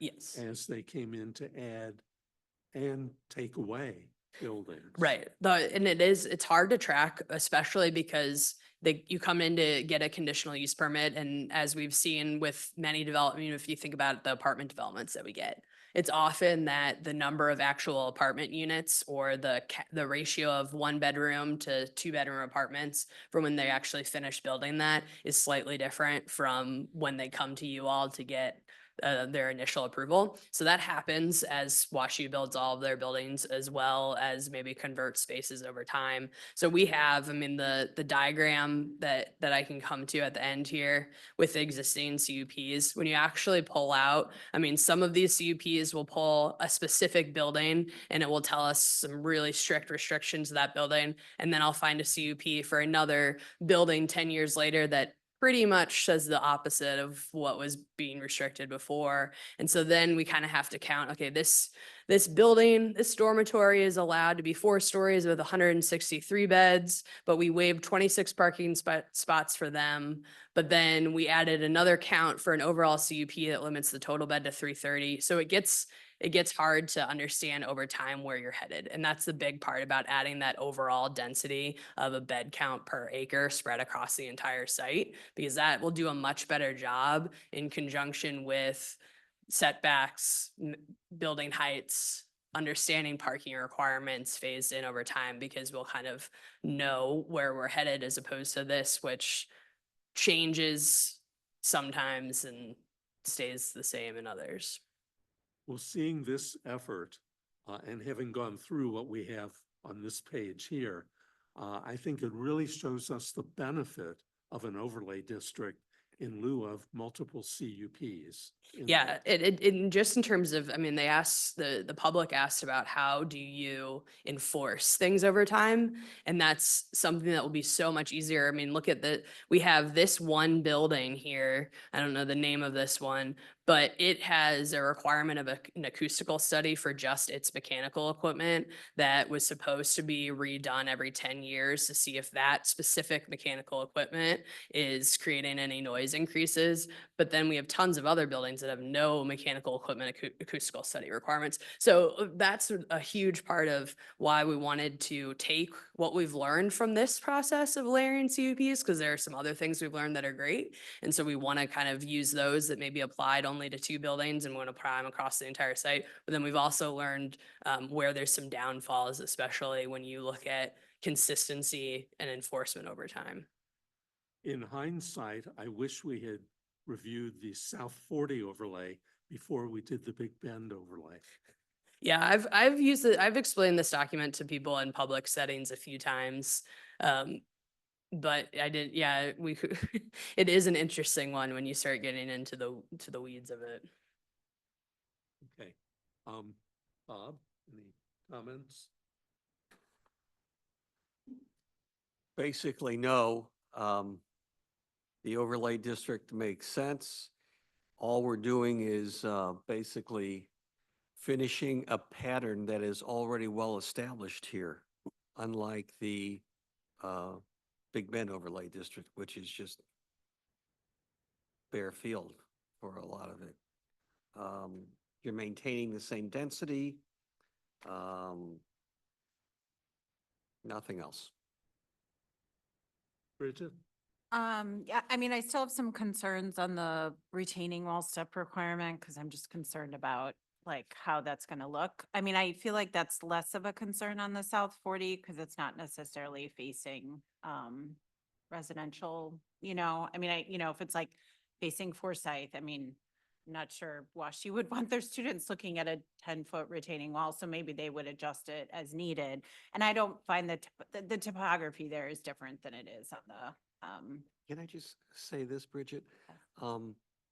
Even though there's maybe 15 feet or whatever, in site review for the specific project, can we not say, well, we want it broken up this way for reasons A, B, C, and D? I mean, if there's reasons we can tie it to for impacts under site plan review, we can request modifications, but it's not just a It's easy to completely, yeah. but- I would just rather, again, I think if we're talking about here, I'm less concerned. I'm more concerned when we're talking about a 10-foot retaining wall stepped off of 2, facing Tuscany Park. I just want to be Right. careful about where we're putting giant retaining walls. So, Yeah. yeah. So, but other than that, no, I appreciate the larger setback along Wydown. And I think that is it. Helen? No further comments. It looks good. Amy? Just quick question about the transition zones. Who maintains that, like or does the planting and everything? Washington University. Okay. Yep, they would be having to look at that all the time. And that, through this, so we kind of talked about it before through, when Stephanie explained how you kind of uphold and enforce these legislative acts. So we would be able to, just like we can right now, write a property maintenance citation to somebody for a violation if they were not actually maintaining these transition zones as they're required to do so under our municipal code, then we could write them violation notices. And we do have other remedies outside of municipal court, because municipal court is basically a mechanism to, we would hope to gain compliance, but at the end of the day, it's a fine for a violation. But our code also allows equitable actions, and so we could actually take them to court. And let's say that there was an ongoing violation and that they just, continue to refuse to comply, then we have the right to go to court and ask for an injunction or ask for other relief. Our code does allow for that. And to prevent, the use or the violations from continuing.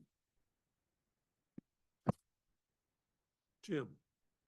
I just appreciate this being considered in an entire overlay district versus piecemeal and giving the university an opportunity to take beds offline and plan in a more comprehensive manner. I mean, I'm looking at this, I see 8 separate buildings that are 80+ years old. So clearly the need is there to kind of replace these with some newer structures, and to be able to think of this holistically versus one at a time, I think will benefit everyone in the long run. David. No, any questions? Okay. Any comments from the audience? Come on up.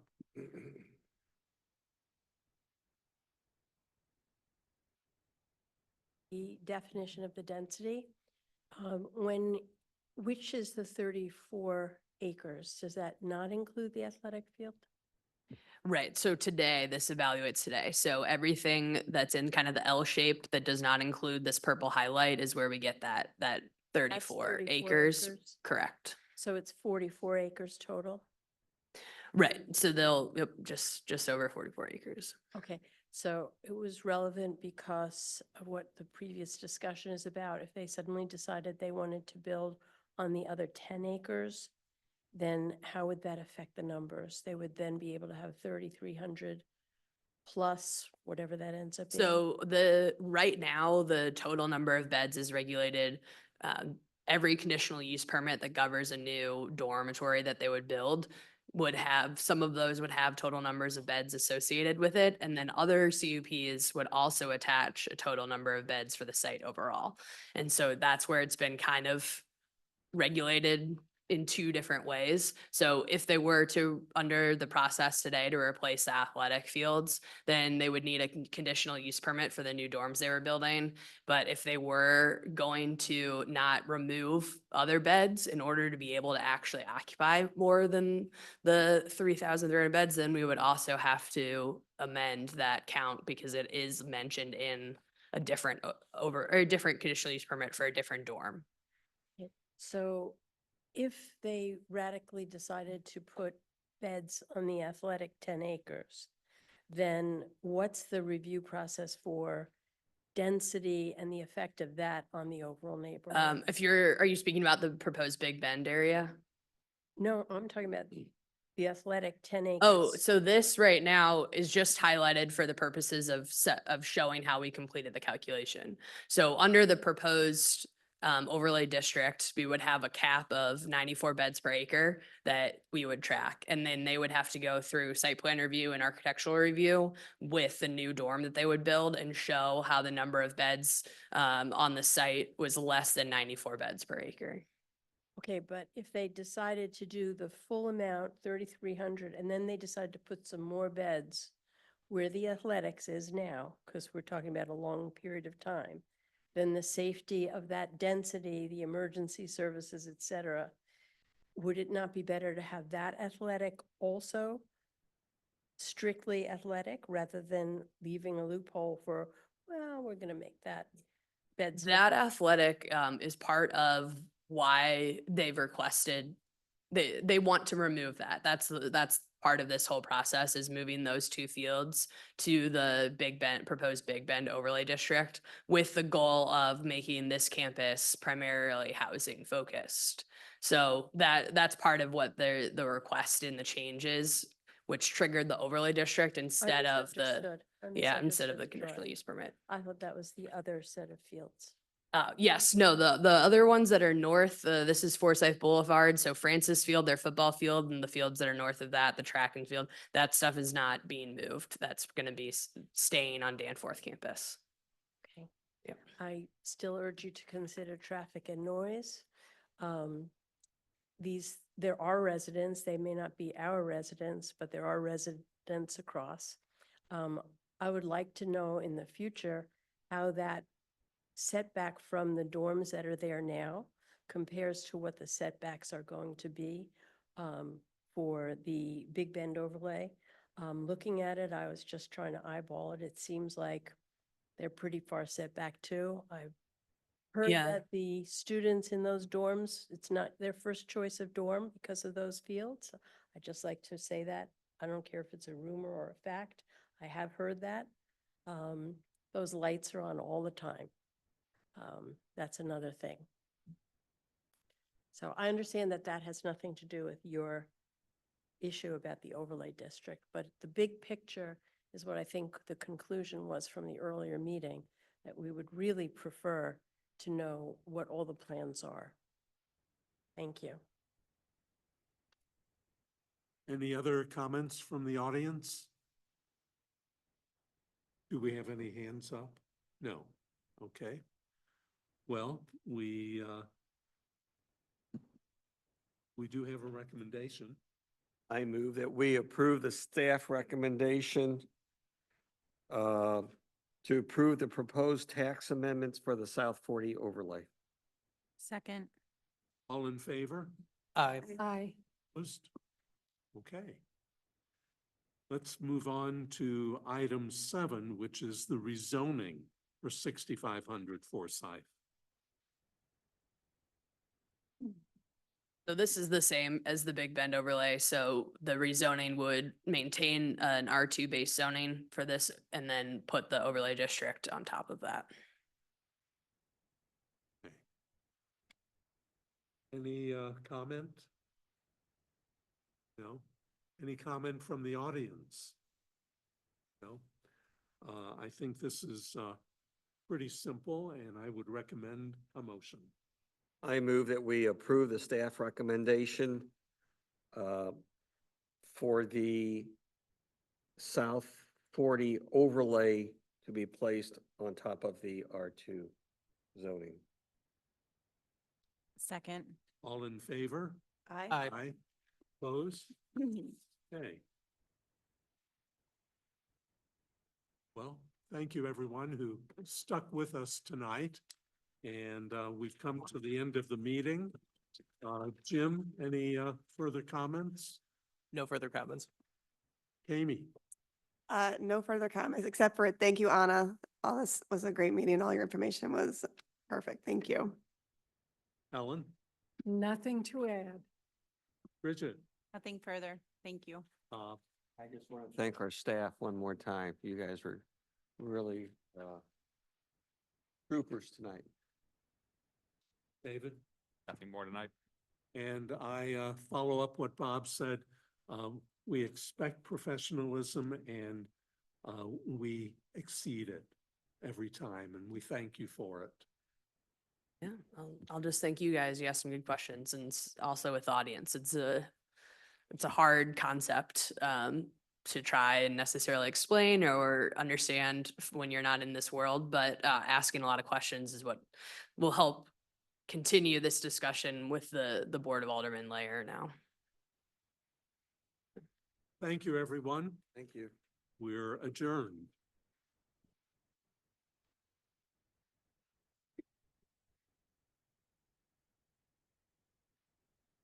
You're fired.